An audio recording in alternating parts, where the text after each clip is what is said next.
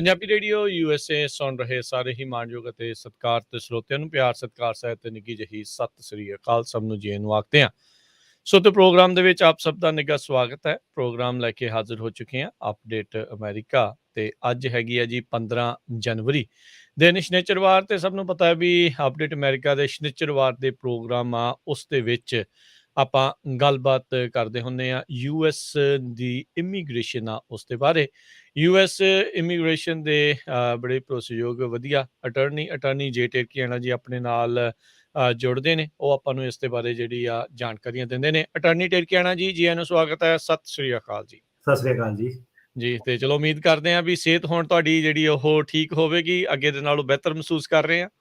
ਜੀ ਬਿਲਕੁਲ ਦੱਸਦੇ ਜਾਈਏ, ਕਾਫੀ ਪੁੱਛਿਆ ਵੀ ਸੀ ਲੋਕਾਂ ਨੇ। ਸੋ 15 ਦਿਨ ਪਹਿਲਾਂ ਕੋਵਿਡ ਹੋ ਗਿਆ ਸੀਗਾ ਤੇ ਜੀ ਇੱਕ ਦਿਨ ਤਾਂ ਚੜਿਆ ਬੁਖਾਰ ਚੰਗਾ। ਉਸ ਠੀਕ ਤੋਂ ਹੈ। ਬਾਅਦ ਬੁਖਾਰ ਤਾਂ ਨਹੀਂ ਚੜਿਆ, ਵੀਕਨੈਸ ਰਹੀ ਕਾਫੀ ਬੋਡੀ ਦੇ ਵਿੱਚ।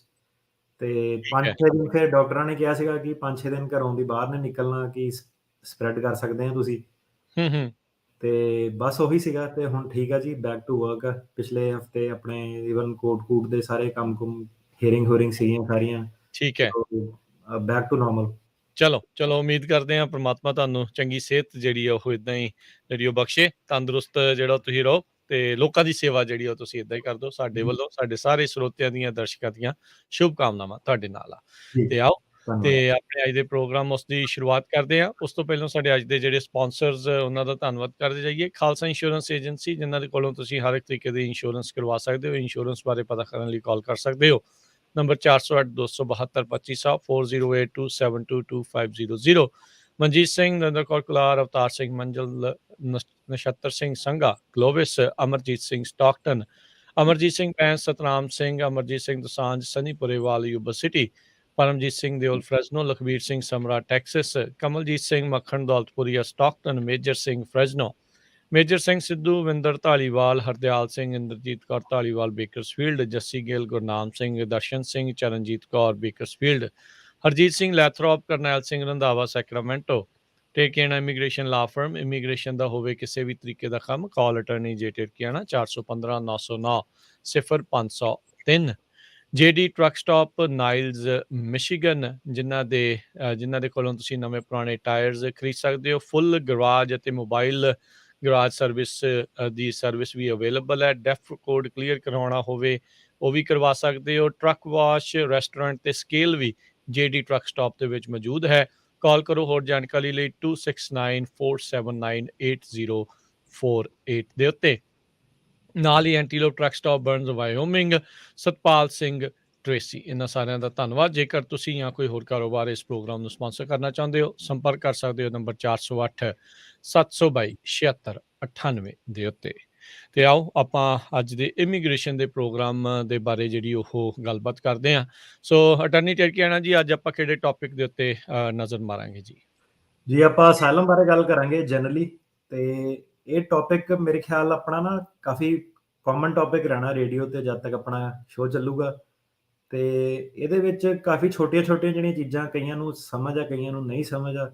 ਸੋ ਗੱਲ ਕਰਨ ਦਾ ਮਕਸਦ ਇਹੀ ਹੈ ਕਿ ਲੋਕਾਂ ਨੂੰ ਥੋੜੀ ਜਿਹੀ ਹੈਲਪ ਹੋ ਜਾਵੇ। ਆਪਣਾ ਕੇਸ ਭਾਵੇਂ ਸਾਡੇ ਕੋਲ ਆ, ਭਾਵੇਂ ਕਿਸੇ ਹੋਰ ਦੇ ਕੋਲ ਆ, ਕਿ ਡਾਕੂਮੈਂਟ ਇਹੋ ਜਿਹੇ ਚਾਹੀਦੇ ਨੇ, ਕੀ ਐਕਸਪੈਕਟਡ ਆ, ਵਕੀਲ ਨੂੰ ਕੀ ਐਕਸਪੈਕਟਡ ਹੈਗਾ, ਜੱਜਾਂ ਨੂੰ ਕੀ ਐਕਸਪੈਕਟਡ ਹੁੰਦਾ, ਕਿੱਦਾਂ ਦੇ ਡਾਕੂਮੈਂਟੇਸ਼ਨ ਲੱਗਣੇ ਚਾਹੀਦੇ, ਕਿੱਦਾਂ ਦੇ ਨਹੀਂ ਲੱਗਣੇ ਚਾਹੀਦੇ। ਸੋ ਅਸਾਈਲਮ ਕੇਸਿਸ ਦੇ ਬਾਰੇ ਗੱਲ ਕਰਾਂਗੇ ਅੱਜ ਆਪਾਂ। ਜੀ। ਸੋ ਜਿੱਦਾਂ ਆਪਾਂ ਇੱਕ ਵਾਰੀ ਪੂਰਾ ਟੌਪਿਕ 6 ਪਾਰਟ ਦੀ ਜਿਹੜੀ ਸੀਰੀਜ਼ ਆ ਅਸਾਈਲਮ ਦੇ ਉੱਤੇ ਪੂਰਾ ਐਕਸਪਲੇਨ ਕੀਤਾ ਸੀਗਾ। ਕਿਸੇ ਅਸਾਈਲੀ ਦੇ ਇੱਥੇ ਅਮਰੀਕਾ ਦੇ ਵਿੱਚ ਆਉਣ ਤੋਂ ਲੈ ਕੇ ਉਸਦੇ ਜਿਹੜੇ ਅਖੀਰਲੇ ਜਿਹੜੇ ਆ ਕੋਰਟ ਦੇ ਵਿੱਚ ਉਹ ਫੈਸਲੇ ਆ ਉਸ ਤੱਕ। ਜੇ ਕਿਸੇ ਨੇ ਉਹ ਪੂਰੀ ਵਿਸਥਾਰ ਦੇ ਵਿੱਚ ਜਾਣਕਾਰੀ ਲੈਣੀ ਹੋਵੇ ਤਾਂ ਪੰਜਾਬੀ ਰੇਡੀਓ USA ਦੇ YouTube ਚੈਨਲ ਦੇ ਉੱਤੇ ਜਾ ਕੇ ਅਸਾਈਲਮ ਸੀਰੀਜ਼ ਦੇ ਨਾਲ ਜਿਹੜਾ ਆ ਉਹ ਤੁਸੀਂ ਸਰਚ ਕਰ ਲਿਓ। ਫਿਰ ਤੁਹਾਨੂੰ ਪੂਰੇ ਦੇ ਪੂਰੇ 6 ਪਾਰਟ ਦੀ ਸੀਰੀਜ਼ ਤੁਹਾਡੇ ਸਾਹਮਣੇ ਜਿਹੜੀ ਆ ਜਾਊਗੀ।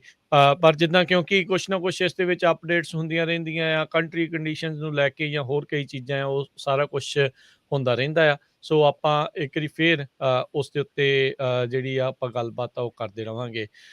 ਤੇ ਅਟਰਨੀ ਟੇਰਕੀਆਣਾ ਜੀ, ਜੇ ਸ਼ੁਰੂਆਤ ਦੇ ਵਿੱਚ ਜਿਹੜਾ ਤੁਸੀਂ ਜੇ ਦੱਸੋ ਵੀ ਅਸਾਈਲਮ ਕੇਸਿਸ ਦੇ ਨਾਲ ਇਸ਼ੂਜ਼ ਹੁੰਦੇ ਕਿਉਂ ਆ 1980 ਤੋਂ ਲੈ ਕੇ ਹੁਣ ਤੱਕ? ਉਸ ਤੋਂ ਪਹਿਲਾਂ ਦੇ ਵੀ ਜਿਹੜੇ ਅਸਾਈਲਮ ਦੇ ਕੇਸਿਸ ਜਿਹੜੇ ਉਹ ਅਪਲਾਈ ਹੁੰਦੇ ਆ ਰਹੇ ਹੈਗੇ ਆ, ਕੀ ਅਜੇ ਵੀ ਕੋਈ ਬੇਸਿਸ ਕਲੀਅਰਲੀ ਐਸਟੈਬਲਿਸ਼ ਨਹੀਂ ਹੋ ਸਕਿਆ ਇਸ ਨੂੰ ਲੈ ਕੇ?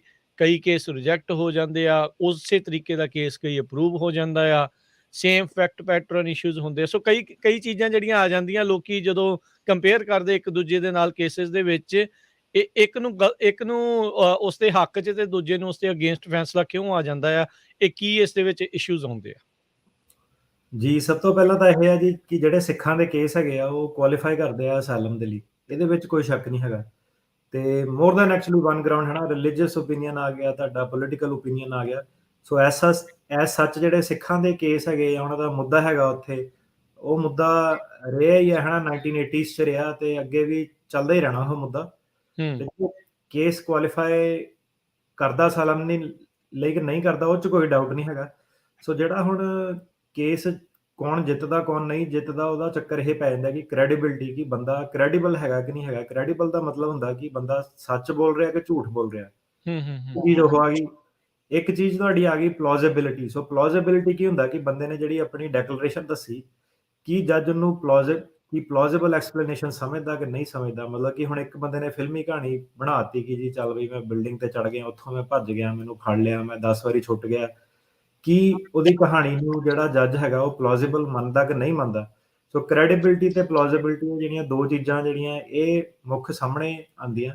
ਤੇ ਇਹਦੇ ਵਿੱਚ ਹੋਰ ਕਈ ਚੀਜ਼ਾਂ ਜੱਜ ਦੇਖਦਾ ਕਿ ਬੰਦੇ ਦਾ ਡਿਮੀਨਰ ਕੀ ਸੀਗਾ, ਕੋਰਟ 'ਚ ਕਿੱਦਾਂ ਬੈਠਦਾ, ਉਹਨੇ ਰੱਟਾ ਮਾਰਿਆ ਹੋਇਆ ਕਿ ਉਹ ਜਨਰਲੀ ਆਪਣੀ ਜਿਹੜੀ ਸਟੇਟਮੈਂਟ ਆ, ਜੇ ਤੋਂ ਸਵਾਲ ਪੁੱਛੇ ਜਾਣ ਉਹ ਦੱਸ ਸਕਦਾ ਕਿ ਨਹੀਂ ਦੱਸ ਸਕਦਾ। ਜੀ, ਕੀ ਜਿਹੜਾ ਬੰਦਾ ਉਹ ਰਿਸਪੌਂਸਿਵ ਹੈਗਾ ਕਿ ਜੱਜ ਨੇ ਉਹਨੂੰ ਜਿਹੜਾ ਸਵਾਲ ਪੁੱਛਿਆ ਜਾਂ ਸਰਕਾਰੀ ਵਕੀਲ ਨੇ ਜਿਹੜਾ ਸਵਾਲ ਪੁੱਛਿਆ, ਕੀ ਉਹਦਾ ਸਵਾਲ ਦਾ ਜਵਾਬ, ਉਹ ਸਵਾਲ ਨੂੰ ਸਮਝਦਾ ਕਿ ਇਹ ਸਵਾਲ ਆ ਤੇ ਇਹ ਜਵਾਬ ਦੇਣਾ, ਕਿ ਉਹਨੂੰ ਉਹ ਗੋਲ-ਮੋਲ ਕਰਕੇ ਵਧਾ ਚੜਾ ਕੇ ਉਹਨੂੰ ਆਨਸਰ ਦੇਣ ਤੋਂ ਕੰਨੀ ਕਤਰਾ ਰਿਹਾ ਕਿ ਨਹੀਂ ਕਤਰਾ ਰਿਹਾ, ਹੈ ਨਾ? ਸੋ ਉਹਨੂੰ ਕਹਿੰਦੇ ਕ੍ਰੈਡੀਬਿਲਿਟੀ ਤੇ ਪਲੌਜ਼ੀਬਿਲਿਟੀ, ਇਹ 2 ਚੀਜ਼ਾਂ ਜਿਹੜੀਆਂ ਹੈਗੀਆਂ ਆਪਣੇ ਜਿਹੜੇ ਪੰਜਾਬੀ ਅਸਾਈਲਮ ਕੇਸ ਆ ਉਹਦੇ ਵਿੱਚ ਇਹ ਮੇਨ ਆ।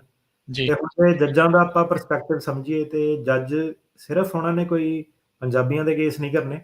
ਤੇ ਇਨਫੈਕਟ ਕਿੰਨੀ ਸਾਰੀਆਂ ਕੰਟਰੀਜ਼ ਆ, ਕਿੰਨੀਆਂ ਪ੍ਰੋਬਲਮਸ ਆ। ਇੱਕ ਕੰਟਰੀ ਦੇ ਵਿੱਚ ਇੰਨੀਆਂ ਪ੍ਰੋਬਲਮਸ ਹੋ ਸਕਦੀਆਂ ਕਿ ਤੁਹਾਨੂੰ ਖੁਦ ਨੂੰ ਨਹੀਂ ਪਤਾ ਹੋਊਗਾ ਕਿ ਇੰਡੀਆ 'ਚ ਕਿੱਦਾਂ-ਕਿੱਦਾਂ ਦੇ ਅਸਾਈਲਮ ਦੇ ਕੇਸ ਜਿਹੜੇ ਆ ਉਹ ਆਉਂਦੇ ਆ। ਜੀ, ਮਲਟੀਪਲ ਕੰਟਰੀਜ਼ ਆ, ਮਲਟੀਪਲ ਕਲੇਮ ਆ। ਤੇ ਕਾਫੀ ਵਾਰੀ ਕੀ ਹੁੰਦਾ ਕਿ ਜਿਹੜੇ ਹੁਣ ਆਪਣੇ ਸਿੱਖਾਂ ਦੇ ਜਿਹੜੇ ਕਹਿ ਲਓ ਅਸਾਈਲਮ ਦੇ ਕਲੇਮ ਆ, ਉਹਨੂੰ ਸਹੀ ਤਰੀਕੇ ਨਾਲ ਉਹਦੇ ਉੱਤੇ ਫੋਕਸ ਨਹੀਂ ਕੀਤਾ ਜਾਂਦਾ। ਜਨਤਾ ਵੀ ਜਿਹੜੀ ਕਈ ਆਉਂਦੀ ਆ, ਬੜੀ ਕਾਫੀ ਯੰਗ ਜਨਤਾ, ਇੱਕ ਜਿਹੜੀ ਪੁਰਾਣੀ ਆਡੀਅנס ਆਈ, ਪਹਿਲਾਂ ਜਿਹੜੀ ਆਡੀਅנס ਸੀਗੀ, ਹੁਣ 2010 ਤੋਂ ਮੈਂ ਇਹ ਕੰਮ ਕਰ ਰਿਹਾ। ਕਈਆਂ ਨੂੰ ਹਿਸਟਰੀ ਦੇ ਬਾਰੇ ਜ਼ਿਆਦਾ ਪਤਾ ਸੀਗਾ, ਜੀ, ਕਲਚਰ ਬਾਰੇ ਜ਼ਿਆਦਾ ਪਤਾ ਸੀਗਾ ਕਿਉਂ ਪਾਰਟੀਆਂ ਬਣੀਆਂ, ਪੋਲਿਟਿਕਸ ਕੀ ਆ, ਇੰਡੀਆ ਦਾ ਪੋਲੀਟੀਕਲ ਸਿਨੈਰੀਓ ਕੀ ਹੈਗਾ। ਕਈ ਜਿਹੜੀ ਨਈ ਜਨਰੇਸ਼ਨ ਹੈਗੀ ਆ, ਉਹ ਇੰਨਾ ਧਿਆਨ ਨਹੀਂ ਦੇਣਾ ਚਾਹੁੰਦੀ, ਪੋਲਿਟਿਕਸ ਬਾਰੇ ਇੰਨੀ ਅੰਡਰਸਟੈਂਡਿੰਗ ਨਹੀਂ ਰੱਖਦੀ। ਪੋਲੀਟੀਕਲ ਲੈਂਡਸਕੇਪ ਕੀ ਆ, ਪਹਿਲਾਂ ਕੀ ਹੋਇਆ, ਹਿਸਟਰੀ ਸਾਡੀ ਕੀ ਆ, 1980 'ਚ ਕੀ ਹੋਇਆ, ਪਾਰਟੀਆਂ ਬਣੀਆਂ ਕਿਉਂ, ਕਿਹਨੇ ਬਣਾਈਆਂ ਇਹ ਪਾਰਟੀਆਂ, ਕਿਉਂ ਸਕਸੈਸਫੁਲ ਹੋਈਆਂ ਸੀ ਪਹਿਲਾਂ, ਕਿਉਂ ਹੁਣ ਸਕਸੈਸਫੁਲ ਨਹੀਂ ਹੋਈਆਂ।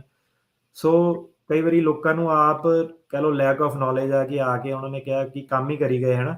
ਹੂੰ, ਹੂੰ, ਤੇ ਉੱਤੋਂ ਫਿਰ ਤੁਸੀਂ ਲਾ ਲਓ ਕਿ ਸਟਾਫਿੰਗ ਦੀ ਸ਼ਾਰਟੇਜ, ਜਿੱਦਾਂ ਸਾਰੇ ਕਿੱਤਿਆਂ 'ਚ ਰੈਸਟੋਰੈਂਟ ਵਾਲਿਆਂ ਨੂੰ, ਟਰੱਕ ਵਾਲਿਆਂ ਨੂੰ, ਸਾਰਿਆਂ ਨੂੰ ਸ਼ਾਰਟੇਜ ਹੈ, ਇੱਦਾਂ ਹੀ ਵਕੀਲਾਂ ਨੂੰ ਵੀ ਸ਼ਾਰਟੇਜ ਹੁੰਦੀ ਹੈ।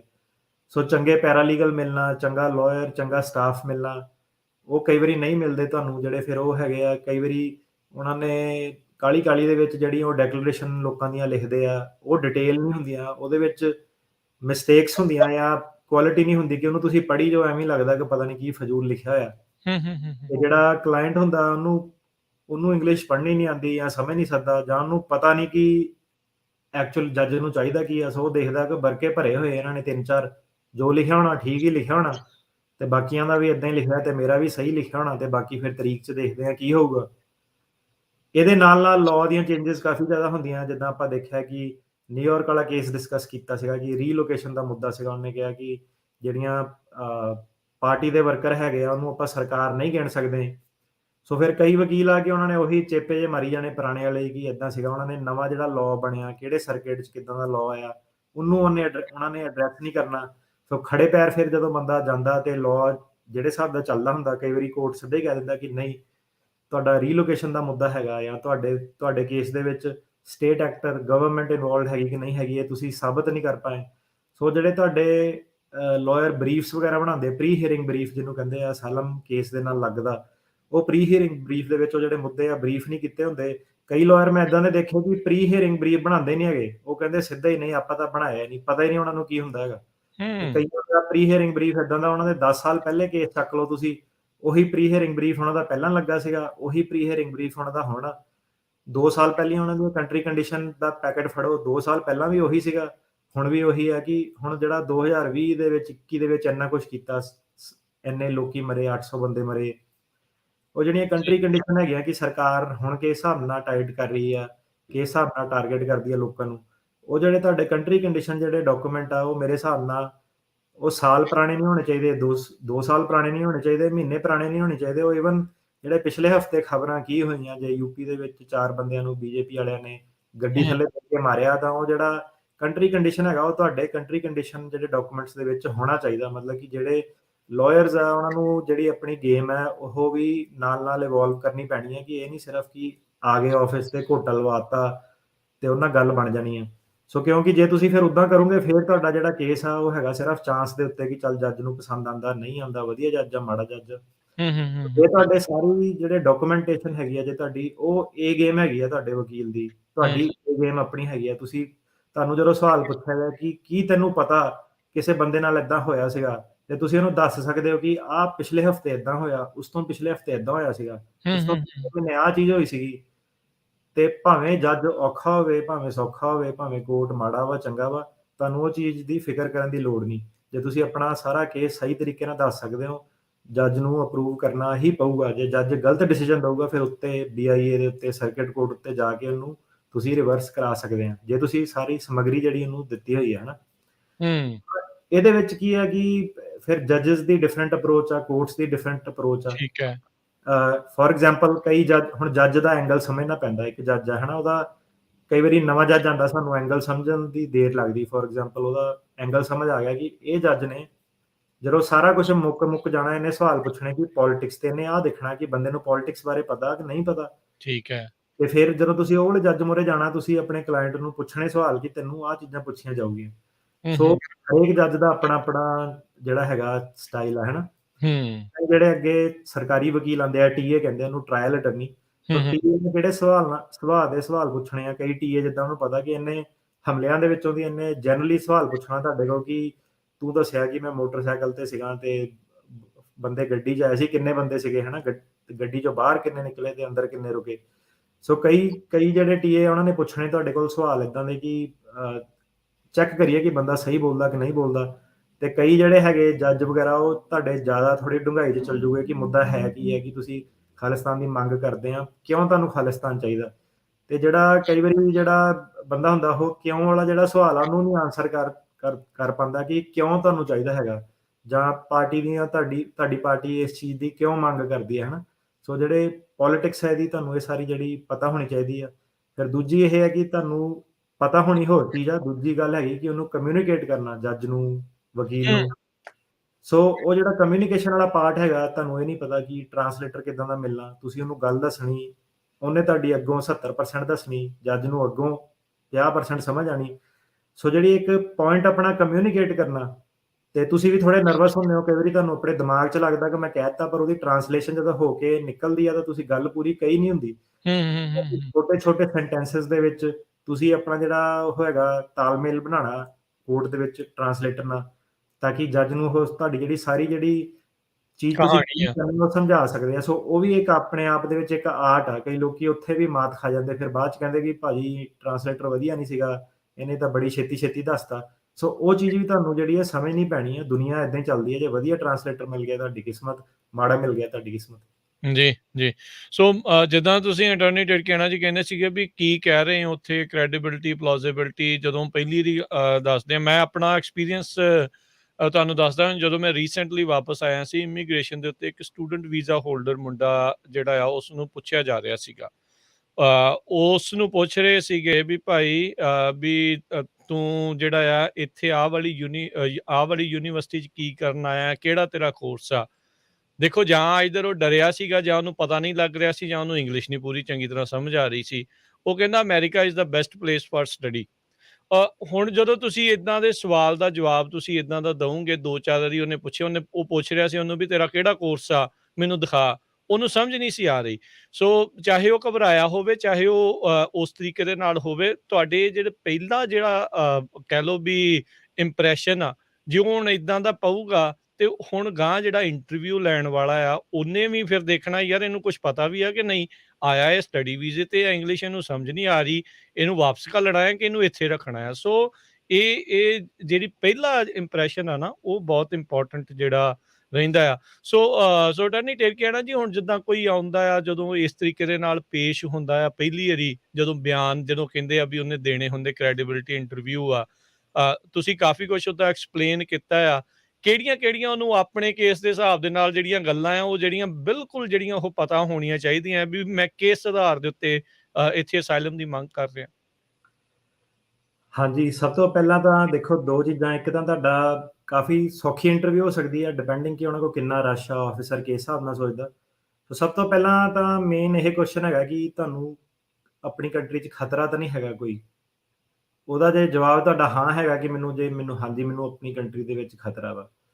ਫਿਰ ਦੂਜਾ ਸਵਾਲ ਆ ਜਾਂਦਾ ਕਿ ਕਿਹਤੋਂ ਖਤਰਾ? ਤੁਹਾਨੂੰ ਪਤਾ ਹੋਣਾ ਚਾਹੀਦਾ ਕਿ ਕਿਹੜੀ ਪਾਰਟੀ ਤੋਂ ਖਤਰਾ। ਉਹ ਪਾਰਟੀਆਂ ਕੌਣ ਹੈਗੀਆਂ, ਉਹਨਾਂ ਦੇ ਲੋਗੋ ਕੀ ਆ, ਕਿਹੜੀ ਪਾਰਟੀ ਪਾਵਰ ਦੇ ਵਿੱਚ ਆ, ਤੁਹਾਡੀ ਸਟੇਟ ਦੇ ਵਿੱਚ ਕਿਹੜੀ ਪਾਰਟੀ ਪਾਵਰ ਦੇ ਵਿੱਚ ਆ, ਨੈਸ਼ਨਲ ਲੈਵਲ ਤੇ ਕਿਹੜੀ ਪਾਰਟੀ ਪਾਵਰ ਦੇ ਵਿੱਚ ਆ, ਉਹ ਤੁਹਾਨੂੰ ਪਤਾ ਹੋਣਾ ਚਾਹੀਦਾ।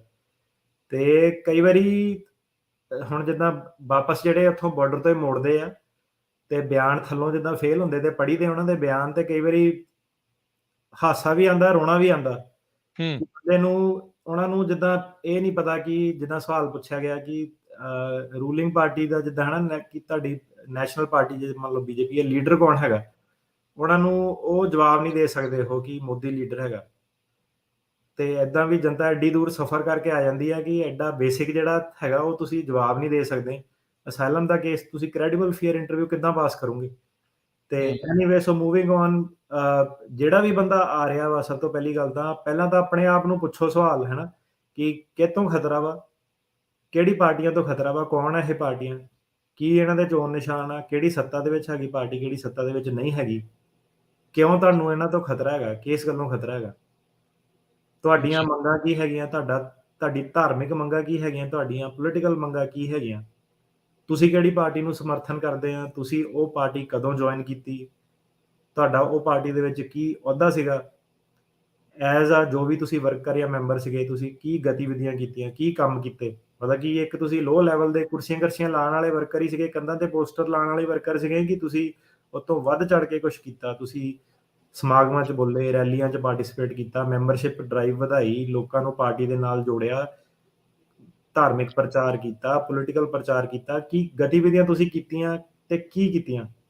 ਤੇ ਉਹ ਗਤੀਵਿਧੀਆਂ ਕਾਰਨ ਤੁਹਾਨੂੰ ਕੀ ਤੁਸੀਂ ਕਿਸੇ ਦੀ ਨਜ਼ਰ 'ਚ ਆਏ? ਕੀ ਹੋਇਆ ਤੁਹਾਨੂੰ? ਮਤਲਬ ਕਿ ਗਤੀਵਿਧੀਆਂ ਨਾਲ ਤੁਹਾਨੂੰ ਕੀ ਕਿਸੇ ਨੇ ਧਮਕੀ ਦਿੱਤੀ ਕਿ ਤੂੰ ਏਦਾਂ ਨਾ ਕਰ? ਕਿਹਨੇ ਧਮਕੀ ਦਿੱਤੀ? ਕਿੰਨੀ ਵਾਰੀ ਧਮਕੀ ਦਿੱਤੀ? ਕਿਉਂ ਧਮਕੀ ਦਿੱਤੀ? ਤੇ ਕਿੰਨੀ ਦੇਰ ਤੁਸੀਂ ਪਾਰਟੀ ਦੇ ਲਈ ਕੰਮ ਕੀਤਾ? ਹਮਲੇ ਕਿੰਨੀ ਵਾਰੀ ਹੋਏ ਤੁਹਾਡੇ ਉੱਤੇ? ਜਦੋਂ ਹਮਲੇ ਹੋਏ, ਹਮਲਿਆਂ ਦੇ ਵਿੱਚ ਕੀ ਹੋਇਆ? ਕਿੱਥੋਂ ਤੁਸੀਂ ਇਲਾਜ ਕਰਾਇਆ? ਕਿੱਥੇ ਤੁਹਾਡੇ ਸੱਟਾਂ ਲੱਗੀਆਂ, ਹਨਾ? ਤੇ ਮੁੱਖ ਦੀ ਗੱਲ ਉਹਦੀ ਤੁਹਾਡੀ ਇਹ ਹੈ ਕਿ ਉਹਨਾਂ ਨੇ ਇਹ ਦੇਖਣਾ ਕਿ ਇਹਨੂੰ ਪੋਲੀਟੀਕਲ ਜਾਂ ਰਿਲੀਜੀਅਸ ਗਤੀਵਿਧੀਆਂ ਦੇ ਕਰਕੇ ਇਹਨੂੰ ਆਪਣੀ ਕੰਟਰੀ ਦੇ ਵਿੱਚ ਖਤਰਾ, ਇਹ ਵਾਪਸ ਨਹੀਂ ਜਾ ਸਕਦਾ। ਤੇ ਉਹਨਾਂ ਨੇ ਇਹ ਦੇਖਣਾ ਕਿ ਪੁਰਾਣਾ ਇਹਦੇ ਨਾਲ ਕੁਛ ਹੋਇਆ ਕਿ ਨਹੀਂ ਹੋਇਆ, ਹੈ ਨਾ? ਤੇ ਉਹਦੇ ਵਿੱਚ ਉਹ ਸਵਾਲ ਜਵਾਬ ਤੁਹਾਡੇ ਕੋਲ ਕਈ ਵਾਰੀ 1-2 ਵਾਰੀ ਪੁੱਛ ਲੈਂਦੇ ਨੇ। ਜੇ ਤੁਹਾਨੂੰ ਉਹਨਾਂ ਨੇ ਉਲਝਾ ਲਿਆ ਤੇ ਤੁਸੀਂ ਕੁਛ ਆਪ ਹੀ ਗਲਤ ਕਹਿ ਤਾ, ਇੱਕ ਜਗ੍ਹਾ ਹੁਣ ਤੁਸੀਂ ਏਦਾਂ ਨਹੀਂ ਜਵਾਬ ਦੇਣਾ ਕਿ 7 ਤੋਂ 10 ਬੰਦੇ ਸੀਗੇ। ਸੋ ਉਹਨੇ ਕਹਿਣਾ ਕਿ 7 ਸੀਗੇ ਕਿ 10 ਸੀਗੇ, ਹੈ ਨਾ? 7 ਤੋਂ 10 ਦਾ ਕੀ ਮਤਲਬ? ਹੂੰ। ਕਿ 7 ਕਿਉਂ ਕਹਿ ਰਹੇ ਆ, 10 ਕਿਉਂ ਕਹਿ ਰਹੇ ਆ, ਹੈ ਨਾ? ਤੇ ਜੇ ਹੂੰ। ਤੁਸੀਂ ਏਦਾਂ ਦਾ ਜਵਾਬ ਦਿੱਤਾ, ਤੁਹਾਨੂੰ ਉਹਦਾ ਜਵਾਬ ਆਨਸਰ ਦੇਣ ਲਈ ਤਿਆਰ ਹੋਣਾ ਚਾਹੀਦਾ ਕਿ ਆਹੋ ਉੱਥੇ ਰਸ਼ ਬਹੁਤ ਸੀ ਜਾਂ ਜਿੱਦਾਂ ਵੀ ਸੀਗਾ, ਕਿ ਮੈਨੂੰ ਆਪਣੇ ਅੰਦਾਜ਼ੇ ਨਾਲ ਮੈਂ ਕੈਲਕੂਲੇਟ, ਸੋ ਜਿੰਨਾ ਤੁਸੀਂ ਸਪੈਸੀਫਿਕ ਹੋ ਸਕਦੇ ਆ ਕਿ ਕਿਹੜੀ ਤਰੀਕ, ਕਿੰਨੇ ਬੰਦੇ ਸੀਗੇ, ਉਹਨਾਂ ਤੁਹਾਡੇ ਲਈ ਬੈਟਰ ਆ। ਜੀ। ਸੋ ਹੁਣ ਤੁਸੀਂ ਇਸ ਤੋਂ ਪਹਿਲਾਂ ਦੱਸ ਰਹੇ ਸੀਗੇ ਕਮਿਊਨੀਕੇਸ਼ਨ ਦੀ ਗੱਲ ਵੀ ਆਫਨ ਮਿਸਅੰਡਰਸਟੂਡ ਹੋ ਜਾਂਦਾ, ਵੀ ਮਿਸਕਮਿਊਨੀਕੇਸ਼ਨ ਜਿਹੜੀ ਉਹ ਹੋ ਜਾਂਦੀ ਆ। ਸੋ ਇਹ ਚੀਜ਼ਾਂ ਕਮਿਊਨੀਕੇਸ਼ਨ ਦੇ ਵਿੱਚ ਆ ਜਾਂਦੀਆਂ ਵੀ ਸਰਕਾਰ ਨੂੰ ਜਿਹੜਾ ਉਹ ਜਾਂ ਜੱਜ ਨੂੰ ਜਿਹੜਾ ਉਹ ਦੱਸ ਨਹੀਂ ਪਾਉਂਦੇ। ਹੁਣ ਜਦੋਂ ਕੋਈ ਅਸਾਈਲਮ ਐਪਲੀਕੈਂਟ ਜਦੋਂ ਤੁਹਾਡੇ ਕੋਲ ਆਉਂਦਾ ਹੈ, ਤੁਹਾਡੀਆਂ ਕੀ ਐਕਸਪੈਕਟੇਸ਼ਨਸ ਜਿਹੜੀਆਂ ਹੁੰਦੀਆਂ ਆ ਵੀ ਕੀ ਤੁਸੀਂ ਇਨਸ਼ੋਰ ਕਰਨਾ ਚਾਹੁੰਦੇ ਆ ਵੀ ਉਹਨੂੰ ਸਟੇਟਮੈਂਟ ਦੇ ਬਾਰੇ ਜਿਹੜੀ ਡੈਕਲੇਰੇਸ਼ਨ ਜਿਹੜੀ ਜਾਂ ਕੀਤੀ ਆ, ਜੋ ਵੀ ਉਹਨੇ ਆਖਿਆ ਆ ਵੀ ਉਸ ਦੇ ਬਾਰੇ ਉਹਨੂੰ ਕੀ ਪਤਾ ਹੋ? ਜੀ, ਸਭ ਤੋਂ ਪਹਿਲਾਂ ਤਾਂ ਉਹ ਨਾ ਕਿ ਜਿਹੜਾ ਉਹ ਬੰਦਾ ਆ ਕੇ ਕਿ ਦੇਖੋ ਜੀ, ਵਕੀਲ ਤੇ ਡਾਕਟਰ ਕੋਲ ਕੋਈ ਗੱਲ ਲੁਕਾਉਣੀ ਨਹੀਂ ਚਾਹੀਦੀ। ਉਹ ਮੈਂ ਡਨ ਆ ਉਹ ਬੰਦਿਆਂ ਨਾਲ।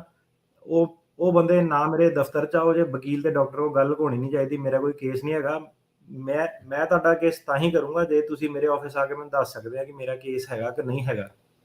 ਹੂੰ, ਸੋ ਸਿੱਧੇ-ਸਿੱਧੇ ਸਵਾਲ ਆ, ਜਿੱਦਾਂ ਤੁਹਾਡੇ ਕੋਲ ਉਹਨਾਂ ਨੇ ਸਵਾਲ ਪੁੱਛਣੇ ਆ, ਉੱਦਾਂ ਹੀ ਮੈਂ ਪੁੱਛਣੇ ਆ ਕਿ ਕਿਹੜੀ ਪਾਰਟੀ ਨੂੰ ਬਿਲੋਂਗ ਕਰਦੇ ਆ, ਕੀ ਖਤਰਾ, ਕਿੰਨੀ ਵਾਰੀ ਤੁਹਾਡੇ ਕੋਲ ਹਮਲਾ ਹੋਇਆ। ਜੇ ਤੁਸੀਂ ਉਹ ਜਵਾਬ ਨਹੀਂ ਦੇ ਸਕਦੇ, ਤਾਂ ਮੈਂ ਤੁਹਾਡਾ ਕੇਸ ਨਹੀਂ ਲੈ ਸਕਦਾ। ਇਹਨੂੰ ਤੁਸੀਂ ਲਿਖ ਕੇ ਲੈ ਕੇ ਆਓ, ਭਾਵੇਂ ਆ ਕੇ ਮੇਰੇ ਦਫ਼ਤਰ ਮੈਨੂੰ ਆ ਕੇ ਦੱਸੋ, ਤੇ ਤੁਹਾਡੇ ਤੇ ਬਰਡਨ ਪੈਂਦਾ ਕਿ ਤੁਸੀਂ ਦੱਸਣਾ ਕਿ ਤੁਹਾਡਾ ਕੇਸ ਕੀ ਹੈਗਾ। ਜਿਹੜਾ ਮੇਰਾ ਰੋਲ ਹੈਗਾ, ਉਹ ਹੈਗਾ ਐਜ਼ ਅ ਲਾਇਰ ਉਹਨੂੰ ਪ੍ਰੈਜ਼ੈਂਟ ਕਰਨ ਦਾ। ਤੇ ਇਹਦੇ ਵਿੱਚ ਹੁਣ ਸਾਡੇ ਆਫਿਸ ਦੇ ਨਾਲ ਕਾਫੀ ਸਾਰੇ ਜਿਹੜੇ ਇੰਟਰਪ੍ਰੀਟਰ, ਟਰਾਂਸਲੇਟਰ ਜੁੜੇ ਆ। ਜੇ ਤੁਹਾਨੂੰ ਲਿਖਣ ਦੇ ਵਿੱਚ ਕੋਈ ਪ੍ਰੋਬਲਮ ਆ, ਬੰਦਾ ਕੋਈ ਪੜ੍ਹਿਆ ਨਹੀਂ, ਕੋਈ ਦੱਸ ਨਹੀਂ ਸਕਦਾ, ਲਿਖ ਨਹੀਂ ਸਕਦਾ, ਕਮਿਊਨੀਕੇਟ ਨਹੀਂ ਕਰ ਸਕਦਾ, ਤੁਸੀਂ ਸਾਡੇ ਕੋਲ ਨੰਬਰ ਲੈ ਲਓ, ਆਪਾਂ ਤੁਹਾਨੂੰ ਨੰਬਰ ਦੱਸ ਦਿੰਦੇ ਹਾਂ। ਜਿਹੜੇ ਬੰਦੇ ਤੁਹਾਡੀ ਸੁਣ ਕੇ ਗੱਲ, ਤੁਹਾਡੀ ਪੰਜਾਬੀ ਦੇ ਵਿੱਚ ਸੁਣ ਕੇ ਤੇ ਇੰਗਲਿਸ਼ ਦੇ ਵਿੱਚ ਲਿਖ ਕੇ ਤੁਹਾਨੂੰ ਦੇ ਦਿਓਗੇ, ਹੈ ਨਾ। ਤੇ ਮੁੱਕ ਦੀ ਗੱਲ ਇਹਦੇ ਵਿੱਚ ਇਹ ਹੈ ਕਿ ਕਮਿਊਨੀਕੇਸ਼ਨ ਦਾ ਜਿਹੜਾ ਤੁਸੀਂ ਇਹ ਸਮਝਣਾ ਕਿ ਜਿਹੜਾ ਲਾਇਰ ਦਾ ਇੱਥੇ ਰੋਲ ਕੀ ਹੈਗਾ। ਲਾਇਰ ਦਾ ਰੋਲ ਇਹ ਨਹੀਂ ਹੈਗਾ ਕਿ ਆ ਕੇ ਤੁਸੀਂ ਕਹਿਣਾ ਕਿ ਮੇਰੀ ਕਹਾਣੀ ਬਣਾ ਦਿਓ, ਆਪੀ ਝੂਠੀ ਲਿਖ ਦਿੱਤੀ। ਲਾਇਰ ਕੋਈ ਵੀ, ਮੈਂ ਆ ਭਾਵੇਂ ਕੋਈ ਵੀ ਆ, ਆਪਾਂ ਇਹ ਕੰਮ ਨਹੀਂ ਕਰ ਸਕਦੇ। ਜੇ ਆਪਾਂ ਇਹ ਕੰਮ ਕਰਾਂਗੇ, ਸਾਨੂੰ ਜੇਲ੍ਹ ਹੋ ਜਾਊਗੀ, ਹੈ ਨਾ। ਤੇ ਆਪਾਂ ਤੁਹਾਡੇ ਕਰਕੇ ਜੇਲ੍ਹ ਨਹੀਂ ਜਾਣਾ ਚਾਹੁੰਦੇ, ਆਪਾਂ ਤੁਹਾਡੀ ਐਜ਼ ਅ ਕਮਿਊਨਿਟੀ ਹੈਲਪ ਕਰਨਾ ਚਾਹੁੰਦੇ ਹਾਂ। ਜੇ ਤੁਹਾਡਾ ਕੇਸ ਹੈਗਾ ਕਿ ਨਹੀਂ ਹੈਗਾ, ਇਹ ਤੁਹਾਨੂੰ ਪਤਾ ਤੁਹਾਡਾ ਕੇਸ ਹੈਗਾ ਕਿ ਨਹੀਂ ਹੈਗਾ, ਹੈ ਨਾ। ਸੋ ਜਿਹੜੀਆਂ ਆਹ ਗੱਲਾਂ ਕਿ ਡਾਕਟਰ ਤੇ ਵਕੀਲ ਕੋਲ ਕੁਝ ਲੁਕਾਉਣਾ ਨਹੀਂ ਚਾਹੀਦਾ, ਮੇਰਾ ਤਾਂ ਕੋਈ ਕੇਸ ਨਹੀਂ, ਮੇਰਾ ਤਾਂ ਕੇਸ ਨਕਲੀ ਆ, ਉਹ ਸਭ ਕਲਾਇੰਟਾਂ ਲਈ ਸਾਡੇ ਕੋਲ ਕੋਈ ਟਾਈਮ ਨਹੀਂ ਹੈਗਾ। ਤੇ ਆਓ ਪਹਿਲਾਂ ਆ ਕੇ ਆਪਣਾ ਕੇਸ ਦੱਸੋ, ਸਾਨੂੰ ਸਮਝਾਓ। ਜੇ ਉਹਦੇ ਵਿੱਚ ਤੁਹਾਡਾ ਕੇਸ ਹੈਗਾ ਕਿ ਬੇਸ ਤੁਸੀਂ ਦੱਸਦੇ ਹੋ, ਲਿਖਦੇ ਹੋ, ਤੇ ਉਸ ਤੋਂ ਬਾਅਦ ਫਿਰ ਸਾਡਾ ਕੰਮ ਸ਼ੁਰੂ ਹੁੰਦਾ। ਜਿਹੜਾ ਸਾਡਾ ਕੰਮ ਐਜ਼ ਅ ਲਾਇਰ ਕੀ ਕੰਮ ਹੁੰਦਾ ਕਿ ਜਦੋਂ ਮੰਨ ਲਓ ਕੋਈ ਆ ਗਿਆ, ਕਿਸੇ ਲੇਡੀ ਨੇ ਆਪਣਾ ਦੱਸਿਆ ਕਿ ਮੇਰਾ ਡੋਮੈਸਟਿਕ ਵਾਇਲੈਂਸ ਮੇਰੇ ਨਾਲ ਏਦਾਂ ਹੋਈ, ਆਹ ਚੀਜ਼ ਆ। ਹੁਣ ਮੈਨੂੰ ਪਤਾ ਕਿ ਇਹਨਾਂ ਡੋਮੈਸਟਿਕ ਵਾਇਲੈਂਸ ਹੋਈ ਆ, ਪਰ ਇਹਨੂੰ ਇਹ ਨਹੀਂ ਪਤਾ ਕਿ ਡੋਮੈਸਟਿਕ ਵਾਇਲੈਂਸ ਦਾ ਕੇਸ ਆ, ਇਹਦੇ ਇਨਗਰੀਡੀਐਂਟ ਕੀ ਆ ਜਾਂ ਕਿੱਦਾਂ ਇਹ ਚੱਲਣਾ। ਤਾਂ ਮੇਰਾ ਕੰਮ ਇਹ ਹੁੰਦਾ ਕਿ ਫਿਰ ਜਿਹੜੀ ਉਹਨੇ ਬੇਸਿਕ, ਮੰਨ ਲਓ ਉਹਨੇ ਮੈਨੂੰ ਇੱਕ ਪੈਰਾਗ੍ਰਾਫ ਲਿਖ ਕੇ ਦੇ ਦਿੱਤਾ ਕਿ ਮੇਰੇ ਘਰ ਵਾਲੇ ਨੇ ਜੀ, ਮੈਨੂੰ ਕੁੱਟਿਆ ਸੀਗਾ, ਹੈ ਨਾ। ਸੋ ਉਹਦੇ ਵਿੱਚੋਂ ਫਿਰ ਮੈਂ ਅੱਗੇ ਸਵਾਲ ਜਵਾਬ ਪੁੱਛੂੰਗਾ ਕਿ ਕੀ, ਕਿੱਦਾਂ, ਤੇਰਾ ਜਨਮ ਕਿੱਥੇ ਹੋਇਆ, ਤੂੰ ਪੜ੍ਹੀ ਕਿੰਨੀਆਂ ਜਮਾਤਾਂ, ਹੈ ਨਾ। ਤੇ ਵਿਆਹ ਕਿੱਦਾਂ ਸੀਗਾ, ਅਰੇਂਜ ਮੈਰਿਜ ਸੀਗੀ ਕਿ ਆ ਨਹੀਂ ਸੀਗੀ, ਕੰਮ ਦਾ ਕਿੱਦਾਂ ਸੀਗਾ, ਘਰ ਦੇ ਕੰਮ ਕੌਣ ਕਰਦਾ ਸੀਗਾ ਜ਼ਿਆਦਾ, ਤੂੰ ਕਰਦੀ ਸੀਗੀ, ਘਰ ਵਾਲਾ ਕਰਾਉਂਦਾ ਸੀਗਾ ਤੇਰੇ ਤੋਂ, ਹੋਰ ਕਿੰਨੇ ਜਣਿਆਂ ਦੀ ਸੇਵਾ ਕਰਨੀ ਪੈਂਦੀ ਸੀਗੀ। ਸੋ ਜਿਹੜਾ ਸਾਡਾ ਕੰਮ ਇਹੀ ਹੈ ਕਿ ਪੁੱਛ-ਪੁੱਛ ਕੇ ਸਵਾਲ ਜਵਾਬ, ਉਹਨੂੰ ਜਿਹੜੀ ਤੁਹਾਡੀ ਡੈਕਲੇਰੇਸ਼ਨ ਆ ਉਹਨੂੰ ਵੱਡਾ ਕਰਨਾ, ਤਾਂ ਕਿ ਜਿਹੜਾ ਕੋਰਟ ਆ ਉਹਨੂੰ ਐਗਜ਼ੈਕਟ ਸਿਚੁਏਸ਼ਨ ਸਮਝਾ ਸਕੀਏ ਕਿ ਡੋਮੈਸਟਿਕ ਵਾਇਲੈਂਸ ਜੇ ਇਹ ਕਹਿੰਦੀ ਆ ਤਾਂ ਇਹਨਾਂ ਹੋਇਆ ਕੀ ਹੈਗਾ, ਕਿ ਅੱਗੇ ਪਿੱਛੇ ਦੀਆਂ, ਹੈ ਨਾ, ਕਿ ਸਾਰੀਆਂ ਜਿਹੜੀਆਂ ਡਿਟੇਲਸ ਆ ਉਹ ਕਵਰ ਕਰਨੀਆਂ। ਸੋ ਮੁੱਕ ਦੀ ਗੱਲ ਇਹ ਹੈ ਕਿ ਜਦੋਂ ਜੇ ਤੁਸੀਂ ਸਾਨੂੰ ਕੁਝ ਦਿੰਦੇ ਆ, ਉਹਦੇ ਵਿੱਚ ਆਪਾਂ ਸਵਾਲ ਜਵਾਬ ਪਾ ਕੇ ਉਹਨੂੰ ਫਿਰ ਹੋਰ ਐਕਸਪੈਂਡ ਕਰ ਲਈਦਾ। ਫਿਰ ਉਹਨੂੰ 2-4 ਦਿਨਾਂ ਬਾਅਦ ਫਿਰ ਦੁਬਾਰਾ ਸਵਾਲ ਜਵਾਬ ਉਹਦੇ ਵਿੱਚ ਪਾ ਕੇ ਹੋਰ ਜ਼ਿਆਦਾ ਉਹਨੂੰ ਐਕਸਪੈਂਡ ਕਰ ਲਈਦਾ। ਸੋ ਇਦਾਂ ਕਰਕੇ ਜਿਹੜਾ ਤੁਹਾਡਾ ਕੇਸ ਆ ਉਹ ਤਿਆਰ ਹੁੰਦਾ। ਸੋ ਇਦਾਂ ਨਹੀਂ ਕਿ ਸਿੱਧੇ ਵਕੀਲ ਕੋਲ ਚਲ ਗਏ, ਉਹਨੇ ਪੈਕੇਜ ਬਣਾ ਕੇ ਤੁਹਾਨੂੰ ਲਾਤਾ, ਕੁਛ ਕੇਸ ਇਦਾਂ ਹੋ ਗਿਆ, ਇਦਾਂ ਨਹੀਂ ਹੋ ਸਕਦਾ। ਹੂੰ। ਸੋ ਜੇ ਕੋਈ ਇਦਾਂ ਕਰਦੇ ਆ ਤੇ ਭਾਈ ਉਹ ਤੋਂ ਬਚ ਕੇ ਰਹੋ। ਉਹਨੇ ਆਪਣਾ ਤਾਂ ਜਿਹੜਾ ਆ ਸਰਟੀਫਿਕੇਟ ਆ ਉਹ ਖਤਰੇ 'ਚ ਪਾਉਣਾ ਤੇ ਨਾਲ ਤੁਹਾਡੇ ਕੇਸ ਨੂੰ ਵੀ ਜਿਹੜਾ ਆ ਉਹ ਕੰਮ ਜਿਹੜਾ ਉਹ ਖਰਾਬ ਕਰੂਗਾ। ਕੀ ਇਦਾਂ ਵੀ ਅਟਾਰਨੀ ਟੇਕ ਕਹਿਣਾ ਜੀ ਇਦਾਂ ਹੁੰਦਾ ਵੀ ਮੰਨ ਲਓ ਕੋਈ ਇਦਾਂ ਕਰ ਰਿਹਾ ਸੀਗਾ, ਬਾਅਦ ਦੇ ਵਿੱਚ ਵਕੀਲ ਫੜ ਹੁੰਦਾ ਤੇ ਉਹਦੇ ਜਿੰਨੇ ਪੁਰਾਣੇ ਕੇਸ ਆ ਉਹਨਾਂ ਦੇ ਦੁਬਾਰਾ ਸਵਾਲ ਚੱਕੇ ਜਾ ਸਕਦੇ ਆ? ਹਾਂਜੀ, ਬਿਲਕੁਲ। ਇੱਕ ਸਾਡੇ ਕੋਲ ਨਾ ਇੱਕ ਹੁਣ ਕੇਸ ਹੈ ਇਸ ਵੇਲੇ, ਉਹਦੇ ਉੱਤੇ ਫ੍ਰਿਵਲਸ ਫਾਈਲ, ਉਹ ਬੰਦੇ ਤੇ ਜਿਹੜਾ ਅਸਾਈਲਮ ਆਫਿਸ ਸੀਗਾ, ਉਹਨੇ ਕਿਹਾ ਕਿ ਇਹਨੇ ਫ੍ਰਿਵਲਸ ਫਾਈਲਿੰਗ ਕੀਤੀ ਆ। ਠੀਕ ਆ। ਉਹ ਬੰਦੇ ਨੇ ਕਿੱਦਾਂ ਕੀਤਾ ਕਿ ਉਹ ਜਦੋਂ ਬੰਦਾ ਆਪਣੀ ਇੰਟਰਵਿਊ ਦੇਣ ਗਿਆ, ਉਹਨੂੰ ਉਹਨਾਂ ਨੇ 3 ਕੇਸ ਹੋਰ ਉਹਦੇ ਨਾਲ ਦੇ ਲਿਆ ਕੇ ਦੱਸੇ। ਉਹਨੇ ਕਿਹਾ, ਆਹ ਦੇਖ, ਆਹ ਜਿਹੜਾ ਨਾ ਪੈਰਾਗ੍ਰਾਫ ਨੰਬਰ 7 ਹੈਗਾ, ਆਹ 3 ਕੇਸ ਆ ਇਹਨਾਂ ਦੇ ਵਿੱਚ, ਆਹ ਸੇਮ ਜਗ੍ਹਾ ਤੇ ਸੇਮ, ਉਹ ਤੇ ਬੰਦਾ ਉਹ ਚਾਈਨੀਜ਼ ਸੀਗਾ, ਪੰਜਾਬੀ ਦਾ ਕੇਸ ਨਹੀਂ ਸੀਗਾ। 3 ਕੇਸ ਉਹਨਾਂ ਨੇ ਫੜੇ ਤੇ ਫਿਰ ਉਹਨਾਂ ਨੇ ਜਿੱਦਾਂ ਸੀਗਾ, ਜਿਹੜਾ ਕੋਈ ਪੈਰਾਲੀਗਲ ਸੀਗਾ, ਉਹ ਕਹਾਣੀਆਂ ਬਣਾਉਂਦਾ ਸੀਗਾ, ਠੀਕ ਆ। ਐਲਏ ਸੀਗਾ ਕੋਈ, ਤੇ ਪੈਰਾਲੀਗਲ ਉਹਨੇ ਫੜਿਆ। ਪੈਰਾਲੀਗਲ ਤਾਂ ਉਹ ਅੰਦਰ ਆ ਹੁਣ, ਉੱਤੇ ਮੁਕੱਦਮਾ ਚੱਲ ਰਿਹਾ।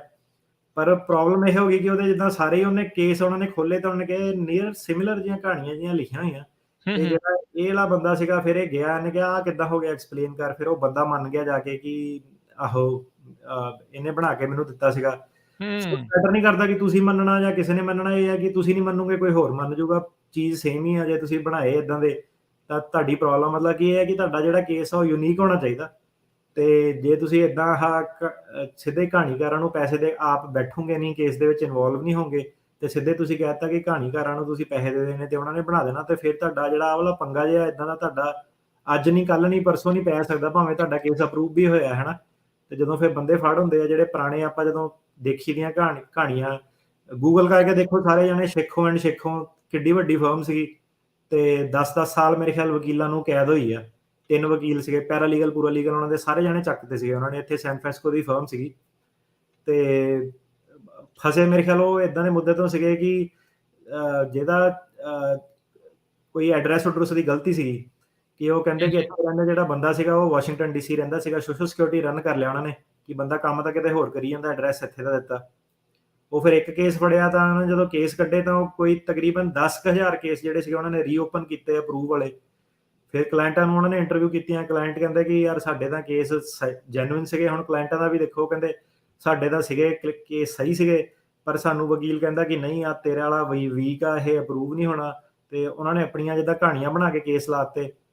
ਤੇ ਹੁਣ ਕੋਰਟ ਇਹ ਮੁਸੀਬਤ 'ਚ ਫਸੀ ਕਿ ਹੁਣ ਇਹ ਗਲਤੀ ਵਕੀਲ ਦੀ ਕੱਢੀ ਜਾਵੇ ਕਿ ਕਲਾਇੰਟ ਦੀ ਕੱਢੀ ਜਾਵੇ। ਤੇ ਕਾਫੀ ਸਾਰੇ ਜਿਹੜੇ ਕੇਸ ਉਹਨਾਂ ਨੇ ਰੀਓਪਨ ਕੀਤੇ ਆ। ਸਾਡੇ ਕੋਲ ਵੀ ਕਈ ਉਹਨਾਂ ਕੋਲ ਕੇਸ ਇਦਾਂ ਦੇ ਆਏ, ਅਸਾਈਲਮ ਉਹਨਾਂ ਦਾ ਅਪਰੂਵ ਹੋ ਗਿਆ ਸੀਗਾ, ਗ੍ਰੀਨ ਕਾਰਡ ਉਹਨਾਂ ਨੂੰ ਮਿਲ ਗਿਆ ਸੀਗਾ, ਦੁਬਾਰਾ ਕੇਸ ਰੀਓਪਨ ਕਰਕੇ ਉਹਨਾਂ ਨੂੰ ਪ੍ਰੋਸੀਡਿੰਗ 'ਚ ਹੁਣ ਫੇਰ ਦੁਬਾਰਾ ਪਾਤਾ ਤੇ ਫੇਰ ਦੁਬਾਰਾ ਉਹਨਾਂ ਦੀਆਂ ਜਿਹੜੀਆਂ ਹੇਰਿੰਗਾਂ ਜਿਹੜੀਆਂ ਹੈਗੀਆਂ। ਸੋ 2010 ਦੇ ਵਿੱਚ ਜਗਪ੍ਰੀਤ ਸੇਖੋਂ 108 ਮਹੀਨੇ ਦੀ ਸਜ਼ਾ ਇਹਨੂੰ ਹੋਈ ਸੀ। ਉਹਦੇ ਭਰਾ ਨੂੰ ਜਿਹੜੀ ਆ ਉਹ 60 ਮਹੀਨਿਆਂ ਦੀ ਜਿਹੜੀ ਉਹ ਸਜ਼ਾ ਜਿਹੜੀ ਹੋਈ ਸੀ। ਨਾਲ ਉਹਦੇ ਕਈ ਐਸੋਸੀਏਟ ਜਿਹੜੇ ਆ ਉਹ ਵੀ ਉਹਨਾਂ ਨੇ ਫੜ ਕੇ ਜਿਹੜੇ ਉਹ ਸਜ਼ਾ ਜਿਹੜੀ ਉਹ ਜ਼ਾਬਤਾ ਕੀਤੇ ਸੀ। 2010 ਦੇ ਵਿੱਚ ਦਾ ਜਿਹੜਾ ਇਹ ਕੇਸ ਹੈਗਾ ਆ, ਵਕੀਲ ਜਿਹੜੇ ਲੋਕਾਂ ਦੇ ਕੇਸ ਕਰਦੇ ਸੀ ਉਹਨਾਂ ਦੇ ਉੱਤੇ ਵੀ ਕੇਸ ਪੈ ਜਾਂਦਾ ਹੁੰਦਾ ਭਾਈ ਇਹ। ਸੋ ਇਸੇ ਲਈ ਆਪਾਂ ਕਹਿੰਦੇ ਆ ਵੀ ਚੰਗੇ ਭਰੋਸੇਯੋਗ ਵਕੀਲ ਦੇ ਕੋਲ ਜਿਹੜਾ ਜਾਇਆ ਕਰੋ। ਚਲੋ ਅਸਾਈਲਮ ਤੇ ਆਪਾਂ ਮੁੜ ਕੇ ਵਾਪਸ ਆਉਂਦੇ ਆ। ਐਲੀਜੀਬਿਲਟੀ ਤੇ ਬੇਸਿਸ ਜਿਹੜਾ ਉਹ ਕੀ ਐਕਸਪਲੇਨ ਕਰੋ ਵੀ ਉਹ ਕੀ ਬਣਦੇ। ਸੋ ਜੀ ਅਸਾਈਲਮ ਦੀ ਜਿਹੜੀ, ਜੇ ਕਿਸੇ ਨੂੰ ਅਸਾਈਲਮ ਦਾ ਨਹੀਂ ਪਤਾ ਹੈ ਨਾ, ਨਵੇਂ ਬੰਦੇ ਲਈ, ਉਹਨੂੰ ਪਹਿਲਾਂ ਤਾਂ ਇਹ ਹੈ ਕਿ ਕਈਆਂ ਦੇ ਨਾ ਹੁਣ ਅਸਾਈਲਮ ਦੇ ਕਲੇਮ ਹੀ ਨਹੀਂ ਬਣਦੇ। ਸਾਡੇ ਕੋਲ ਜਿੱਦਾਂ ਆਉਂਦੇ ਆ, ਉਹ ਕਹਿੰਦਾ ਇਦਾਂ ਮੇਰਾ ਪ੍ਰਾਪਰਟੀ ਦਾ ਝਗੜਾ ਸੀਗਾ, ਮੇਰੀ ਚਾਚੇ ਨਾਲ ਲੜਾਈ ਹੋ ਗਈ, ਮੇਰੀ ਤਾਏ ਨਾਲ ਲੜਾਈ ਹੋ ਗਈ, ਮੇਰੀ ਬਿਜ਼ਨਸਮੈਨ ਨਾਲ ਲੜਾਈ ਹੋ ਗਈ, ਮੇਰੇ ਕੋਲ ਪੁਲਿਸ ਕਰਪਸ਼ਨ ਦੇ ਪੈਸੇ ਮੰਗਦੀ ਸੀਗੀ। ਇਦਾਂ ਦੇ ਬਹੁਤ ਜਿਹੜੇ ਹੈਗੇ ਕਿ ਕਹਿ ਲਓ ਥੱਲੇ ਕਹਾਣੀਕਾਰਾਂ ਨੇ ਆਪਣੇ ਲਾ ਕੇ ਅਸਾਈਲਮ ਦੇ ਕੇਸ ਲਾਏ ਹੋਏ ਆ। ਤੇ ਅਸਾਈਲਮ ਆਫਿਸ ਸਿੱਧੇ ਇੱਕ ਲਾਈਨ 'ਚ ਰਿਜੈਕਟ ਕਰ ਦਿੰਦੇ ਆ ਕਿ ਨਹੀਂ, ਤੁਹਾਡਾ ਜਿਹੜਾ ਅਸਾਈਲਮ ਦਾ ਉਹ ਬੇਸਿਸ ਹੀ ਨਹੀਂ ਬਣਦਾ। ਸੋ ਪਹਿਲਾਂ ਤਾਂ ਇਹ ਹੈ ਕਿ ਅਸਾਈਲਮ ਦਾ ਜਿਹੜਾ ਬੇਸ ਆ ਉਹ ਕੀ ਆ। ਅਸਾਈਲਮ ਦਾ ਬੇਸ ਇਹ ਹੈਗਾ ਕਿ ਤੁਹਾਡੀ ਪਾਸਟ ਪਰਸੀਕਿਊਸ਼ਨ ਹੋਣੀ ਚਾਹੀਦੀ ਹੈ, ਜਾਂ ਤੁਹਾਡੀ ਪਾਸਟ ਪਰਸੀਕਿਊਸ਼ਨ ਹੋਣੀ ਚਾਹੀਦੀ ਹੈ, ਮਤਲਬ ਕਿ ਪੁਰਾਣਾ ਤੁਹਾਡੇ ਉੱਤੇ ਕੋਈ ਪਰਸੀਕਿਊਸ਼ਨ ਦਾ ਮਤਲਬ ਤੁਹਾਨੂੰ ਨੁਕਸਾਨ ਪਹੁੰਚਾਇਆ। ਤੇ ਜੇ ਤੁਹਾਡੇ ਨਾਲ ਪਾਸਟ ਪੁਰਾਣਾ ਤੁਹਾਨੂੰ ਕੋਈ ਨੁਕਸਾਨ ਨਹੀਂ ਪਹੁੰਚਾਇਆ ਤਾਂ ਤੁਹਾਡੇ ਵਿੱਚ ਫਿਊਚਰ ਦੇ ਵਿੱਚ ਤੁਹਾਡੇ ਤੇ ਕੋਈ ਨੁਕਸਾਨ ਹੋ ਸਕਦਾ। ਉਹਨੂੰ ਕਹਿੰਦੇ ਆਪਾਂ well founded fear of future persecution. So past ਮਤਲਬ ਪੁਰਾਣਾ, ਫਿਊਚਰ ਮਤਲਬ ਆਉਣ ਵਾਲੇ ਟਾਈਮ ਦੇ ਵਿੱਚ। ਤੇ ਉਹ ਕਹਿੰਦੇ ਕਿ ਇਹ ਜਿਹੜੀ ਪਰਸੀਕਿਊਸ਼ਨ ਹੈਗੀ ਆ, ਭਾਵੇਂ ਪਿਛਲੀ ਆ ਜਾਂ ਭਾਵੇਂ ਅੱਗੇ ਜਿਹੜੀ ਤੁਹਾਡੇ ਨਾਲ ਹੋਣੀ ਆ, ਇਹ 5 ਗਰਾਊਂਡ ਦੇ ਬੇਸ ਤੇ ਹੋਣੀ ਚਾਹੀਦੀ ਆ। ਜਾਂ ਤਾਂ ਤੁਹਾਡੀ ਰੇਸ ਦੇ ਉੱਤੇ, ਜਾਂ ਤੁਹਾਡੇ ਧਰਮ ਕਰਕੇ, ਜਾਂ ਤੁਹਾਡੀ ਨੈਸ਼ਨੈਲਿਟੀ ਜਾਂ ਐਥਨੀਸਿਟੀ ਜਿਹਨੂੰ ਕਹਿੰਦੇ ਆ, ਕਬੀਲਾਵਾਦ, ਉਹਦੇ ਉੱਤੇ, ਜਾਂ ਫਿਰ ਤੁਸੀਂ ਇੱਕ ਪਾਰਟਿਕੂਲਰ ਸੋਸ਼ਲ ਗਰੁੱਪ ਦੇ ਮੈਂਬਰ ਹੋਣੇ ਚਾਹੀਦੇ ਹੋ, ਜਾਂ ਫਿਰ ਤੁਹਾਡੇ ਪੋਲੀਟੀਕਲ ਓਪੀਨੀਅਨ ਕਰਕੇ। ਸੋ ਤੁਸੀਂ ਇਹ ਦੇਖੋ ਕਿ ਇਹਦੇ ਵਿੱਚ ਪ੍ਰਾਪਰਟੀ, ਕਰਪਸ਼ਨ, ਇਹ ਚੀਜ਼ਾਂ ਕਿਤੇ ਨਹੀਂ ਆਉਂਦੀਆਂ ਹੈ ਨਾ। ਜਿਹੜਾ ਪਾਰਟਿਕੂਲਰ ਸੋਸ਼ਲ ਗਰੁੱਪ ਆ ਉਹ ਥੋੜਾ ਜਿਹਾ ਵਾਈਡ ਹੈਗਾ। ਉਹਦੇ ਵਿੱਚ ਡੋਮੈਸਟਿਕ ਵਾਇਲੈਂਸ, ਗੇ, ਲੈਸਬੀਅਨ, ਜਿਹੜਾ ਆਨਰ ਕਿਲਿੰਗ ਦੇ ਕੇਸ ਹੋ ਗਏ, ਇਹ ਸਾਰੇ ਇਦਾਂ ਦੀਆਂ ਚੀਜ਼ਾਂ ਆ ਜਾਂਦੀਆਂ। ਪਰ ਮੁੱਖ ਤੌਰ ਤੇ race, religion, nationality, particular social group ਤੇ ਪੋਲੀਟੀਕਲ ਓਪੀਨੀਅਨ, ਇਹੀ ਮੁੱਦਿਆਂ ਤੇ ਜਿਹੜਾ ਉਹ ਅਸਾਈਲਮ ਮਿਲਦਾ। ਇਸ ਤੋਂ ਇਲਾਵਾ ਜਿਹੜੇ ਵੀ ਹੈਗੇ ਆ ਕਿ ਚਾਚਿਆਂ ਤਾਇਆਂ ਨਾਲ ਲੜਾਈ ਹੋ ਗਈ, ਜਾਨੀ ਦੁਸ਼ਮਣੀ ਪੈ ਗਈ, ਉਹ ਸਭ ਕੋਈ ਅਸਾਈਲਮ ਦੀ ਗਰਾਊਂਡ ਨਹੀਂ ਹੈਗੇ। ਉਹ ਸਾਰੇ ਕੇਸ ਰਿਜੈਕਟ ਹੁੰਦੇ ਬਾਅਦ ਚ। ਜੀ ਜੀ। ਸੋ ਜੇ ਆਪਾਂ ਗੱਲ ਕਰੀਏ ਫਿਰ ਜਿਹੜੇ ਸਿੱਖ ਆਉਂਦੇ ਨੇ, ਫਿਰ ਉਹ ਕਿਹੜੇ ਅੰਡਰ, ਇਹਨਾਂ ਚੋਂ ਕਿਹੜੀ ਕੈਟਾਗਰੀ ਦੇ ਅੰਡਰ ਜਿਹੜੇ ਉਹ ਆ ਜਾਂਦੇ ਆ? ਕੀ ਉਹ ਰਿਲੀਜੀਅਸ ਚਾਹੁੰਦੇ ਆ, ਪੋਲੀਟੀਕਲ ਚਾਹੁੰਦੇ ਆ, ਪਾਰਟਿਕੂਲਰ ਸੋਸ਼ਲ ਗਰੁੱਪ ਚਾਹੁੰਦੇ ਆ, ਕਿਹਦੇ ਅੰਡਰ ਆ ਜਾਂਦੇ ਆ, ਜਾਂ ਪੋਲੀਟੀਕਲ ਓਪੀਨੀਅਨ ਕੀ ਬਣਦਾ ਇਹਨਾਂ ਦਾ? ਇਹ ਜ਼ਿਆਦਾਤਰ ਆਪਾਂ ਜਿੱਦਾਂ ਕੇਸ ਦੇਖੀ ਦੇ ਫਾਈਲ ਹੁੰਦੇ ਆ ਪੋਲੀਟੀਕਲ ਤੇ ਰਿਲੀਜੀਅਸ ਦੇ ਵਿੱਚ। ਠੀਕ ਪਰ ਹੈ। ਇਹਦੇ ਵਿੱਚ ਇਦਾਂ ਹੈ ਕਿ ਨੈਸ਼ਨੈਲਿਟੀ ਤੇ ਪਾਰਟਿਕੂਲਰ ਸੋਸ਼ਲ ਗਰੁੱਪ ਦੇ ਥੱਲੇ ਵੀ ਇਹ ਆ ਸਕਦੇ ਆ। ਠੀਕ ਹੈ। ਉਹਦੇ ਲਈ ਪਰ ਇਹ ਆ ਕਿ ਤੁਹਾਡੇ ਵਕੀਲ ਨੂੰ ਥੋੜਾ ਜਿਹਾ ਕੰਮ ਜ਼ਿਆਦਾ ਕਰਨਾ ਪੈਣਾ।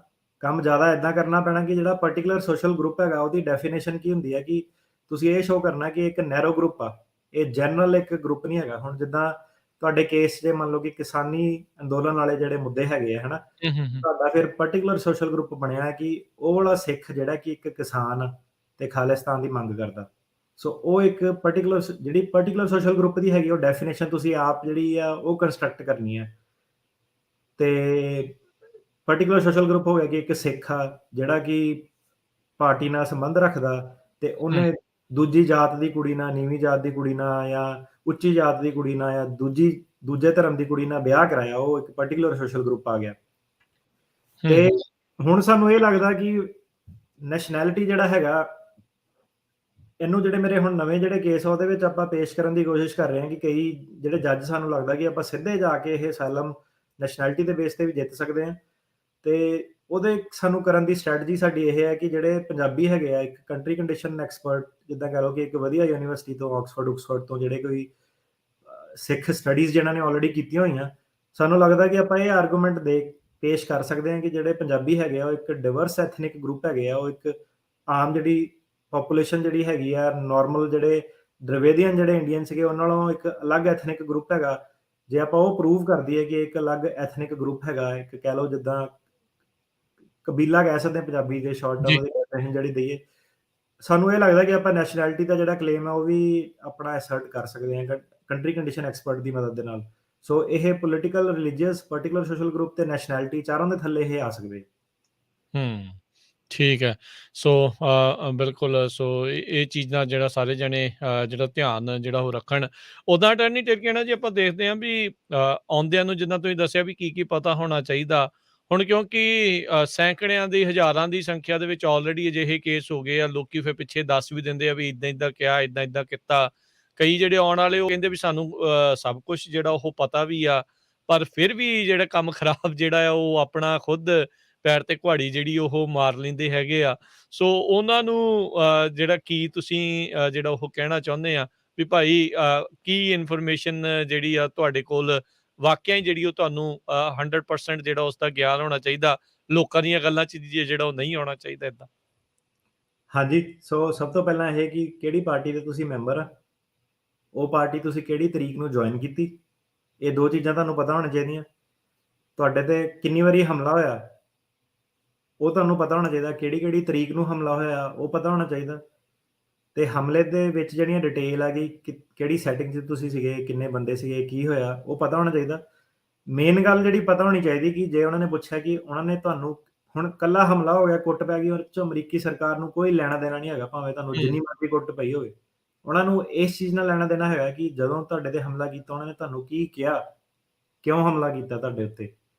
ਤੇ ਜੇ ਤੁਸੀਂ ਕਿਹਾ ਕਿ ਨਹੀਂ ਉਹਨਾਂ ਨੇ ਕੁਛ ਨਹੀਂ ਕਿਹਾ, ਉਹ ਅਣਪਛਾਤੇ ਸੀ, ਹਨਾ, ਜਿੱਦਾਂ ਵਿਜੇ ਕੁਮਾਰ ਵਾਲਾ ਵਿਜੇ ਕੇਸ ਕੁਮਾਰ ਵਾਲਾ ਆਪਾਂ ਕੇਸ। ਸੁਪਰੀਮ ਕੋਰਟ ਗਿਆ, ਹੂੰ, ਹੂੰ, ਉੱਥੇ ਉਹਦੀ ਇਹ ਸੀਗੀ ਕਿ ਮੇਰੇ ਤੇ ਉਹਨਾਂ ਨੇ ਨਕਾਬ ਪਾਏ ਸੀਗੇ ਤੇ ਮੈਨੂੰ ਉਹਨੇ ਕੁੱਟਿਆ, ਤੇ ਮੈਨੂੰ ਪਤਾ ਇਹ ਆਹੀ ਬੰਦੇ ਸੀਗੇ ਕਿਉਂਕਿ ਪਿਛਲੇ ਦਿਨ ਵੀ ਉਹਨੇ ਮੈਨੂੰ ਧਮਕੀ ਦਿੱਤੀ ਸੀ, ਸਰਕਾਰ ਨੇ ਉਹਦੀ ਗੱਲ ਮੰਨੀ ਨਹੀਂ, ਹਨਾ। ਹੂੰ, ਹੂੰ, ਹੂੰ, ਤੇ ਉਹਨਾਂ ਨੇ ਬੇਸਿਕਲੀ ਇਹ ਕਿ ਜਦੋਂ ਜਦੋਂ ਤੁਹਾਨੂੰ ਕੁੱਟ ਰਹੇ ਸੀ ਜਾਂ ਛੱਡ ਕੇ ਜਾ ਰਹੇ ਸੀ ਤਾਂ ਕੀ ਧਮਕੀ ਦਿੱਤੀ ਉਹਨਾਂ ਨੇ, ਕੀ ਕਿਹਾ ਕਿ ਜੇ ਤਾਂ ਉਹਨਾਂ ਨੇ ਕਿਹਾ ਕਿ ਨਹੀਂ ਆਪਾਂ ਤੇਰੀ ਪ੍ਰਾਪਰਟੀ ਇੱਥੇ ਆ ਲੈਣੀ, ਉਹ ਅਸਾਈਲਮ ਦੀ ਗਰਾਊਂਡ ਨਹੀਂ ਬਣਦੀ। ਜੇ ਉਹਨੇ ਕਿਹਾ ਕਿ ਨਹੀਂ ਤੂੰ ਆਪਣਾ ਆਹ ਗਤੀਵਿਧੀਆਂ ਪੋਲੀਟੀਕਲ ਜਾਂ ਰਿਲੀਜੀਅਸ ਨਹੀਂ ਕਰ ਸਕਦਾ, ਉਹ ਅਸਾਈਲਮ ਦੀ ਗਰਾਊਂਡ ਜਿਹੜੀ ਆ ਉਹ ਬਣਦੀ ਹੈ। ਸੋ ਮੇਨ ਇਹ ਹੈ ਕਿ ਤੁਹਾਨੂੰ ਉਹਨਾਂ ਨੇ ਕੀ ਕਿਹਾ। ਤੇ ਫਿਰ ਜਿਹੜੇ, ਜੇ ਤੁਹਾਡੇ ਕੋਈ ਘਰੇ ਆਇਆ, ਆਖਰੀ ਵਾਰੀ ਕਦੋਂ ਆਇਆ, ਤੁਸੀਂ ਆਪਣਾ ਘਰ ਛੱਡ ਕੇ ਜੇ ਗਏ ਕਿਤੇ, ਉਹ ਇਹ ਦੇਖਦੇ ਕਿ ਜਦੋਂ ਆਪਣਾ ਛੱਡਿਆ ਕਿਹਦੇ ਘਰ ਜਾ ਕੇ ਰੁਕੇ, ਫਿਰ ਉਸ ਤੋਂ ਬਾਅਦ ਕਦੋਂ ਅਮਰੀਕਾ ਬਾਹਰ ਆਏ ਵਾਪਸ, ਹੈ ਨਾ। ਸੋ ਮਤਲਬ ਕਿ ਇਹ ਕਿ ਸਾਰੀ ਜਿਹੜੀ ਸੀਕੁਐਂਸ ਆਫ ਜਿਹੜੇ ਇਵੈਂਟ ਹੈਗੇ, ਜਦ ਤੱਕ ਤੁਸੀਂ ਬਾਹਰ ਨਹੀਂ ਆ ਗਏ, ਉਹ ਸਾਰੇ ਤੁਹਾਨੂੰ ਪਤਾ ਹੋਣੇ ਚਾਹੀਦੇ ਨੇ। ਤੇ ਇਹ ਜਿਹੜਾ ਹੈਗਾ ਮੁੱਖ ਤੌਰ ਤੇ, ਕਿਉਂਕਿ ਇੰਟਰਵਿਊ ਥੋੜੀ ਜਿਹੀ ਛੋਟੀ ਹੁੰਦੀ ਹੈ ਜਦੋਂ ਬਿਆਨ ਤੁਹਾਡੇ ਹੁੰਦੇ ਆ, ਤੇ ਇਹ ਜੀ, ਜੇ ਜੀ। ਤੁਸੀਂ ਬੇਸਿਕ ਚੀਜ਼ਾਂ ਜੇ ਤੁਸੀਂ ਦੱਸ ਦਿਓ ਤਾਂ ਤੁਹਾਨੂੰ ਉਹ ਬਿਆਨ ਤੁਹਾਡੇ ਪਾਸ ਕਰ ਦੋਗੇ। ਜੀ, ਜੀ। ਸੋ ਤੁਸੀਂ ਪਰਸੀਕਿਊਸ਼ਨ ਦੀ ਅਟਾਰਨੀ ਟਿਰਕੇਣਾ ਜੀ ਗੱਲ ਕਰ ਰਹੇ ਸੀਗੇ। ਸੋ ਜਿੱਦਾਂ ਪਹਿਲੋਂ ਵੀ ਤੁਸੀਂ ਦੱਸ ਰਹੇ ਵੀ ਕੁਛ ਤੁਹਾਡੇ ਨਾਲ ਹੋਇਆ ਹੋਣਾ ਚਾਹੀਦਾ ਆ, ਪਰਸੀਕਿਊਸ਼ਨ, ਪਾਸਟ ਪਰਸੀਕਿਊਸ਼ਨ। ਸੋ ਉਹ ਕਿਸ ਹਿਸਾਬ ਦੇ ਨਾਲ ਵੈਲ ਫਾਊਂਡਡ ਫੀਅਰ ਬਣਦਾ ਪਰਸੀਕਿਊਸ਼ਨ ਦਾ ਜਿਹੜੇ ਸਿੱਖ ਕੇਸਾਂ ਦੇ ਵਿੱਚ? ਜੀ, ਪਹਿਲੇ ਤਾਂ ਇਹ ਹੈ ਜੀ, ਜਿਹੜੀ ਪਰਸੀਕਿਊਸ਼ਨ ਹੈਗੀ ਆ ਉਹ ਡਿਫਾਈਨ ਨਹੀਂ ਕੀਤੀ ਉਹਨਾਂ ਨੇ ਕਿਤੇ ਵੀ ਕਿ ਇਹ ਹੈ ਕੀ ਚੀਜ਼ ਹੈ।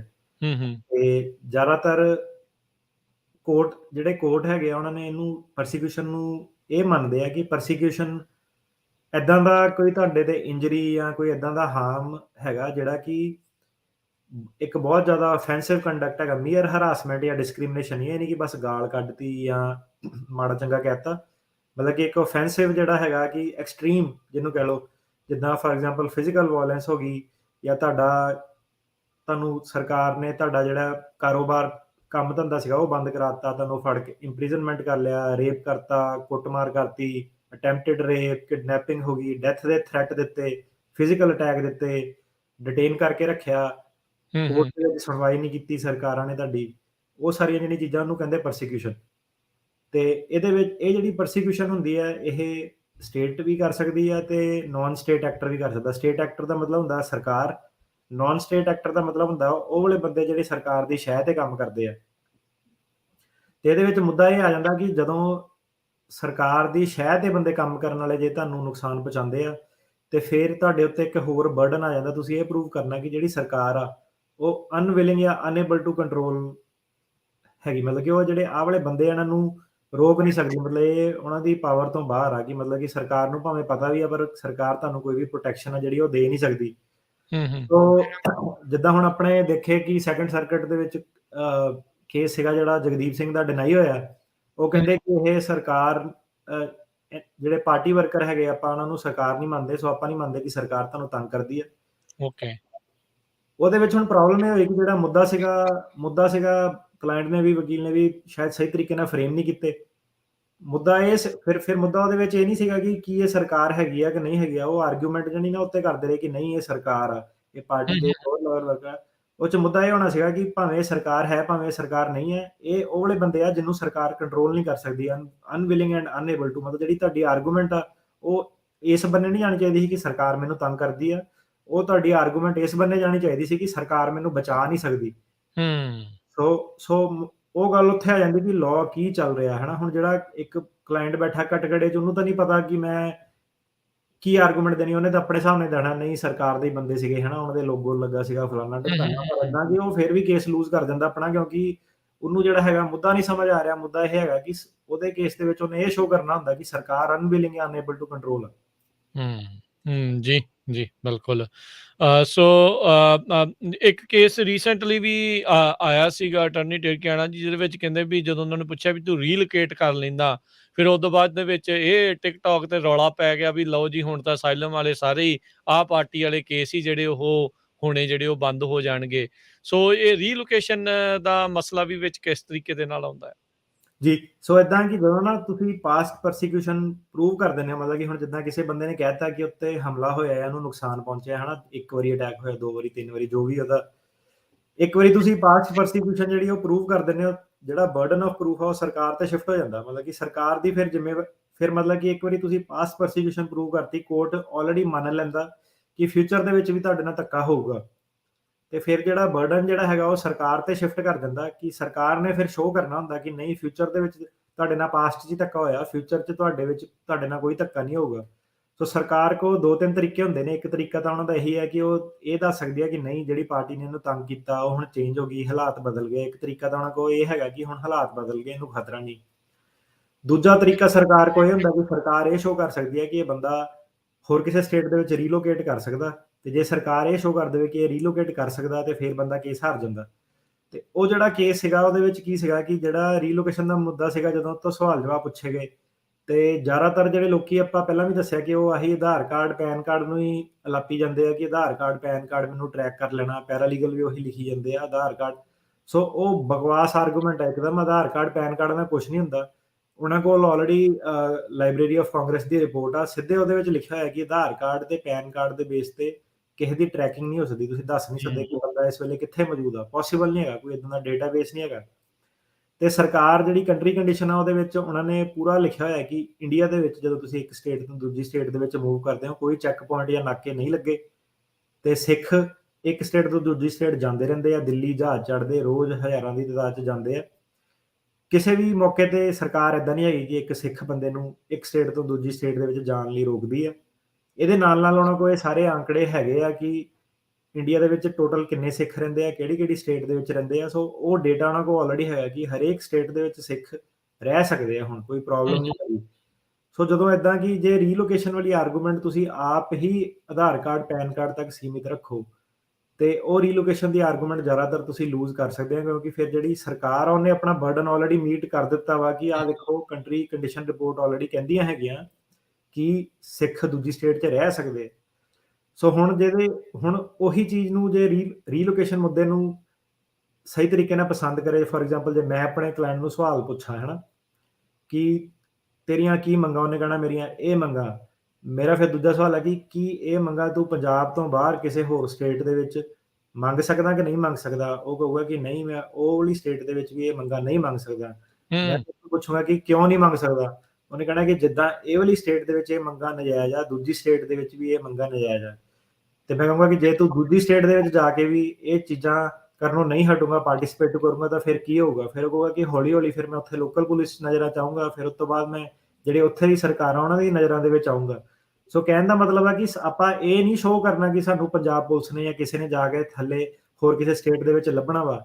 ਇਹ ਰੀਲੋਕੇਸ਼ਨ ਦਾ ਮੁੱਦਾ ਨਹੀਂ ਹੈਗਾ। ਸੋ ਮੁੱਦੇ ਨੂੰ ਗਲਤ ਦੱਸ ਰਹੇ ਆ। ਮੁੱਦਾ ਇਹ ਹੈਗਾ ਕਿ ਜੇ ਮੈਂ ਨਵੀਂ ਸਟੇਟ 'ਚ ਜਾਊਂਗਾ, ਉੱਥੇ ਮੇਰੇ ਨਵੇਂ ਦੁਸ਼ਮਣ ਪੈਦਾ ਹੋਊਗੇ, ਉੱਥੇ ਵੀ ਮੈਨੂੰ ਪ੍ਰੋਬਲਮ ਆਊਗੀ। ਸੋ ਮੁੱਦਾ ਇਹ ਹੈਗਾ। ਸੋ ਇਹ ਮੁੱਦੇ ਨੂੰ ਹੁਣ ਪ੍ਰੂਵ ਕਰਨ ਲਈ ਕੀ ਕਰਨਾ ਪੈਂਦਾ? ਇਹ ਮੁੱਦੇ ਨੂੰ ਪ੍ਰੂਵ ਕਰਨ ਲਈ ਤੁਹਾਨੂੰ ਇਹ ਕਰਨਾ ਪੈਂਦਾ, ਜਿਹੜੀਆਂ ਵੀ ਲੇਟੈਸਟ ਹਫ਼ਤੇ ਦੇ ਹਫ਼ਤੇ ਜਿਹੜੀਆਂ ਖਬਰਾਂ ਆਉਂਦੀਆਂ ਕਿ ਹੁਣ ਜਿੱਦਾਂ ਹੁਣ ਐਮਐਲਏ ਦੇ ਮੁੰਡੇ ਨੇ 4 ਬੰਦੇ ਮਾਰਤੇ ਸੀ ਗੱਡੀ ਥੱਲੇ, ਹਨਾ? ਉਹਦੇ ਵਿੱਚ ਮੇਰਾ ਲੈਣਾ ਦੇਣਾ ਇਹ ਨਹੀਂ ਹੈਗਾ ਕਿ ਉਹਨੇ ਕੀ ਕੀਤਾ, ਕਿਉਂ ਮਾਰੇ, ਕਿੱਦਾਂ ਮਾਰੇ। ਮੈਂ ਉਹਨੇ ਕਿਹਾ ਕਿ ਕੋਈ ਰੀਜ਼ਨ ਹੀ ਨਹੀਂ ਸੀਗਾ ਮਾਰਨ ਦਾ। ਉਹਨੇ ਸਿਰਫ ਇਸ ਕਰਕੇ ਮਾਰੇ ਕਿ ਇਹ ਬੰਦੇ ਸਿੱਖ ਸੀਗੇ, ਇਹ ਬੰਦੇ ਪ੍ਰੋਟੈਸਟਰ ਸੀਗੇ। ਹੋਰ ਉਹਨੂੰ ਕੋਈ ਜਾਤੀ ਦੁਸ਼ਮਣੀ ਸੀਗੀ, ਅਣਪਛਾਤੇ ਬੰਦੇ ਸੀਗੇ, ਉਹਦਾ ਕੋਈ ਲੈਣਾ ਦੇਣਾ ਨਹੀਂ ਸੀਗਾ। ਸੋ ਕਹਿਣ ਦਾ ਮਤਲਬ ਆ ਕਿ ਉਹ ਜਿਹੜਾ ਆਰਟੀਕਲ ਹੈਗਾ ਉਹ ਇਹ ਚੀਜ਼ ਨੂੰ ਪ੍ਰੂਵ ਕਰਦਾ ਕਿ ਇਹ ਲੋਕਾਂ ਤੋਂ ਨਫ਼ਰਤ ਕੀਤੀ ਜਾਂਦੀ ਹੈ ਉਹਨਾਂ ਸਟੇਟਾਂ ਦੇ ਵਿੱਚ। ਇਹਨਾਂ ਨੂੰ ਜਾਣ ਦਾ ਰਿਸਕ ਆ। ਜੇ ਵੱਧ ਚੜ੍ਹ ਕੇ ਪਾਰਟਿਸਿਪੇਟ ਕਰਨ ਤਾਂ ਮੈਟਰ ਆਫ ਟਾਈਮ ਜਿਹੜਾ ਉਹ ਹੈਗਾ। ਪਰ ਹੁਣ ਉਹ ਕੋਰਟ ਕਿੱਦਾਂ ਮੰਨਦਾ? ਉਹਨੂੰ ਕੋਰਟ ਏਦਾਂ ਮੰਨਦਾ ਕਿ ਤੁਹਾਨੂੰ ਉਹ ਜਿਹੜੀਆਂ ਸਾਰੀਆਂ ਚੀਜ਼ਾਂ ਹੈਗੀਆਂ ਉਹ ਦੱਸਣੀਆਂ ਪੈਂਦੀਆਂ। ਤੇ ਇਹਦੇ ਵਿੱਚ ਫਿਰ ਇਹ ਗੱਲ ਆ ਜਾਂਦੀ ਕਿ ਹੁਣ ਜੇ ਕੋਈ ਵਕੀਲ ਏਦਾਂ ਦਾ ਹੈਗਾ ਜਿਹੜਾ ਮੰਨ ਲਓ ਇੰਡੀਅਨ ਨਹੀਂ ਹੈਗਾ, ਭਾਵੇਂ ਵਕੀਲ ਵਧੀਆ ਵੀ ਹੈਗਾ, ਪਰ ਕੀ ਉਹਨੂੰ ਇਹ ਸਾਰੀਆਂ ਚੀਜ਼ਾਂ ਦਾ ਪਤਾ? ਕਿ ਉਹਨੂੰ ਪਤਾ ਕਿ ਇੰਡੀਆ ਦੇ ਵਿੱਚ ਇਹ ਗਤੀਵਿਧੀਆਂ ਚੱਲ ਰਹੀਆਂ? ਕੀ ਉਹਨੂੰ ਮਿੰਟੋ ਮਿੰਟ ਦੀ ਖਬਰ ਹੈਗੀ ਆ ਕਿ ਹਫ਼ਤੇ ਦੇ ਹਫ਼ਤੇ ਕਿ ਇੰਡੀਆ ਦੇ ਵਿੱਚ ਆਹ ਸਿਚੁਏਸ਼ਨ ਚੱਲ ਰਹੀ ਆ, ਏਦਾਂ ਲੋਕੀ ਮਾਰੇ ਜਾ ਰਹੇ ਆ? ਇਹ ਕੀ ਉਹ ਹੀ ਤੁਹਾਡੇ 4-5 ਸਾਲ ਪੁਰਾਣੀਆਂ ਹੀ ਕੰਟਰੀ ਕੰਡੀਸ਼ਨ ਲਾਈ ਜਾ ਰਿਹਾ ਹੈਗਾ, ਹਨਾ? ਸੋ ਜਿਹੜੇ ਰੀਲੋਕੇਸ਼ਨ ਦੇ ਕੇਸ ਜਿਹੜੇ ਲੂਜ਼ ਹੋ ਰਹੇ ਆ, ਉਹ ਤਾਂ ਕਰਕੇ ਲੂਜ਼ ਹੋ ਰਹੇ ਆ ਕਿ ਜਿਹੜੀ ਕੰਟਰੀ ਕੰਡੀਸ਼ਨ ਜਿਹੜੀਆਂ ਉਹਨਾਂ ਦੀ ਹੈਗੀਆਂ ਉਹ ਪੁਰਾਣੀਆਂ ਹੀ ਚੇਪੀ ਜਾ ਰਹੇ ਆ ਸਾਰੀਆਂ। ਜੀ, ਜੀ। ਸੋ ਬਿਲਕੁਲ ਸੋ ਇਹ ਜਿਹੜਾ ਹੈ ਇਹ ਚੀਜ਼ਾਂ ਨੂੰ ਜਿਹੜਾ ਉਹ ਦੇਖਿਆ ਜਾਂਦਾ ਹੈਗਾ। ਤੇ ਸਰੋਤਿਓ ਆਪਾਂ ਜਿਹੜੇ ਇੱਥੇ ਇੱਕ ਬ੍ਰੇਕ ਵੀ ਜਿਹੜੀ ਉਹ ਲੈਣੀ ਆ, ਉਸ ਤੋਂ ਬਾਅਦ ਦੇ ਵਿੱਚ ਫਿਰ ਆਪਾਂ ਆਵਾਂਗੇ। ਫਿਰ ਤੁਹਾਡੇ ਜਿਹੜੇ ਆ ਸਵਾਲ ਵੀ ਲੈਣੇ ਆ। ਤੁਸੀਂ ਵੀ ਜਿਹੜੇ ਫਿਰ ਕਿਉਂਕਿ ਪਿਛਲੇ 2 ਵੀਕ ਤੋਂ ਆਪਾਂ ਸਵਾਲ ਤੁਹਾਡੇ ਨਹੀਂ ਸੀ ਲੈ ਸਕੇ, ਪਰ ਅੱਜ ਤੁਹਾਡੇ ਸਵਾਲਾਂ ਦੇ ਜਵਾਬ ਜਿਹੜੇ ਉਹ ਦੇਣ ਦੇ ਲਈ ਅਟਰਨੀ ਟਿਰਕੀਆਣਾ ਜੀ ਆਪਣੇ ਨਾਲ ਜੁੜੇ ਰਹਿਣਗੇ। ਤੁਸੀਂ ਕਾਲ ਜਿਹੜੀ ਉਹ ਕਰ ਸਕੋਗੇ। ਸੋ ਜੇ ਅਖੀਰ ਦੇ ਵਿੱਚ ਗੱਲ ਕਰਦੇ ਜਾਈਏ ਇਸ ਦੇ ਉੱਤੇ, ਜੱਜ ਜਿਹੜੇ ਆ ਇਹ ਸਾਰੇ ਫੈਕਟਰਸ ਦੇ ਨਾਲ ਹੋਰ ਕੀ ਚੀਜ਼ਾਂ ਜਿਹੜੀਆਂ ਉਹ ਦੇਖਦੇ ਆ ਜਦੋਂ ਅਸਾਈਲਮ ਦੇ ਕੇਸ ਦਾ ਉਹਨਾਂ ਨੇ ਫੈਸਲਾ ਸੁਣਾਉਣਾ ਹੁੰਦਾ ਹੈ?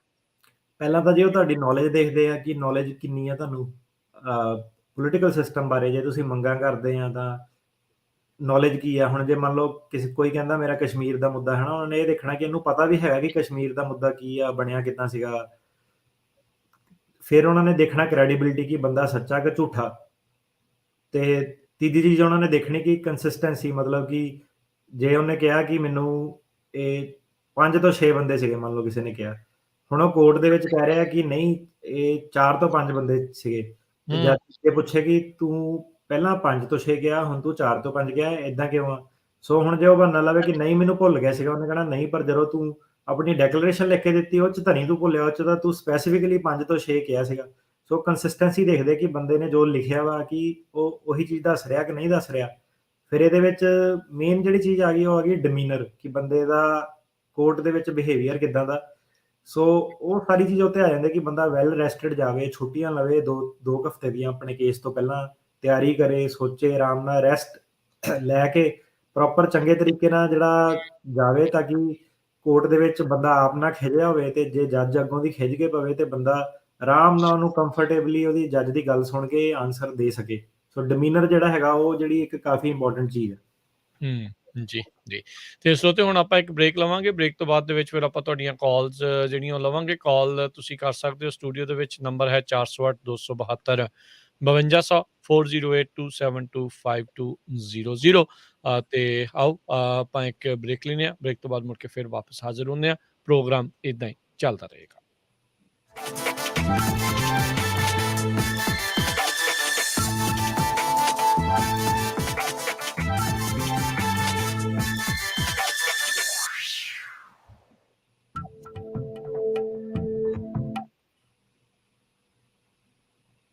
ਤੁਸੀਂ ਸੁਣ ਰਹੇ ਹੋ Punjabi radio USA, KWRU Fresno 1300 AM, KLHC Bakersfield 1350 AM, KOBO Yuba City 1450 AM, KIIT Sacramento 1470 AM, KCVR Lodi Stockton 1570 AM। मेरे तो सुनो माँ दी कहानी, दिन पर रहे ए व्यस्त, ए है कर दी रानी, कदी महफिल दी तैयारी, कदी कर दी सफाई, मैं छोटी उम्र दा बच्चा मां दी मदद भी नहीं कर सकता, पर अपने हथों शेर आटे तो बनी सॉफ्ट रोटी ता खवा सकदा हा। शेर आटे दी रोटी रहे सॉफ्ट, सो सॉफ्ट। शेर आटा घर लाओ।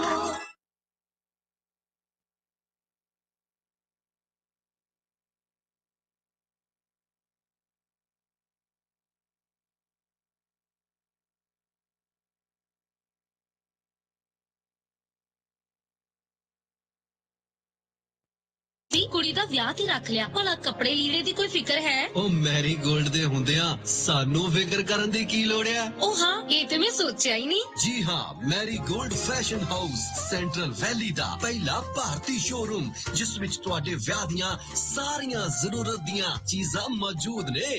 ਜੀ ਹਾਂ, ਇੱਕੋ ਛੱਤ ਦੇ ਥੱਲੇ ਤੁਹਾਨੂੰ ਮਿਲਣਗੇ bridal wear, party wear, men's wear, jewellery, footwear, accessory, wedding props ਤੇ ਹੋਰ ਵੀ ਬਹੁਤ ਕੁਝ। ਕਸਟਮ ਆਰਡਰਸ ਵੀ ਲੈਂਦੇ ਨੇ। ਤਾਂ ਅੱਜ ਹੀ ਪਹੁੰਚੋ Marigold Fashion House, El Paso shopping centre, highway 99 ਤੇ ਹੈਰੰਗਨ ਤੇ। ਕਾਲ 559 367 1285।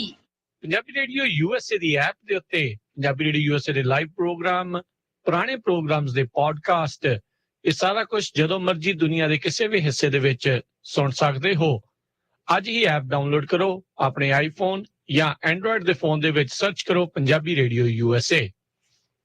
थोड़ा तिखा थोड़ा मिठा जिहा कुछ खाण ਨੂੰ ਜੀ ਕਰੇ ਤਾਂ new India sweet and spicy Fresno ਜ਼ਰੂਰ ਵਿਜ਼ਿਟ ਕਰੋ, ਜਿੱਥੇ ਤੁਹਾਨੂੰ ਮਿਲੇਗੀ ਪੰਜਾਬੀ ਇੰਡੀਅਨ ਫਿਜ਼ੀਅਨ ਗਰੋਸਰੀ, ਮਸਾਲੇ, ਹਰੀਆਂ ਤਾਜ਼ੀਆਂ ਤੇ ਫਰੋਜ਼ਨ ਸਬਜ਼ੀਆਂ, ਆਰਗੈਨਿਕ ਸਮਾਨ ਤੇ ਨਾਲ ਹੀ ਹਰ ਤਰ੍ਹਾਂ ਦੀ ਮਿਠਾਈ, ਖੋਏ ਵਾਲੀਆਂ ਪਿੰਨੀਆਂ ਤੇ ਵਿਆਹ ਦੀ ਭਾਜੀ, ਬਲੈਂਕਟ ਤੇ ਗੁਰਦੁਆਰਾ ਸਾਹਿਬ ਲਈ ਰੁਮਾਲਾ ਸਾਹਿਬ ਵੀ ਮਿਲਦੇ ਨੇ। ਤੇ ਹਾਂ, ਇਹਨਾਂ ਦੇ ਚਾਟ ਕਾਰਨਰ ਤੇ ਚਟਪਟੀ ਚਾਟ, ਗੋਲ ਗੱਪੇ, ਮਸਾਲਾ ਡੋਸਾ ਤੇ ਸਭ ਕੁਝ ਮਿਲੇਗਾ। ਪਰੌਂਠਾ, ਤੰਦੂਰੀ ਕੁਲਚਾ, ਵੈਜੀਟੇਰੀਅਨ ਖਾਣਾ ਭਾਵੇਂ ਪੈਕ ਕਰਾਓ ਤੇ ਜਾਂ ਟੇਕ ਆਊਟ ਲਓ। ਕਿਸੇ ਵੀ ਫੰਕਸ਼ਨ ਲਈ ਖਾਣਾ ਵੀ ਆਰਡਰ ਕਰ ਸਕਦੇ ਹੋ। ਮੱਕੀ ਦੀ ਰੋਟੀ, ਸਰੋਂ ਦਾ ਸਾਗ, ਤਾਜ਼ਾ ਗੰਨੇ ਦਾ ਰਸ ਵੀ ਮਿਲਦਾ ਹੈ। ਟਰੱਕਾਂ ਵਾਲੇ ਵੀਰ ਤਾਜ਼ਾ ਤੇ ਸਵਾਦ ਖਾਣਾ ਆਰਡਰ ਕਰ ਸਕਦੇ ਨੇ ਤੇ ਪਾਰਕਿੰਗ ਵੀ ਖੁੱਲੀ ਹੈ। New India Sweet and Spicy, 3225 West Shaw Avenue, Suite 103 Fresno। ਹੋਰ ਕਿਸੇ ਵੀ ਤਰ੍ਹਾਂ ਦੀ ਜਾਣਕਾਰੀ ਲਈ ਕਾਲ ਕਰੋ New India Sweet and Spicy, Jaswinder Singh ਹੁਰਾਂ ਨੂੰ 559 225 2824 559 225 2824। ਮਾਂ ਮੱਖਣੀ ਤਾਂ ਬਿਲਕੁਲ ਢਾਬੇ ਵਰਗੀ ਸਵਾਦ ਬਣੀ ਹੈ, ਮਜ਼ਾ ਹੀ ਆ ਗਿਆ। ਉਹ ਜੀ, ਹਰੇਕ ਦਾਲ ਚੋਂ ਹੁਣ ਤੁਹਾਨੂੰ ਵੱਖਰਾ ਸਵਾਦ ਹੀ ਮਿਲੇਗਾ। ਇਹੀ ਤਾਂ ਹੈ ਦਵਾਰਕਾ ਆਰਗੈਨਿਕ ਦਾਲਾਂ ਦਾ ਕਮਾਲ। 100% ਨੈਚੁਰਲ, ਕੋਈ ਪੈਸਟੀਸਾਈਡਸ ਨਹੀਂ, pure and natural. Use our organic dals, spices, flours and oils। Dwarka organic ਦਾਲ ਸਾਰੇ ਇੰਡੀਅਨ ਸਟੋਰਸ ਤੇ ਅਵੇਲੇਬਲ ਹੈ। 99 Punjabi dhaba RJ's travel centre ਦੇ ਵਿੱਚ, ਜਿੱਥੋਂ veg non veg Punjabi Indian food ਬੈਠ ਕੇ ਖਾ ਸਕਦੇ ਹੋ ਜਾਂ ਆਰਡਰ ਕਰਕੇ ਲੈ ਕੇ ਜਾ ਸਕਦੇ ਹੋ। ਪ੍ਰਕਟ ਵੀਰ ਖਾਣਾ ਆਰਡਰ ਕਰਕੇ ਪਿਕਅਪ ਕਰ ਸਕਦੇ ਹਨ। 99 ਤੋਂ ਐਗਜ਼ਿਟ 106 ਲੈ ਕੇ ਆਰਜੇਸ ਪਲਾਜ਼ਾ ਦੇ ਵਿੱਚ 99 ਪੰਜਾਬੀ ਢਾਬਾ। ਖੁੱਲੀ ਡੁੱਲੀ ਪਾਰਕਿੰਗ ਹੈ। ਕਾਲ 5598475297 ਜਾਂ 5593850117। 99 ਦੇ ਐਗਜ਼ਿਟ 106 ਤੇ ਆਰਜੇ ਪਲਾਜ਼ਾ ਦੇ ਵਿੱਚ 99 ਪੰਜਾਬੀ ਢਾਬਾ। ਤੁਸੀਂ ਸੁਣ ਰਹੇ ਹੋ ਪੰਜਾਬੀ ਰੇਡੀਓ ਯੂਐਸਏ। ਐਡ ਲਈ ਕਾਲ 408 272 5200। R&H ਮੰਡੇਰਾ ਵਾਲੇ ਇਸ ਮੌਕੇ ਟੀਮ ਟਰੱਕ ਡਰਾਈਵਰਜ਼ ਹਾਇਰ ਕਰ ਰਹੇ ਹਨ। 72 ਸੈਂਟ ਪਰ ਮਾਈਲ ਮਿਲਣਗੇ। ਹੁੱਕ ਐਂਡ ਡ੍ਰੌਪ ਦੇ ਲੋਡ ਹਨ। ਕੈਲੀਫੋਰਨੀਆ ਤੋਂ ਟੈਕਸਸ ਅਤੇ ਫਲੋਰੀਡਾ ਦੀਆਂ ਡੈਡੀਕੇਟਡ ਲੇਨਸ ਹਨ। 1 ਸਾਲ ਦਾ ਡਰਾਈਵਿੰਗ ਐਕਸਪੀਰੀਅੰਸ ਅਤੇ ਕਲੀਨ ਰੈਕਡ ਹੋਵੇ। ਹੋਰ ਜਾਣਕਾਰੀ ਲਈ ਕਾਲ 5595145653 ਜਾਂ 5593772129 ਜਾਂ 5595142663। R&H trucking. ਤੁਸੀਂ ਸੁਣ ਰਹੇ ਹੋ ਪੰਜਾਬੀ ਰੇਡੀਓ ਯੂਐਸਏ। ਤੁਸੀਂ ਆਪਣੀ ਗੱਡੀਆਂ ਦੀ ਇੰਸ਼ੋਰੈਂਸ ਅਖੀਰਲੀ ਵਾਰ ਕਦ ਚੈੱਕ ਕੀਤੀ ਸੀ? ਕੀ ਤੁਹਾਡੀ ਕਵਰੇਜ ਅਤੇ ਰੇਟਸ ਅੱਜ ਦੇ ਹਿਸਾਬ ਦੇ ਨਾਲ ਠੀਕ ਹਨ? ਖਾਲਸਾ ਇੰਸ਼ੋਰੈਂਸ ਏਜੰਸੀ ਪਿਛਲੇ 30 ਸਾਲਾਂ ਤੋਂ 10 ਤੋਂ ਵੱਧ A+ ਰੇਟਡ ਕੰਪਨੀਆਂ ਦੇ ਬ੍ਰੋਕਰ ਹਨ। ਆਪਣੀ ਆਟੋ ਇੰਸ਼ੋਰੈਂਸ ਦੇ ਬਾਰੇ ਸਹੀ ਸਲਾਹ ਲੈਣ ਦੇ ਲਈ ਹੋਰ ਜਾਣਕਾਰੀ ਲਈ ਅੱਜ ਹੀ ਕਾਲ ਕਰੋ 408 272 2500 408 272 2500।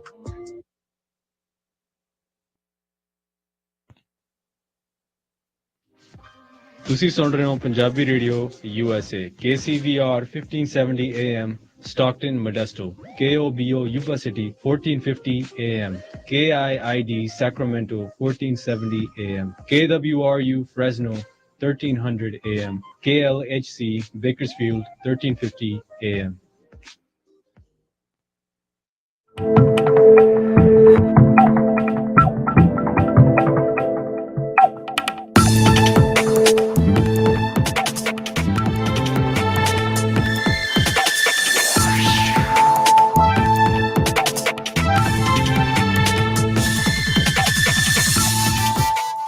ਪੰਜਾਬੀ ਰੇਡੀਓ USA ਸੁਣ ਰਹੇ ਸਾਰੇ ਹੀ ਮਾਣਯੋਗ ਅਤੇ ਸਤਿਕਾਰਤ ਸਰੋਤਿਆਂ ਨੂੰ ਪਿਆਰ ਸਤਿਕਾਰ ਸਹਿਤ ਨਿੱਘੀ ਜਿਹੀ ਸਤਿ ਸ੍ਰੀ ਅਕਾਲ। ਸਭ ਨੂੰ ਜੀ ਆਇਆਂ ਨੂੰ ਆਖਦੇ ਹਾਂ। ਸੋ ਪ੍ਰੋਗਰਾਮ ਚੱਲ ਰਿਹਾ ਜੀ ਅਪਡੇਟ ਅਮਰੀਕਾ ਦਾ ਆਪਣਾ। ਅੱਜ ਇਮੀਗ੍ਰੇਸ਼ਨ ਦਾ ਇਹ ਪ੍ਰੋਗਰਾਮ ਤੇ ਆਪਣੇ ਨਾਲ ਇਮੀਗ੍ਰੇਸ਼ਨ ਦੇ ਅਟਾਰਨੀ ਜੇ ਟਿਰਕੀਆਣਾ ਜੀ ਜੁੜੇ ਨੇ। ਅਟਾਰਨੀ ਟਿਰਕੀਆਣਾ ਜੀ, ਇੱਕ ਵਾਰੀ ਫਿਰ ਜੀ ਆਇਆਂ ਨੂੰ ਸਵਾਗਤ ਹੈ। ਸਤਿ ਸ੍ਰੀ ਅਕਾਲ ਜੀ। ਸਤਿ ਸ਼੍ਰੀ ਅਕਾਲ ਜੀ। ਜੀ ਤੇ ਸਰੋਤਿਓ, ਹੁਣ ਤੁਸੀਂ ਆਪਣੇ ਜਿਹੜੇ ਸਵਾਲ ਪੁੱਛ ਸਕਦੇ ਹੋ। ਸਵਾਲ ਕਰਨ ਦੇ ਲਈ ਨੰਬਰ ਹੈ ਸਟੂਡੀਓ ਦਾ 408 272 5200 4082725200 ਤੇ ਆਪਾਂ ਆਪਣੇ ਸਰੋਤਿਆਂ ਨੂੰ ਬੇਨਤੀ ਕਰਦੇ ਜਾਈਏ, ਇੱਕ ਹੀ ਸਵਾਲ ਪੁੱਛਿਓ, ਥੋੜੇ ਸਮੇਂ ਦੇ ਵਿੱਚ ਸਵਾਲ ਪੁੱਛਿਓ ਤਾਂ ਜੋ ਆਪਾਂ ਵੱਧ ਤੋਂ ਵੱਧ ਜਿਹੜੇ ਕਾਲਸ ਆ ਉਹ ਲੈ ਸਕੀਏ। ਆਓ ਵਾਰੀ ਸਿਰ ਕਰਦੇ ਹਾਂ ਆਪਣੇ ਸਰੋਤਿਆਂ ਦੇ ਨਾਲ ਹੁਣ ਜਿਹੜੀ ਜੀ ਗੱਲਬਾਤ। ਆਪਣੇ ਅੱਜ ਦੇ ਪਹਿਲੇ ਕਾਲਰ ਨੇ ਲਖਜਿੰਦਰ ਜੀ। ਜੀ ਹਾਂਜੀ, ਸਤਿ ਸ਼੍ਰੀ ਅਕਾਲ ਵਕੀਲ ਸਾਹਿਬ। ਮੈਂ ਪੁੱਛਣਾ ਸੀ, ਮੇਰੀ ਬੇਟੀ ਹੈ, ਉਹ ਕੈਨੇਡਾ ਦੀ ਸਿਟੀਜ਼ਨ ਹੈ, ਇੱਥੋਂ ਅਮਰੀਕਾ ਤੋਂ ਗਈ ਸੀ ਜੀ। ਉਹ ਇੱਥੇ ਅਮਰੀਕਾ ਆਪਣੇ ਬ੍ਰਦਰ ਦੇ ਬੇਸ ਤੇ ਮਤਲਬ ਜਿਵੇਂ ਭੈਣਾਂ ਭਾਈਆਂ ਨੂੰ ਅਪਲਾਈ ਕਰਦੇ ਆ, ਇਸ ਤਰ੍ਹਾਂ ਕਰਨਾ ਚਾਹੁੰਦੀ ਹੈ ਤਾਂ ਉਹ ਕਿਆ ਉਹਨੂੰ ਕੋਈ ਪ੍ਰੋਬਲਮ ਤਾਂ ਨਹੀਂ ਆਊਗੀ? 10-15 ਕੈਨੇਡਾ ਦੀ ਸਿਟੀਜ਼ਨ ਹੈ ਕਿ US ਦੀ ਸਿਟੀਜ਼ਨ ਹੈ? ਉਹ ਕੈਨੇਡਾ ਦੀ ਭੈਣਾਂ ਭਾਈ ਨਹੀਂ ਆਪਾਂ ਤਾਂ ਅਮਰੀਕਨ ਇਮੀਗ੍ਰੇਸ਼ਨ ਬਾਰੇ ਤਾਂ ਦੱਸ ਸਕਦੇ ਹਾਂ। ਸੋ ਨਹੀਂ, ਉਹਨਾਂ ਨੇ ਇੱਧਰੋਂ ਕੈਨੇਡਾ ਤੋਂ ਵਾਪਸ ਇੱਧਰ ਨੂੰ ਆਉਣਾ ਚਾਹੁੰਦੇ। ਜਦੋਂ ਤੁਸੀਂ ਕਹਿੰਦੇ ਵੀ 10-15 ਸਾਲ ਰਹਿ ਕੇ ਗਈ ਆ, ਸੋ ਉਹਦਾ ਸਟੇਟਸ ਉਦੋਂ ਠੀਕ ਸੀਗਾ, ਕਿੱਦਾਂ ਸੀਗਾ? ਹਾਂਜੀ ਠੀਕ ਸੀਗਾ, ਵੀਜ਼ੇ ਤੇ ਆਈ ਸੀ, ਵੀਜ਼ੇ ਤੇ ਫਿਰ ਵਿਆਹ ਕਰਤਾ, ਫਿਰ ਚਲੋ ਫਿਰ ਉਹ ਕੈਨੇਡਾ ਹੈ ਤੇ ਹੁਣ ਮੁੜ ਵਾਪਸ ਇੱਧਰ ਆਉਣਾ ਚਾਹੁੰਦੇ, ਤੁਸੀਂ ਇਹ ਕਹਿੰਦੇ ਆ, ਰਾਈਟ? ਹਾਂਜੀ, ਉਹ ਕਹਿੰਦੀ ਕੋਈ ਪ੍ਰੋਬਲਮ ਤਾਂ ਨਹੀਂ ਆਊ? ਜੀ ਨਹੀਂ, ਤੇ ਵਾਪਸ ਆਣਾ ਉਹਨਾਂ ਨੇ ਕਿਹੜੇ ਭੈਣ ਭਾਈ ਵਾਲੇ ਬੇਸ ਤੇ ਆਣਾ? ਹਾਂਜੀ ਜੀ ਹਾਂਜੀ। ਨਹੀਂ, ਕੋਈ ਪ੍ਰੋਬਲਮ ਨਹੀਂ ਆਣੀ। ਤੇ ਵੈਸੇ ਵੀ ਜਿਹੜਾ ਭਾਵੇਂ ਡਿਪੋਰਟੇਸ਼ਨ ਵੀ ਕਿਸੇ ਨੂੰ ਜੇ ਲੱਗੀ ਹੋਵੇ ਤਾਂ 10 ਸਾਲ ਤਾਂ ਵੈਸੇ ਵੀ ਉਹਦੀ ਜਿਹੜੀ ਮਿਆਦ ਆ ਮੁੱਕ ਜਾਂਦੀ ਹੈ ਨਾ। ਰਿਮੂਵਲ ਵੀ ਜਿਹੜਾ ਹੈਗਾ ਮੈਕਸਿਮਮ 10 ਸਾਲ ਤੱਕ ਦਾ ਹੁੰਦਾ। ਠੀਕ ਹੈ ਜੀ। ਜੇ ਤਾਂ ਪਿੱਛੇ ਕੋਈ ਮਿਸਰੈਪ੍ਰੈਜ਼ੈਂਟੇਸ਼ਨ ਜਾਂ ਝੂਠ ਜਾਂ ਇਦਾਂ ਦੀ ਕੋਈ ਚੀਜ਼ ਨਹੀਂ ਹੈ ਤਾਂ ਫਿਰ ਤਾਂ ਨਾਰਮਲ ਸਟ੍ਰੇਟ ਫਾਰਵਰਡ ਕੇਸ ਹੀ ਹੈ। ਜੀ ਲੱਗਣਾ ਪਰ ਸਮਾਂ ਉਹ 10-15 ਸਾਲ ਹੀ ਆ, ਉਹ ਉਨਾ ਹੀ ਆ। ਜੇ ਜਦੋਂ ਵੀ ਅਪਲਾਈ ਕੀਤਾ ਉਹਦੇ ਤੋਂ ਉਹਨੇ ਸਾਲ ਜਿਹੜੇ ਉਹ ਲੱਗਣੇ ਆ ਜਿਹੜੇ ਭੈਣ ਭਾਈ ਵਿੱਚ E2 ਦਾ ਜਿੱਦਾਂ ਇਹਨਾਂ ਨੇ ਮੈਂਸ਼ਨ ਕੀਤਾ ਕਿ ਸਿਟੀਜ਼ਨ ਹੈ ਕੈਨੇਡਾ ਵਾਲੇ, ਤੇ ਜੇ ਇਹਨਾਂ ਨੇ ਭੈਣ ਭਾਈ ਵਾਲਾ ਪੇਪਰ ਵਰਕ ਸ਼ੁਰੂ ਨਹੀਂ ਕੀਤਾ ਉਹਦਾ ਬਹੁਤ ਲੰਬਾ ਟਾਈਮ ਹੈ। ਸੋ ਉਹਨਾਂ ਨੂੰ ਫਿਰ ਉਹੀ ਜਿੱਦਾਂ ਆਪਾਂ ਡਿਸਕਸ ਕੀਤਾ ਸੀਗਾ, ਇਨਵੈਸਟਮੈਂਟ ਦੇ ਥਰੂ ਜਿਹੜੇ ਆ ਉਹ ਆ ਸਕਦੇ ਆ, ਉਹ ਥੋੜਾ ਜਿਹਾ ਸੌਖਾ ਹੋ ਜਾਣਾ ਕੰਮ। ਠੀਕ ਹੈ, ਉਹ ਪਿਛਲਾ ਜਾਂ ਉਸ ਤੋਂ ਪਿਛਲੇ ਜਿਹੜੇ ਪ੍ਰੋਗਰਾਮ ਆ ਉਹ ਜਿਹੜੇ ਨਾ ਸੁਣ ਲੈਣ, ਫਿਰ ਉਹਦੇ ਵਿੱਚ ਥੋੜੀ ਇਨਫੋਰਮੇਸ਼ਨ ਉਹਨਾਂ ਨੂੰ ਹੋਰ ਮਿਲ ਜੂਗੀ। ਅਗਲੇ ਕਾਲਰ ਪ੍ਰੀਤ। ਹਾਂਜੀ, ਸਤਿ ਸ਼੍ਰੀ ਅਕਾਲ ਜੀ ਸਰ। ਮੇਰਾ ਕੁਐਸਚਨ ਇਹ ਆ, ਮੇਰੇ ਇੱਕ ਨੋਨ ਨੇ, ਉਹਨਾਂ ਦਾ ਅਸਾਈਲਮ ਦਾ ਆਲਰੇਡੀ ਲੱਗਿਆ ਹੋਇਆ ਕੇਸ ਔਰ ਹੀਅਰਿੰਗ ਆਈ ਥਿੰਕ ਮਾਰਚ 'ਚ ਆ, ਬਟ ਇਸੇ ਮੰਥ ਤੋਂ ਕਿਸੇ ਸਟੋਰ ਤੇ ਕੰਮ ਕਰਦੇ, ਉੱਥੇ 2 ਵਾਰ ਰੋਬਰੀ ਹੋਈ ਆ, ਸੋ ਯੂ ਵੀਜ਼ਾ ਦਾ ਉਹ ਸੋਚ ਰਿਹਾ ਅਪਲਾਈ ਕਰਨ ਦਾ। ਸਰ ਮੇਰਾ ਮਤਲਬ ਕੁਐਸਚਨ ਇਹ ਆ ਕਿ ਦੋਨਾਂ ਦੀ ਪ੍ਰੋਸੈਸ ਲਾਈਕ ਅਸਾਈਲਮ ਦਾ ਜੇ ਕਲੀਅਰ ਹੋ ਜਾਂਦਾ, ਯੂ ਵੀਜ਼ਾ ਉੱਥੇ ਹੀ ਬੰਦ ਹੋ ਜਾਊਗਾ ਕਿ ਉਹ ਵੀ ਕੰਟੀਨਿਊ ਹੋਊਗਾ? ਔਰ ਨਾਲ ਹੀ ਮੇਰਾ ਕੁਐਸਚਨ ਹੈ, ਸਪੋਜ਼ ਉਹਦੀ ਗ੍ਰੀਨ ਕਾਰਡ ਜਾਂ ਕਿਸੇ ਸਿਟੀਜ਼ਨ ਨਾਲ ਮੈਰਿਜ ਹੋ ਜਾਂਦੀ ਆ, ਕੀ ਉਹਨੂੰ ਕੰਟਰੀ ਆਊਟ ਕਰਨੀ ਪਊਗੀ ਦੋਨਾਂ ਕੇਸਿਸ ਦੇ ਵਿੱਚ, ਜਿਹੜਾ ਵੀ ਕੋਈ ਵੀ ਕਲੀਅਰ ਹੁੰਦਾ ਪਹਿਲਾਂ?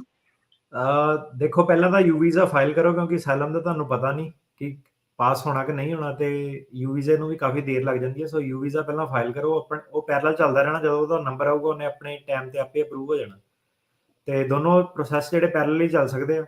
ਸੋ ਗੋਲ ਕੋਈ ਵੀ ਪ੍ਰੋਸੈਸ ਆ ਉਹਦਾ ਗੋਲ ਇਹੀ ਹੈਗਾ ਕਿ ਜੇ ਅਸਾਈਲਮ ਅਪਰੂਵ ਹੋ ਗਿਆ ਤੇ ਸਾਲ ਬਾਅਦ ਵੇਟ ਕਰਕੇ ਉਹ ਆਪਣਾ ਜਿਹੜਾ ਹੈਗਾ ਗ੍ਰੀਨ ਕਾਰਡ ਫਾਈਲ ਕਰ ਸਕਦੇ ਆ। ਤੇ ਕਈ ਵਾਰੀ ਬੰਦੇ ਨੂੰ ਕੋਰਟ ਗਏ ਨੂੰ ਅਸਾਈਲਮ ਨਹੀਂ ਮਿਲਦੀ, ਵਿਦ ਹੋਲਡਿੰਗ ਮਿਲ ਜਾਂਦੀ, ਕਈ ਚੀਜ਼ਾਂ ਹੋ ਜਾਂਦੀਆਂ। ਸੋ ਇਹ ਹੈ ਕਿ ਯੂ ਵੀਜ਼ਾ ਤੁਹਾਡੀ ਇੱਕ ਬੈਕਅਪ ਆਪਸ਼ਨ ਹੈ, ਤੇ ਵਿਆਹ ਕਰਾ ਕੇ ਕੰਟਰੀ ਆਊਟ ਕਰਨਾ ਪਊਗਾ। ਹਾਂਜੀ, ਜਿਹੜਾ ਬੰਦਾ 2 ਨੰਬਰ 'ਚ ਜਿਹਨੇ ਬਾਰਡਰ ਟੱਪਿਆ, I-94 ਨਹੀਂ ਮਿਲਿਆ, ਅਰਾਈਵਿੰਗ ਏਲੀਅਨ ਨਹੀਂ ਹੈਗਾ, ਉਹਨੂੰ ਕੰਟਰੀ ਆਊਟ ਕਰਨਾ ਪਊਗਾ। ਠੀਕ ਹੈ ਜੀ। ਅਗਲੇ ਕਾਲਰ ਲਵਪ੍ਰੀਤ। ਹਾਂਜੀ ਸਰ ਜੀ, ਮੇਰਾ ਕੁਐਸਚਨ ਹੈਗਾ, ਮੈਂ ਨਾ 824 ਫਾਈਲ ਕੀਤਾ, I-130 ਤੇ ਐਕਸ਼ਨ ਲਿਆ ਮੇਰੇ ਲਾਇਰ ਨੇ, ਤੇ ਭਾਈ ਉਹ ਸਾਲ ਹੋ ਗਿਆ, ਕੋਈ ਰਿਪਲਾਈ ਨਹੀਂ ਆਇਆ, ਤੇ ਮੈਂ ਕੀ USCIS ਨੂੰ ਰਿਕੁਐਸਟ ਪਾ ਸਕਦਾ, ਫੋਲੋ ਅਪ ਕਰ ਸਕਦਾ ਉਹਨਾਂ ਦੇ ਨਾਲ? 824 ਉੱਤੇ? ਹਾਂਜੀ, 824 ਤੇ। 824 ਅਪਰੂਵ ਹੋ ਗਿਆ ਕਿ ਪੈਂਡਿੰਗ ਹੀ ਹੈ ਅਜੇ? ਪੈਂਡਿੰਗ ਹੈ ਭਾਜੀ, 1 ਸਾਲ ਹੋ ਗਿਆ ਪੂਰਾ। ਹਾਂਜੀ, ਜੇ ਤਾਂ ਪ੍ਰੋਸੈਸਿੰਗ ਟਾਈਮ ਤੋਂ ਬਾਹਰ ਆ, ਪ੍ਰੋਸੈਸਿੰਗ ਟਾਈਮ ਤੁਹਾਨੂੰ USCIS.gov ਤੇ ਪਤਾ ਲੱਗ ਜਾਣੀ ਕਿਹੜੇ ਸੈਂਟਰ 'ਚ ਕਿੰਨੀ ਪ੍ਰੋਸੈਸਿੰਗ ਟਾਈਮ ਚੱਲਦੀ ਆ। ਜੇ ਉਹ ਤੋਂ ਬਾਹਰ ਆ ਤਾਂ ਫਿਰ ਤੁਸੀਂ ਕਾਲ ਕਰਕੇ ਐਕਸਪੀਡਾਈਟ ਕਰਾ ਸਕਦੇ ਆ। ਅੱਛਾ, ਉਸ ਤੋਂ ਪਹਿਲਾਂ ਨਹੀਂ ਭਾਈ ਕਰਾ ਸਕਦਾ? ਪਰ ਪ੍ਰੋਸੈਸਿੰਗ ਟਾਈਮ ਤਾਂ ਐਵਰੀ ਮੰਥ ਚੇਂਜ ਹੋ ਜਾਂਦਾ, ਕਦੀ ਅਪ ਹੋ ਜਾਂਦਾ, ਕਦੀ ਡਾਊਨ ਹੋ ਜਾਂਦਾ। ਹਾਂਜੀ, ਮਤਲਬ ਜਦੋਂ ਤੁਹਾਡੇ ਪ੍ਰੋਸੈਸਿੰਗ ਟਾਈਮ ਤੋਂ ਬਾਹਰ ਹੋ ਗਿਆ ਉਦੋਂ ਤੁਸੀਂ ਕਰਾ ਸਕਦੇ ਆ। ਬਿਲਕੁਲ, ਜਦੋਂ ਤੁਸੀਂ ਦੇਖਣਾ ਹੈ ਜਿੱਦਣ ਉਹ ਤੋਂ ਬਾਹਰ ਹੋਇਆ ਪ੍ਰੋਸੈਸਿੰਗ ਟਾਈਮ ਤੋਂ ਉਦਣ ਕਰ ਦੇਣਾ, ਉਸ ਅਗਲੇ ਹਫ਼ਤੇ ਦੀ ਨਹੀਂ ਫਿਰ ਵੇਟ ਕਰਨੀ ਆਪਾਂ। ਹਾਂਜੀ, ਜਦੋਂ ਪ੍ਰੋਸੈਸਿੰਗ ਟਾਈਮ ਤੋਂ ਬਾਹਰ ਹੋਇਆ ਤੁਰੰਤ ਕਾਰਵਾਈ ਜਿਹੜੀ ਉਹ ਪਾਓ, ਉਦੋਂ ਵੇਟ ਨਹੀਂ ਕਰਨੀ ਆਪਾਂ। ਹਾਂਜੀ। ਅਗਲੇ ਕਾਲਰ ਅਜੇ ਸ਼ਰਮਾ। ਹਾਂਜੀ ਅਜੇ ਸ਼ਰਮਾ ਜੀ। ਹਾਂਜੀ ਭਾਈ, ਸਤਿ ਸ੍ਰੀ ਅਕਾਲ ਜੀ। ਸਤਿ ਸ਼੍ਰੀ ਅਕਾਲ ਜੀ। ਭਾਜੀ ਮੇਰਾ ਕੁਐਸਚਨ ਹੈ ਕਿ ਅਸਾਈਲਮ ਸੀਕਰ ਕੋਲੇ ਜਦੋਂ ਫਾਈਨਲ ਹੀਅਰਿੰਗ ਹੁੰਦੀ ਆ ਕੀ ਕੀ ਡਾਕੂਮੈਂਟ ਹੋਣਾ ਚਾਹੀਦਾ, ਤੇ ਇੱਕ ਹੁਣ ਨਵਾਂ ਅਨਾਉਂਸਮੈਂਟ ਹੋਈ ਹੈ ਕਿ ਹੁਣ ਜਿਹੜੀ ਸਾਰੀ ਹੀਅਰਿੰਗ ਹੋਣਗੀਆਂ ਅਗਲੀਆਂ ਤੇ ਉਹ ਵੈਬ ਕੈਮ ਤੇ ਹੋਣਗੀਆਂ, ਵੈਬਐਕਸ ਤੇ ਸਰ ਵੈਬਐਕਸ ਤੇ ਜਿਹੜੀ ਹੀਅਰਿੰਗ ਹੁੰਦੀ ਆ ਤੇ ਜਿਹੜੀ ਕੋਰਟ 'ਚ ਹੀਅਰਿੰਗ ਹੁੰਦੀ ਆ, ਦੋਨਾਂ 'ਚ ਕੀ ਡਿਫਰੈਂਸ ਹੈ ਸਰ? ਥੈਂਕ ਯੂ ਜੀ। ਜੀ, ਸੋ ਪਹਿਲਾਂ ਤਾਂ ਇਹ ਆ ਕਿ ਜਿੰਨੇ ਵੀ ਜਾਣੇ ਸੁਣ ਰਹੇ ਆ ਨਾ, ਆਪਣੇ ਵਕੀਲ ਨੂੰ ਕਹਿ ਕੇ ਵੈਬਐਕਸ ਦੀ ਮੋਸ਼ਨ ਪਵਾਓ। ਉਹਦਾ ਤੁਹਾਨੂੰ ਮੈਂ ਫਾਇਦਾ ਦੱਸ ਦਿੰਦਾ ਕੀ ਹੈ। ਫਾਇਦਾ ਇਹ ਹੈ ਕਿ ਜਿੱਦਾਂ ਹੁਣ ਜਨਵਰੀ 31 ਤੱਕ ਉਹਨਾਂ ਨੇ ਇਨ-ਪਰਸਨ ਸਾਰੀਆਂ ਕੈਂਸਲ ਕਰਤੀਆਂ, ਮਤਲਬ ਕਿ ਸਿਰਫ ਵੈਬਐਕਸ ਵਾਲਿਆਂ ਦੀਆਂ ਚੱਲੀਆਂ, ਬਾਕੀਆਂ ਦੀਆਂ 2024-25 'ਚ ਤਰੀਕਾਂ ਪਾਤੀਆਂ। ਦੱਸੋ। ਪਹਿਲਾਂ ਤਾਂ ਇਹ ਹੈ ਕਿ ਵੈਬਐਕਸ ਪਾਓ, ਕਿਉਂਕਿ ਕੋਵਿਡ ਤਾਂ ਇਦਾਂ ਹੀ ਚੱਲਣਾ ਹੁਣ ਅਗਲੇ ਕਈ ਸਾਲਾਂ ਤੱਕ ਨਾ, ਸੋ ਤੁਸੀਂ ਰਿਸਕ ਨਹੀਂ ਲੈ ਸਕਦੇ। ਦੂਸਰੀ ਗੱਲ ਇਹ ਹੈ ਕਿ ਜਿਹੜੇ ਵੈਬਐਕਸ ਵਾਲੇ ਆ, ਐਂਡ ਦੇ ਵਿੱਚ ਉਹ ਫਿਰ ਵੀ ਕੋਰਟ ਜਾ ਕੇ ਆਪਣੀ ਜਿਹੜੀ ਪੇਸ਼ੀ ਆ ਉਹ ਪਾ ਸਕਦੇ ਆ। ਕੋਈ ਇਦਾਂ ਉਹਨਾਂ ਨੇ ਪੱਥਰ ਤੇ ਲਕੀਰ ਨਹੀਂ ਕਿ ਉਹਨਾਂ ਨੇ ਫਿਰ ਵੈਬਐਕਸ ਹੀ ਕਰਨਾ ਵਾ। ਮਤਲਬ ਤੁਹਾਡੇ ਕੋਲ ਦੋਨੋਂ ਆਪਸ਼ਨ ਜਿਹੜੀਆਂ ਉਹ ਆ ਜਾਂਦੀਆਂ। ਤੇ ਵੈਬਐਕਸ ਮੇਰੇ ਹਿਸਾਬ ਨਾਲ ਵੈਬਐਕਸ ਵਧੀਆ ਵਾ, ਕਨਵੀਨੀਅੰਟ ਆ, ਟਾਈਮ ਬਚ ਜਾਂਦਾ ਤੁਹਾਡਾ। ਤੁਹਾਨੂੰ ਉਹੀ ਜਿਹੜੀ ਕੋਰਟ 'ਚ ਜਾਣ ਦੀ, ਪਾਰਕਿੰਗ ਦੀ ਖੱਜਲ ਖਰਾਬੀ ਨਹੀਂ ਰਹਿੰਦੀ, ਤੁਹਾਡਾ ਵੀ ਟਾਈਮ ਬਚਦਾ, ਵਕੀਲ ਦਾ ਵੀ ਬਹੁਤ ਟਾਈਮ ਬਚਦਾ। ਤੇ ਵੈਬਐਕਸ ਤੁਸੀਂ ਆਪਣੇ ਵਕੀਲ ਦੀ ਜਿਹੜੀ ਲਾਅ ਫਰਮ ਹੁੰਦੀ ਆ ਉਹਦੇ ਵਿੱਚ ਹੀ ਕੰਪਿਊਟਰ ਮੋਰੇ ਦਿੰਦੇ ਹੋ। ਬੜੀ ਸਿੰਪਲ ਜੀ ਹੀਅਰਿੰਗ ਆ, ਕੋਈ ਫਰਕ ਨਹੀਂ ਇਸ ਹੀਅਰਿੰਗ ਤੇ ਦੂਜੀ ਹੀਅਰਿੰਗ ਦੇ ਵਿੱਚ। ਥੋੜੀ ਸੈਟਿੰਗ ਥੋੜੀ ਰਿਲੈਕਸ ਹੁੰਦੀ ਹੈ, ਸੋ ਮੇਰੇ ਹਿਸਾਬ ਨਾਲ ਐਡਵਾਂਟੇਜ ਵੀ ਹੈਗੀ ਆ ਵੈਬਐਕਸ ਦੀ। ਤੇ ਡਾਕੂਮੈਂਟ ਇਹਨਾਂ ਨੇ ਪੁੱਛਿਆ ਕੀ ਕੀ ਚਾਹੀਦੇ ਆ। ਸੋ ਡਾਕੂਮੈਂਟ ਦਾ ਤੁਸੀਂ ਹੁਣ ਜਿਹੜਾ ਕੋਰਟ ਦੇ ਨਵੇਂ ਸਟੈਂਡਿੰਗ ਆਰਡਰ ਆ ਨਾ, ਉਹਦੇ ਹਿਸਾਬ ਨਾਲ ਜਿਹੜੇ 30 ਦਿਨ ਪਹਿਲਾਂ ਡਾਕੂਮੈਂਟ ਜਿਹੜੇ ਆਪਣੇ ਉਹ ਜਮ੍ਹਾਂ ਕਰਨੇ ਹੁੰਦੇ ਆ, ਤੇ 14 ਦਿਨ ਦੀ ਤੇ ਉਹਨਾਂ ਦੀ ਐਬਸੋਲੂਟ ਕੱਟ ਆਫ ਆ। ਕੋਰਟ ਥੋੜੇ ਲੀਨੀਅੰਟ ਹੀ ਹੈ, ਇੰਨਾ ਮੰਨ ਲੈਂਦੇ ਆ ਕਿ ਹੁਣ ਕੋਵਿਡ ਚੱਲਦਾ ਤੇ ਲੇਟ ਵੀ ਜੇ ਤੁਸੀਂ ਸਬਮਿਟ ਕਰੋ ਹੀਅਰਿੰਗ ਤੋਂ ਪਹਿਲਾਂ ਤੇ ਕੋਰਟ ਮੰਨ ਲਊਗਾ ਹੈ ਨਾ ਕਿ ਕਿਉਂ ਨਹੀਂ ਪਹੁੰਚੇ, ਕੋਵਿਡ ਚੱਲਦਾ, ਨਹੀਂ ਆਏ, ਇੰਡੀਆ ਤੋਂ ਦੇਰ ਲੱਗ ਗਈ ਜਾਂ ਜਿੱਦਾਂ ਵੀ ਹੈ। ਤੇ ਜ਼ਿਆਦਾਤਰ ਜਿਹੜੀ ਤੁਹਾਡੀ ਹੀਅਰਿੰਗ ਆ ਉਹਦੇ ਵਿੱਚ ਤੁਹਾਨੂੰ ਜਿਹੜੇ ਮੇਨ ਜਿਹੜੇ ਤੁਹਾਡੇ ਡਾਕੂਮੈਂਟ, ਇੱਕ ਵਾਰੀ ਤੁਹਾਡੀ ਡੈਕਲੇਰੇਸ਼ਨ ਸਬਮਿਟ ਹੋ ਗਈ, ਕੇਸ ਸਬਮਿਟ ਹੋ ਗਿਆ ਤੁਹਾਡਾ, ਜਿਹੜਾ ਕੰਟਰੀ ਕੰਡੀਸ਼ਨਸ ਐਵੀਡੈਂਸ ਆ ਉਹ ਮੇਨ ਹੁੰਦਾ, ਉਹ ਤੁਹਾਡੇ ਵਕੀਲ ਦਾ ਕੰਮ ਕਰਨ ਵਾਲਾ ਵਾ। ਤੇ ਜਿਹੜਾ ਤੁਹਾਡਾ ਕੰਮ ਕਰਨ ਵਾਲਾ ਉਹ ਇਹ ਹੈ ਕਿ ਜਿਹੜੇ ਤੁਹਾਡੀ ਕਹਾਣੀ ਦੇ ਵਿੱਚ ਫਿਰ ਜਿਹੜੇ ਵੀ ਵਿਟਨੈਸ ਆ, ਕਿਰਦਾਰ ਆ, ਹੈ ਨਾ, ਗੁਆਂਢੀ ਆ ਜਾਂ ਤੁਹਾਡਾ ਪਾਰਟੀ ਦਾ ਵਰਕਰ ਆ ਜਾਂ ਤੁਹਾਡੇ ਘਰ ਦੇ ਘਰ ਵਾਲੀ, ਜਿੰਨੇ ਵੀ ਉਹ ਮੌਕੇ ਦੇ ਆਧਾਰ ਤੇ ਮੌਜੂਦ ਸੀਗੇ, ਉਹਨਾਂ ਨੇ ਉਹ ਚੀਜ਼ ਰਿਲੇਟਡ ਆਪਣੀ ਜਿਹੜੀ ਐਫੀਡੈਵਿਟ ਆਪਣੇ ਦੇਣੇ ਹੁੰਦੇ ਨੇ। ਉਹ ਜਿਹੜੇ ਐਫੀਡੈਵਿਟ ਆ ਉਹ ਐਫੀਡੈਵਿਟ ਦੀ ਫਾਰਮੈਟ 'ਚ ਹੋ ਸਕਦੇ ਆ, ਜਿਹੜੇ ਕਚਹਿਰੀ ਵਾਲੇ ਸਟੈਂਪ ਪੇਪਰ ਆ, ਪਰ ਉਹਦੀ ਕੋਈ ਰਿਕੁਆਇਰਮੈਂਟ ਨਹੀਂ ਹੈਗੀ। ਜਿਹੜੇ ਸਟਾਂਪ ਸਟੂਮ ਪੇਪਰ ਉੱਪਰ ਵਾਲੇ ਹੈ ਫਜ਼ੂਲ ਹੀ ਹੈ। ਜਿਹੜਾ ਕੋਰਟ ਜਿਹੜਾ ਜ਼ਿਆਦਾ ਵੇਟ ਦਿੰਦਾ ਉਹ ਇਹ ਦਿੰਦਾ ਕਿ ਹੱਥੀ ਵੀ ਜਿਹੜਾ ਵਿਟਨੈਸ ਉਹ ਆਪਣੇ ਹੱਥੀ ਵੀ ਲੈਟਰ ਜਿਹੜੀ ਆ ਲਿਖ ਕੇ ਦੇ ਸਕਦਾ ਤੇ ਉਹਨੂੰ ਤੁਸੀਂ ਟਰਾਂਸਲੇਟ ਕਰਾ ਸਕਦੇ ਆ। ਸੋ ਇੱਕ ਕੰਬੀਨੇਸ਼ਨ ਆਫ ਮੇਰੇ ਹਿਸਾਬ ਨਾਲ ਜਿਹੜਾ ਤੁਸੀਂ ਕਿ ਕਚਹਿਰੀ ਵਾਲੇ ਐਫੀਡੈਵਿਟ ਤੇ ਬਾਕੀ ਦੋ ਤਿੰਨ ਤੁਸੀਂ ਕਚਹਿਰੀ ਵਾਲੇ ਬਣਾ ਲਓ, ਬਾਕੀ ਤੁਸੀਂ ਲੈਟਰ ਵਗੈਰਾ ਉਹਨਾਂ ਕੋਲ ਲੈ ਲਓ, ਹੈ ਨਾ। ਤੇ ਜਿਹੜੀ ਚੀਜ਼ ਨਹੀਂ ਹੋਣੀ ਚਾਹੀਦੀ ਉਹ ਇਹ ਨਹੀਂ ਹੋਣੀ ਚਾਹੀਦੀ ਕਿ ਤੁਸੀਂ ਉੱਥੋਂ ਇੱਕੋ ਵਕੀਲ ਤੋਂ ਇੱਕੋ ਸਟਾਈਲ ਦੇ ਵਿੱਚ ਕਹਾਣੀਆਂ ਦੇ ਚੇਪੇ ਮਰਾ ਕੇ ਐਫੀਡੈਵਿਟ ਆਪਣੇ ਬਣਾ ਲਏ ਇੱਕੋ ਤਰੀਕ ਦੇ ਵਿੱਚ ਨਾ। ਉਹਨੂੰ ਕੋਰਟ ਕਹਿੰਦਾ ਕਿ ਇਹ ਨਕਲੀ ਹੈ, ਇਹਨਾਂ ਦੀ ਕੋਈ ਵੈਲਿਊ ਨਹੀਂ ਹੈ, ਸੇਮ ਜਿਹੇ ਲੱਗਦੇ, ਸਾਰੇ ਸੇਮ ਜਿਹਾ ਲਿਖਿਆ ਵਾ।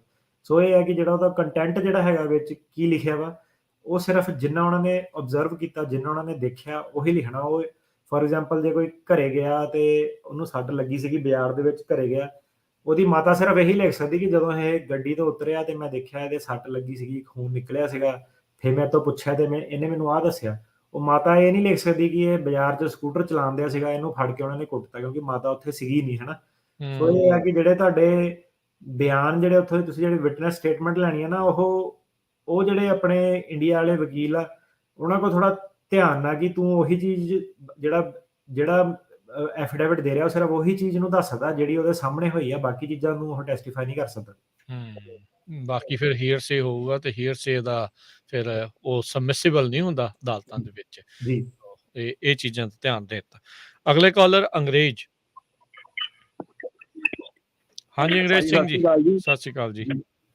ਭਾਜੀ ਮੈਂ ਨਾ ਫੀਡਬੈਕ ਦੇਣੀ ਹੈ। ਮੇਰਾ ਨਾ ਭਾਜੀ ਉਹਨਾਂ ਕੋਲ ਵਕੀਲ ਕੋਲ ਕੇਸ ਲੱਗਾ ਹੈ ਤੇ ਮੇਰਾ ਕੱਲ ਦਾ ਕੇਸ ਪ੍ਰੂਵ ਹੋਇਆ ਤੇ ਮੈਂ ਥੈਂਕ ਯੂ ਕਰਨਾ ਹੈ ਭਾਜੀ ਉਹਨਾਂ ਦਾ। ਲਓ ਜੀ, ਫਿਰ ਤਾਂ ਲੱਡੂਆਂ ਦਾ ਡੱਬਾ ਕਰ ਲਓ, ਫੋਨ ਨਾਲ ਥੋੜੀ ਕਰਦਾ ਏਦਾਂ। ਨਹੀਂ, ਇਹਨਾਂ ਪੂਰਾ ਨਹੀਂ ਮੇਰੇ ਖਿਆਲ ਅਪਰੂਵ ਹੋਇਆ, ਇਹਨਾਂ ਦਾ ਅੱਧਾ ਕੁ ਅਪਰੂਵ ਹੋਇਆ ਕੇਸ। ਚਲੋ ਮੁਬਾਰਕਾਂ ਵੇਲੋ ਤਾਂ ਬਹੁਤ ਬਹੁਤ ਜੀ ਤੁਹਾਨੂੰ। ਤੇ ਨਾਲ ਭਾਜੀ ਸਾਡੇ ਰੇਡੀਓ ਦੇ ਕਰਕੇ ਹੀ ਮੇਰਾ ਇਹ ਕੰਮ ਹੋਇਆ। ਮੈਂ ਮਤਲਬ ਜਦੋਂ ਪਹਿਲੇ ਦਿਨ ਭਾਜੀ ਆਏ ਸੀ ਰੇਡੀਓ ਤੇ ਉਦੋਂ ਹੀ ਮੈਂ ਇਹਨਾਂ ਨਾਲ ਗੱਲ ਕੀਤੀ। ਉਦੋਂ ਤੋਂ ਮੇਰਾ ਕੇਸ ਇਹਨਾਂ ਕੋਲ ਚੱਲਣ ਡਿਆ ਤੇ ਮੈਨੂੰ ਉਮੀਦ ਨਹੀਂ ਮੇਰਾ ਕੰਮ ਹੋਣਾ, ਪਰ ਮੈਨੂੰ ਖੁਸ਼ੀ ਹੋਣ ਦੀ, ਮੈਂ ਕੰਬੀ ਜਾਣ ਡਿਆ, ਮੈਂ ਗੱਲ ਕਰਦਾ ਮੈਨੂੰ ਕੀ ਹੋਣ ਡਿਆ। ਚਲੋ ਜੀ, ਬਹੁਤ ਖੁਸ਼ੀ ਵਾਲੀ ਗੱਲ ਆ। ਥੈਂਕ ਯੂ ਜੀ, ਥੈਂਕ ਯੂ ਜੀ, ਬੜੀ ਮਿਹਰਬਾਨੀ ਜੀ। ਠੀਕ ਹੈ, ਹੁਣ ਦੇਖੋ ਜੀ ਲੱਡੂਆਂ ਦੇ ਡੱਬੇ ਹੋ ਗਏ। ਮੈਂ ਦੱਸਦਾ ਭਾਜੀ ਦਾ ਆਪਣਾ ਨਾ, ਮੈਨੂੰ ਪਤਾ ਕੌਣ ਬੋਲਦੇ ਆ ਇਹ। ਇਹਨਾਂ ਨਾਲ ਇੱਕ ਵਾਰੀ ਮੇਰੀ ਬਹਿਸ ਵੀ ਹੋ ਗਈ ਸੀਗੀ ਇਹਨਾਂ ਨਾਲ 2 ਮਹੀਨੇ ਪਹਿਲਾਂ ਜੀ। ਇਹਦਾ ਕੰਮ ਕੁਮ ਜਿਹਾ ਰੁਕ ਗਿਆ ਸੀਗਾ ਤੇ ਵਰਕ ਪਰਮਿਟ ਸੀਗੇ ਆਪਣੇ 2 ਜਿੱਦਾਂ ਫਾਈਲ ਕੀਤੇ ਸੀਗੇ ਤੇ ਭਾਜੀ ਵੀ ਕੰਮ ਕੁਮ ਜਿੱਦਾਂ ਸੀਗਾ ਨਹੀਂ ਇਹਨਾਂ ਕੋਲ ਤੇ ਫਰਸਟ੍ਰੇਸ਼ਨ ਵੀ ਮੈਨੂੰ ਪਤਾ ਹੋ ਜਾਂਦੀ ਆ। ਤੇ ਪਰ ਇਦਾਂ ਕਿ ਐਂਡ ਆਫ ਦਾ ਡੇ ਮੈਂ ਭਾਜੀ ਨੂੰ ਉਹੀ ਕਿਹਾ ਸੀ, ਮੈਂ ਕਿਹਾ ਜਿਹੜਾ ਆਪਣੇ ਸਾਡੇ ਪੱਲੇ ਵੀ ਉਨਾ ਕੀ ਆ ਜਿੱਦਾਂ ਆਪਾਂ ਕੇਸ ਹੈ ਨਾ ਪ੍ਰੈਜ਼ੈਂਟ ਕਰ ਸਕਦੇ ਹਾਂ। ਤੇ ਕਈਆਂ ਨੂੰ ਤਾਂ ਫਲ ਮਿਲ ਜਾਂਦਾ ਰਾਈਟ ਵੇ, ਕਿ ਕਈ ਵਾਰੀ ਇਦਾਂ ਵੀ ਹੁੰਦਾ ਕਿ ਗ੍ਰੀਨ ਕਾਰਡ ਵੀ ਕਈਆਂ ਦੇ ਜਿੱਦਾਂ 4-4 5-5 ਮਹੀਨੇ ਚ ਆ ਗਏ ਹਨਾ ਜੀ। ਕਈਆਂ ਦਾ ਇਦਾਂ ਕਿ ਉਹੀ ਜਿਹੜਾ ਟਾਈਮ ਆ ਡਬਲ ਟ੍ਰਿਪਲ ਲੱਗ ਗਿਆ, ਫਿਰ ਉਹ ਸਾਨੂੰ ਕਹਿੰਦੇ ਕਿ ਯਾਰ ਮੇਰਾ ਫਲਾਣੇ ਦੋਸਤ ਦਾ ਤਾਂ ਇਦਾਂ ਫਲਾਣੇ ਵਕੀਲ ਤੋਂ ਜਲਦੀ ਆ ਗਿਆ ਸੀਗਾ, ਮੇਰਾ ਲੇਟ ਆਇਆ। ਤੇ ਇਹ ਹੈ ਕਿ ਆਪਣੇ ਵੱਲੋਂ ਆਪਾਂ ਕਰ ਦਿੱਤਾ, ਪਰ ਇਹ ਹੈ ਕਿ ਹਰੇਕ ਜਿਹੜੀ ਚੀਜ਼ ਆ ਸਾਡੇ ਹੱਥ ਵਸ ਨਹੀਂ। ਬਸ ਇਹ ਹੈ ਕਿ ਸਾਡੀਆਂ ਨੀਤਾਂ ਸਹੀ ਆ, ਕਿ ਆਪਾਂ ਸਹੀ ਕੰਮ ਕਰਨਾ ਚਾਹੁੰਦੇ ਆ। ਤੇ ਕਈ ਵਾਰੀ ਹੈਡੇਕ ਸਾਡੇ ਲਈ ਵੀ ਸਰਕਾਰੀ ਮਹਿਕਮੇ ਨਾਲ ਡੀਲ ਕਰਕੇ ਕਾਫੀ ਜ਼ਿਆਦਾ ਹੋ ਜਾਂਦੀ। ਸਾਨੂੰ ਵੀ ਉਹ ਅੱਗੋਂ ਨਾ ਸਹੀ ਤਰ੍ਹਾਂ ਜਵਾਬ ਨਹੀਂ ਦਿੰਦੇ ਕਿ ਕਿੰਨੀ ਦੇਰ ਲੱਗਣੀ ਹੈ, ਤੇ ਉਹ ਆਪ ਅੱਗੋਂ ਸਲੋ ਆ। ਆਪਾਂ ਵੀ ਸਮਝਦੇ ਹਾਂ ਕਿ ਉਹਨਾਂ ਦੀ ਵੀ ਆਪਣੀਆਂ ਮਜਬੂਰੀਆਂ। ਸੋ ਇਦਾਂ ਕਿ ਭਾਜੀ ਨੇ ਫਿਰ ਮੈਨੂੰ ਕਿਹਾ ਸੀ, ਕਹਿੰਦੇ ਕੋਈ ਨਹੀਂ ਭਾਜੀ, ਜਿੱਦਣ ਤੁਹਾਡਾ ਕੇਸ ਪਾਸ ਹੋਊਗਾ ਮੈਂ ਰੇਡੀਓ ਤੇ ਕਾਲ ਕਰੂੰਗਾ। ਸੋ ਅੱਜ ਚੰਗਾ ਧੰਨਵਾਦ ਭਾਜੀ ਤੁਹਾਡਾ। ਥੈਂਕ ਯੂ ਜੀ। ਚਲੋ ਜੀ, ਬਹੁਤ ਸ਼ੁਕਰੀਆ ਅੰਗਰੇਜ਼ ਸਿੰਘ ਜੀ, ਬਹੁਤ ਮਿਹਰਬਾਨੀ ਤੇ ਪਰਮਾਤਮਾ ਚੜ੍ਹਦੀ ਕਲਾ 'ਚ ਰੱਖੇ ਜੀ ਸਾਰਿਆਂ ਨੂੰ। ਮੋਹਨ ਸਿੰਘ ਜੀ, ਸਤਿ ਸ੍ਰੀ ਅਕਾਲ ਜੀ। ਸਤਿ ਸ੍ਰੀ ਅਕਾਲ ਜੀ। सर जी मेरा क्वेश्चन ये है कि ना कोई अगर रेस्टोरेंट वाला की शेफ ਨੂੰ इंडिया ਤੋਂ ਅਪਲਾਈ ਕਰੇ ਤਾਂ ਕਿੰਨਾ ਟਾਈਮ ਲੱਗ ਜਾਂਦਾ ਉਹਨੂੰ ਆਉਣ ਤੇ? ਭਾਈ ਜਿਹੜਾ ਤਾਂ ਗ੍ਰੀਨ ਕਾਰਡ ਆਉਣਾ ਇੰਡੀਆ ਵਾਲਾ ਤਾਂ ਤੁਹਾਡੇ ਲੱਗਣੇ ਸ਼ੈਫ ਦੇ 15 ਸਾਲ 15-16 ਸਾਲ ਗ੍ਰੀਨ ਕਾਰਡ ਤੇ। ਜੇ ਤਾਂ ਦੂਜੀ ਕਿਸੇ ਕੰਟਰੀ ਦਾ ਸਿਟੀਜ਼ਨ ਜਾਂ ਬੋਰਨ ਹੈਗਾ, ਨੇਪਾਲ ਦਾ, ਬੰਗਲਾਦੇਸ਼ ਦਾ, ਇੱਧਰ ਦਾ, ਉਹ ਸ਼ੈਫ ਨੂੰ ਤੁਸੀਂ 3 ਸਾਲਾਂ 4 ਸਾਲਾਂ ਚ ਗ੍ਰੀਨ ਕਾਰਡ ਤੇ ਡਾਇਰੈਕਟ ਬੁਲਾ ਸਕਦੇ ਹੋ। ਠੀਕ ਹੈ ਜੀ, ਥੈਂਕ ਯੂ। ਜੇ ਕੋਈ ਸਟਾਰ ਸ਼ੈਫ ਹੈਗਾ ਜਿੱਦਾਂ ਆਪਣੇ ਸੰਜੀਵ ਕਪੂਰ ਵਗੈਰਾ ਇਦਾਂ ਦਾ, ਜਿਹੜਾ ਸ਼ੋਅ ਦੇ ਵਿੱਚ ਜਿਹੜਾ ਹੁੰਦਾ ਉਸ ਲੈਵਲ ਦਾ, ਬੜੇ ਹਾਈ ਲੈਵਲ ਦਾ, ਜਿਹੜਾ ਕਹਿ ਲਓ ਕਿ ਅਵਾਰਡ, ਉਹਦੇ ਉਹ ਜਿਹੜਾ ਸ਼ੈਫ ਹੈਗਾ ਉਹ ਵੀਜ਼ੇ ਤੇ ਆ ਸਕਦਾ, ਪਰ ਉਹ ਆਮ ਜਿਹੜਾ ਸ਼ੈਫ ਆ ਉਹ ਨਹੀਂ ਆ ਸਕਦਾ। ਉਹਦੇ ਲਈ ਤੁਹਾਨੂੰ ਇੱਕ ਸੈਲੈਬ੍ਰਿਟੀ ਸ਼ੈਫ ਜਿਹੜਾ ਉਹ ਬਣਨਾ ਪੈਣਾ। ਉਹ ਵਾਲਾ ਬੰਦਾ ਤੇ ਆ ਸਕਦਾ 2-3 ਮਹੀਨਿਆਂ ਦੇ ਅੰਦਰ ਅੰਦਰ। ਸੋ ਹੁਣ ਅੱਜ ਕੱਲ ਸ਼ੈਫ ਦੇ ਬਹੁਤ ਸਾਰੇ ਟਰਨੀ ਟਰਕੇ ਨਾ ਜੀ, YouTube ਚੈਨਲ ਕਈਆਂ ਨੇ ਘਰੇ ਜਿਹੜੇ ਬੈਕਗਰਾਊਂਡ ਦੇ ਵਿੱਚ ਵੀ ਉਹ ਬਣਾਏ ਹੁੰਦੇ ਆ, ਕਿ ਉਹ ਵਾਲਾ ਵੀ ਫਿਰ ਆ ਸਕਦਾ ਹੈ ਕਿ ਨਹੀਂ, ਕਿ ਉਹ ਰੈਸਟੋਰੈਂਟ ਵਾਲਾ ਹੀ ਜਿਹੜਾ ਉਹ ਫੇਮਸ ਹੋਣਾ ਚਾਹੀਦਾ ਹੈ?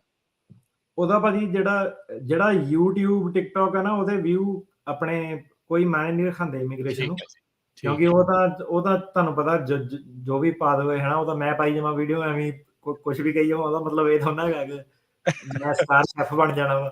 ਹਾਂ, ਉਹਦੇ ਵਿੱਚ ਉਹਨਾਂ ਨੇ ਇਹ ਦੇਖਣਾ ਕਿ ਜਿਹੜੇ ਟ੍ਰੇਡ ਜਰਨਲ ਆ ਰੈਲੀਵੈਂਟ, ਜਿੱਦਾਂ ਕਹਿ ਲਓ ਖਾਨਾ ਖਜ਼ਾਨਾ ਮੈਗਜ਼ੀਨ ਆ ਜਾਂ ਕੋਈ ਇਦਾਂ ਦੀਆਂ ਜਿਹੜੀਆਂ ਟ੍ਰੇਡ ਜਰਨਲ ਜਿਹੜੇ ਹੋ ਗਏ, ਫੂਡ ਮੈਗਜ਼ੀਨ ਜਿਹੜੀਆਂ ਹੈਗੀਆਂ, ਉਹਦੇ ਵਿੱਚ ਜੇ ਪਬਲਿਸ਼ਡ ਹੈਗਾ ਬੰਦਾ, ਫਿਰ ਉਹਦੀ ਗੱਲਬਾਤ ਬਣ ਸਕਦੀ ਹੈ। ਗ੍ਰੀਨ ਕਾਰਡ ਵੀ ਉਹ ਡਾਇਰੈਕਟ ਕਰ ਸਕਦਾ। ਠੀਕ ਹੈ ਜੀ। ਅਗਲੇ ਕਾਲਰ ਅਸ਼ਵਨੀ। ਸਤਿ ਸ਼੍ਰੀ ਅਕਾਲ ਜੀ ਭਾਜੀ। ਜੀ ਹੈਲੋ, ਹਾਂਜੀ ਸਰ, ਮੇਰਾ ਕੁਐਸਚਨ ਹੈ ਜੀ, ਮੈਂ ਨਾ 2016 ਤੋਂ ਅਸਾਈਲਮ ਫਾਈਲ ਕੀਤਾ ਸੀਗਾ ਜੀ ਸੈਨ ਫਰਾਂਸਿਸਕੋ ਦੇ ਵਿੱਚ ਜੀ, ਤੇ 2018 ਚ ਮੈਂ ਮੂਵ ਕਰਾ ਲਿਆ ਸੀ ਜੀ ਸ਼ਿਕਾਗੋ, ਕਿਉਂਕਿ ਮੈਂ ਸ਼ਿਕਾਗੋ ਮੂਵ ਹੋ ਗਿਆ ਸੀਗਾ ਜੀ ਵਿਸਕੌਨਸਿਨ ਦੇ ਵਿੱਚ। ਤੇ ਸਰ ਮੈਨੂੰ ਨਾ ਤਾਂ ਕੋਈ ਅਸਾਈਲਮ ਸੈਂਟਰ ਤੋਂ ਕੋਈ ਚਿੱਠੀ ਆਈ ਹੈ ਜਾਂ ਕੋਈ ਮਤਲਬ ਕੋਈ ਪ੍ਰੋਸੈਸਿੰਗ ਨਹੀਂ, ਕੋਈ ਕਮਿਊਨੀਕੇਸ਼ਨ ਨਹੀਂ ਵੀ ਕਦੋਂ ਸਾਡੀ ਅਸਾਈਲਮ ਸੈਂਟਰ ਦੀ ਇੰਟਰਵਿਊ ਆਉਣੀ ਹੈ ਜਾਂ ਅੱਗੇ ਕੀ ਪ੍ਰੋਸੈਸ ਹੈ। ਤੁਸੀਂ ਭਾਜੀ ਅਸਾਈਲਮ ਆਫਿਸ ਮੋਰੇ ਆ ਕਿ ਕੋਰਟ ਮੋਰੇ ਆ? ਮੈਂ ਸੁਣਿਆ ਨਹੀਂ ਸਰ ਚੰਗੀ ਤਰ੍ਹਾਂ। ਮੈਂ ਕਿਹਾ ਅਸਾਈਲਮ ਆਫਿਸ ਮੋਰੇ ਆ ਕਿ ਇਮੀਗ੍ਰੇਸ਼ਨ ਕੋਰਟ ਮੋਰੇ ਆ? ਨਹੀਂ ਸਰ, ਅਸੀਂ ਤਾਂ ਕਿਸੇ ਮੂਹਰੇ ਵੀ ਨਹੀਂ ਗਏ, ਸਾਨੂੰ ਦੋਨਾਂ ਤੋਂ ਕੋਈ ਚਿੱਠੀ ਨਹੀਂ ਆਈ ਜੀ, ਕੋਈ ਅਸਾਈਲਮ ਇੰਟਰਵਿਊ ਨਹੀਂ ਆਈ ਹਜੇ ਤੱਕ। ਅੱਛਾ, ਤੁਸੀਂ ਆਪਣੇ ਵੀਜ਼ੇ ਤੇ ਆਏ ਸੀਗੇ? ਹਾਂਜੀ ਹਾਂਜੀ, ਵੀਜ਼ੇ ਤੇ ਆਇਆ ਸੀ ਜੀ 2016 ਚ। ਮੇਰੀ ਪ੍ਰਾਇੋਰਟੀ ਡੇਟ ਹੈ ਮਾਰਚ 15 2016 ਜੀ, ਜਦੋਂ ਮੈਂ ਅਸਾਈਲਮ ਫਾਈਲ ਕੀਤੀ। ਭਾਜੀ 16 ਵਾਲੇ ਕੇਸ ਨਾ ਪੈਂਡਿੰਗ ਹੀ ਹੈ, ਕਿਉਂਕਿ ਇਹ ਹੁਣ ਆਰਡਰ ਨਵੇਂ ਜਿਹੜੇ ਕੇਸ ਆ ਉਹਨੂੰ ਪਹਿਲਾਂ ਇਹ ਸੁਣ ਰਹੇ ਆ, ਤੇ ਚਿੱਠੀ ਤਾਂ ਨਹੀਂ ਉਹਨਾਂ ਦੀ ਇੰਟਰਵਿਊ ਦੀ ਆਣੀ ਜਦ ਤੱਕ ਉਹਨਾਂ ਨੇ ਇੰਟਰਵਿਊ ਸਕੈਜੂਲ ਨਹੀਂ ਕਰਨੀ ਹੈ ਨਾ। ਇਦਾਂ ਨਹੀਂ ਉਹ ਦੱਸਦੇ ਕਿ ਤੁਸੀਂ, ਇਹ ਹੈ ਕਿ ਜੇ ਤੁਸੀਂ ਆਪਣਾ ਬਸ ਪੁੱਛਣਾ ਚਾਹੁੰਦੇ ਆ ਕਿ ਤੁਹਾਡਾ ਕੇਸ ਜਿਹੜਾ ਉਹ ਚੱਲ ਰਿਹਾ, ਤੁਸੀਂ ਜਿਹੜਾ ਅਸਾਈਲਮ ਆਫਿਸ ਉਹਨਾਂ ਨੂੰ ਕੰਟੈਕਟ ਕਰ ਸਕਦੇ ਆ, ਤੇ ਉਹਨਾਂ ਦੀ ਈਮੇਲ ਵਗੈਰਾ ਤੁਹਾਨੂੰ ਲੱਭ ਜਾਣੀ ਹੈ ਉੱਥੇ ਇੰਟਰਨੈਟ ਤੇ ਉਹਨਾਂ ਨੂੰ ਤੁਸੀਂ ਪੁੱਛ ਸਕਦੇ ਆ ਕਿ ਬਸ ਮੈਂ ਪੁੱਛਣਾ ਚਾਹੁੰਦਾ ਕਿ ਮੇਰਾ ਕੇਸ ਸਹੀ ਤਰੀਕੇ ਨਾਲ ਪੈਂਡਿੰਗ ਆ, ਚੱਲ ਰਿਹਾ ਕਿ ਨਹੀਂ ਚੱਲ ਰਿਹਾ, ਜਾਂ ਤੁਹਾਡਾ ਵਕੀਲ ਜੇ ਹੈਗਾ ਤੁਸੀਂ ਉਹਨਾਂ ਨੂੰ ਕਹਿ ਦਿਓ, ਸੋ ਤੁਹਾਨੂੰ ਕਨਫਰਮ ਕਰ ਦੋਗੇ। ਪਰ ਇੰਟਰਵਿਊ ਨਹੀਂ ਤੁਹਾਡੀ ਭਾਜੀ ਆਣੀ। ਤੇ ਇੰਟਰਵਿਊ ਜੇ ਤਾਂ ਕਿਸੇ ਦੀ ਫੈਮਿਲੀ ਪਿੱਛੇ ਰਹਿ ਗਈ ਆ, ਵਾਈਫ ਜਾਂ ਬੱਚੇ, ਉਹਨਾਂ ਦੇ ਕੇਸ ਉਹ ਐਕਸਪੀਡਾਈਟ ਕਰ ਰਹੇ ਨੇ। ਬਾਕੀ ਜਿਹੜੇ ਕੇਸ ਆ ਉਹਨੂੰ ਤੁਸੀਂ ਰਿਕੁਐਸਟ ਕਰ ਸਕਦੇ ਆ ਕਿ ਮੇਰੀ ਐਕਸਪੀਡਾਈਟ ਕਰ ਦਿਓ, ਪਰ ਉਹਨਾਂ ਦੀ ਮਰਜ਼ੀ ਆ ਉਹਨਾਂ ਨੇ ਕਰਨੀ ਕਿ ਨਹੀਂ ਕਰਨੀ। ਜੀ, ਥੈਂਕ ਯੂ ਜੀ। ਤੇ ਅਟਾਰਨੀ ਢੇਰਕਿਆਣਾ ਜੀ, ਕੁਛ ਕੁ ਜਿਹੜੇ ਆਪਾਂ ਇਹ ਦੇਖ ਲਈਏ ਔਨਲਾਈਨ ਵੀ ਸਵਾਲ ਆ। ਮਨਪ੍ਰੀਤ ਕੌਰ ਪੁੱਛਦੇ ਆ, ਕਹਿੰਦੇ ਵੀ ਉਹਨਾਂ ਦੇ ਬ੍ਰਦਰ ਦਾ NVC 'ਚ DA ਅਪਰੂਵਡ ਨੂੰ ਕਹਿੰਦੇ ਸਾਲ ਤੋਂ ਉੱਪਰ ਹੋ ਗਿਆ ਆ, ਪਰ ਜੇ ਕੋਈ ਇੰਟਰਵਿਊ ਸਕੈਜੂਲਿੰਗ ਨਹੀਂ ਆਈ।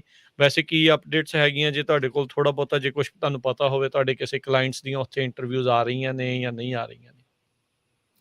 ਨਹੀਂ ਜੀ, ਸਾਰਿਆਂ ਦੀਆਂ ਹੁਣ ਹੋਲਡ ਤੇ ਹੀ ਆ। ਲੇਟਲੀ ਹੁਣ ਜਨਵਰੀ ਦਸੰਬਰ ਐਂਡ ਤੱਕ ਕੋਈ ਨਹੀਂ ਅਪਾਇੰਟਮੈਂਟ ਆਈ ਸਾਡੀ ਕਿਸੇ ਕਲਾਇੰਟ ਦੀ। ਇਸ ਸਾਲ ਦੇ ਅਖੀਰ ਤੱਕ ਕਿਸੇ ਦੀ ਨਹੀਂ? ਨਹੀਂ, ਮੈਂ ਕਿਹਾ ਹੁਣ ਪਿਛਲੇ ਸਾਲ ਤੋਂ। ਅੱਛਾ, ਠੀਕ ਹੈ। ਪਿਛਲੇ ਸਾਲ ਤੋਂ ਹੁਣ ਤੱਕ ਆ ਜਿਹੜਾ ਮਹੀਨਾ ਗਿਆ ਕੁਆਇਟ ਹੀ ਹੈ, ਕਿਸੇ ਦਾ ਨਹੀਂ। ਸਾਡੇ ਆਪਣੇ ਖੁਦ ਦੇ ਕਲਾਇੰਟ ਵੀ। ਤੁਸੀਂ ਤਾਂ ਝਟਕਾ ਜਿਹਾ ਹੀ ਦੇਤਾ ਸੀ ਜਦੋਂ ਤੁਸੀਂ ਦਸੰਬਰ ਐਂਡ ਗਿਆ। ਮੈਂ ਕਿਹਾ ਇਸ ਸਾਲ ਦੇ ਅਖੀਰ ਤੱਕ ਹੀ ਕਿਸੇ ਦੀ ਇੰਟਰਵਿਊ ਨਹੀਂ ਆ। ਨਹੀਂ, ਸਾਡੇ ਜਦੋਂ ਨਾ ਏਦਾਂ ਆ ਕਿ ਮੇਰੇ ਕਿਸੇ ਕਲਾਇੰਟ ਦੀਆਂ ਆਊਗੀਆਂ ਇੰਟਰਵਿਊ, ਮੈਂ ਦੱਸ ਦੂੰਗਾ ਤੁਹਾਨੂੰ। ਤੇ ਜਿਹੜੇ ਸਾਡੇ ਸੁਣਨ ਵਾਲੇ ਆ, ਜੇ ਉਹਨਾਂ ਦੀ ਵੀ ਕਿਸੇ ਦੀ ਭੈਣ ਭਾਈ ਦਾ ਰੀਸੈਂਟਲੀ ਕੇਸ ਅਪਰੂਵ ਹੁੰਦਾ, ਉਹ ਵੀ ਸਾਨੂੰ ਕਾਲ ਕਰਕੇ ਦੱਸ ਦੇਣ ਤਾਂ ਕਿ ਬਾਕੀਆਂ ਨੂੰ ਪਤਾ ਲੱਗ ਜਾਊਗਾ ਕਿ ਕਿਹਦੀਆਂ ਚੱਲੀਆਂ ਕਿ ਨਹੀਂ ਚੱਲੀਆਂ। ਤੇ ਦੂਸਰੀ ਗੱਲ ਏਦਾਂ ਕਿ ਜੇ ਕਿਸੇ ਦੀ ਆ ਵੀ ਗਈ ਇੰਟਰਵਿਊ, ਦਾ ਮਤਲਬ ਇਹ ਨਹੀਂ ਹੈਗਾ ਕਿ ਸਾਰਿਆਂ ਦੀ ਆ ਜਾਣੀ ਆ। ਉਹਨਾਂ ਨੇ ਬਹੁਤ ਲਿਮਿਟਡ ਜਿਹੜੇ ਕੈਪੈਸਿਟੀ ਤੇ ਉਹ ਆਪਰੇਟ ਕਰ ਰਹੇ ਆ। ਤੇ ਇਹ ਜਿਹੜਾ ਡਿਲੇ ਆ, ਇਹ ਐਕਸਪੈਕਟ ਰੱਖੋ ਤੁਸੀਂ ਇਹ ਪੂਰੇ ਜਿਹੜਾ ਸਾਲ। ਠੀਕ ਹੈ ਜੀ। ਅਗਲੇ ਕਾਲਰ ਸੋਨੀਆ। ਹੈਲੋ, ਹਾਂਜੀ ਸਰ, ਸਤਿ ਸ਼੍ਰੀ ਅਕਾਲ ਜੀ। ਜੀ ਸਰ ਜੀ, ਮੇਰਾ ਕੁਐਸਚਨ ਇਹ ਹੈ ਕਿ ਮੈਂ ਮੈਰਿਜ ਕਰਵਾਈ ਸੀ ਤੇ ਬਾਅਦ ਵਿੱਚ ਮੇਰਾ ਡਾਈਵੋਰਸ ਹੋ ਗਿਆ ਤੇ ਮੈਂ ਆਪਣੀ ਰੀਮੈਰਿਜ ਕਰ ਲਈ। ਹੁਣ ਮੈਂ ਅਸਾਈਲਮ ਲਾਇਆ ਹੋਇਆ ਸੀ ਤੇ ਅਸਾਈਲਮ ਦੀ ਡਿਕਲੇਰੇਸ਼ਨ ਵਿੱਚ ਮੈਨੂੰ ਦੱਸਣਾ ਪਏਗਾ ਕਿ ਮੇਰਾ ਪਹਿਲਾਂ ਮੈਰਿਜ ਹੋਈ ਸੀ? ਹਾਂਜੀ, ਬਿਲਕੁਲ। ਠੀਕ ਹੈ ਜੀ। ਮਤਲਬ ਜੇ ਤਾਂ ਜਿਹੜਾ ਤਾਂ ਆਪਣਾ ਹੁਣ ਮੈਨੂੰ ਪਤਾ ਨਹੀਂ ਤੁਸੀਂ ਕੇਸ ਪਰਸਪੈਕਟਿਵ ਨਾਲ ਪੁੱਛ ਰਹੇ ਆ, ਪਰ ਤੁਹਾਡੀ ਜਿਹੜੀ ਡੈਕਲੇਰੇਸ਼ਨ ਆ ਤੁਹਾਡੇ ਨਾਲ ਹੋਇਆ ਕਿ ਉਹ ਤੇ ਡਿਪੈਂਡ ਕਰਦਾ ਕਿ ਕੀ ਦੱਸਣਾ ਪੈਣਾ, ਕਿੰਨੀ ਡਿਟੇਲ ਦੱਸਣੀ ਪੈਣੀ। ਤੇ ਜੇ ਹੈ ਕਿ ਅਸਾਈਲਮ ਦੇ ਵਿੱਚ ਮੈਂ ਮੁੱਖ ਤੌਰ ਤੇ ਇਹ ਦੱਸ ਦਿੰਦਾ ਕਿ ਜਿੱਦਾਂ ਹੁਣ ਕਈ ਵਾਰੀ ਨਾ ਸਾਡੇ ਕੋਲ ਕੇਸ ਆਉਂਦਾ, ਉਹਨੇ ਰਾਜਕਰਨ ਜੀ ਪਿੱਛੇ ਨਾ ਜਿੱਦਾਂ ਟੂਰਿਸਟ ਵੀਜ਼ੇ ਤੇ ਆਇਆ, ਉਹ 'ਚ ਝੂਠ ਬੋਲਿਆ ਹੁੰਦਾ ਕਿ ਵਿਆਹ ਹੋਇਆ ਜਾਂ ਨਹੀਂ ਹੋਇਆ, ਏਦਾਂ ਦੀਆਂ ਚੀਜ਼ਾਂ ਲਿਖੀਆਂ। ਸੋ ਤੁਹਾਡੇ ਲਈ ਸਭ ਤੋਂ ਜਿਹੜੀ ਬੈਸਟ ਚੀਜ਼ ਤੁਸੀਂ ਆਪਣੇ ਕੇਸ ਲਈ ਕਰ ਸਕਦੇ ਆ, ਉਹ ਇਹ ਕਰ ਸਕਦੇ ਆ ਕਿ ਜਿਹੜਾ ਏਦਾਂ ਦਾ ਝੂਠ ਆ ਉਹਨੂੰ ਆਪ ਹੀ ਪਹਿਲਾਂ ਹੀ ਦੱਸ ਦਿਓ ਕਿ ਆਹ ਚੀਜ਼ ਸੀਗੀ, ਏਜੰਟ ਨੇ ਗਲਤ ਕਰਤਾ। ਜੇ ਅਸਾਈਲਮ ਆਫਿਸ ਨੇ ਉਹ ਪੁੱਛਿਆ ਤੇ ਦੁਬਾਰਾ ਉਹਨਾਂ ਨੂੰ ਲੱਗਿਆ ਕਿ ਇਹ ਝੂਠ ਬੋਲਦਾ ਜਾਂ ਇਹਨੇ ਡਿਸਕਲੋਜ਼ ਨਹੀਂ ਕੀਤਾ, ਉਹ ਤੁਹਾਡੇ ਅਗੇਂਸਟ ਜਾਊਗਾ। ਸੋ ਤੁਹਾਡੇ ਲਈ ਬੈਸਟ ਹੈ ਕਿ ਤੁਸੀਂ ਪਹਿਲਾਂ ਹੀ ਜਿਹੜਾ ਹੈਗਾ ਕਲੀਨ ਆਪਣਾ ਜਿਹੜਾ ਰੈਕੋਰਡ ਰੱਖੋ, ਕਲੀਨ ਆਪਣਾ ਕੇਸ ਜਿਹੜਾ ਪ੍ਰੈਜ਼ੈਂਟ ਕਰੋ। ਜੀ, ਥੈਂਕ ਯੂ। ਅਗਲੇ ਕਾਲਰ ਸੁਖਵਿੰਦਰ ਸਿੰਘ। ਦੋਨਾਂ ਵੀਰਾਂ ਨੂੰ ਜੀ ਸਤਿ ਸ਼੍ਰੀ ਅਕਾਲ ਜੀ। ਪਹਿਲਾਂ ਤਾਂ ਤੁਹਾਡਾ ਬਹੁਤ ਬਹੁਤ ਸ਼ੁਕਰੀਆ ਜੀ, ਜਿਹੜੇ ਸਾਡੇ ਟਾਈਗਰ ਸਾਹਿਬ ਬਹੁਤ ਵਧੀਆ ਇਨਫੋਰਮੇਸ਼ਨ ਦਿੰਦੇ ਆ, ਬਰੀਕ ਤੋਂ ਬਰੀਕ ਜਿਹੜੀ ਚੈੱਕ ਕਿਸੇ ਵੀ ਕੇਸ ਦੀ ਹੈਗੀ ਆ ਜੀ। ਤੇ ਮੈਂ ਇਹੀ ਪੁੱਛਣਾ ਚਾਹੁੰਦਾ ਵੀ ਇਹ ਪ੍ਰੋਗਰਾਮ ਇੱਦਾਂ ਹੀ ਚੱਲਦਾ ਰਹੇ, ਜ਼ਿਆਦਾ ਥੋੜਾ ਟਾਈਮ ਹੋ ਸਕਦਾ ਹੋਰ ਇਹਦਾ?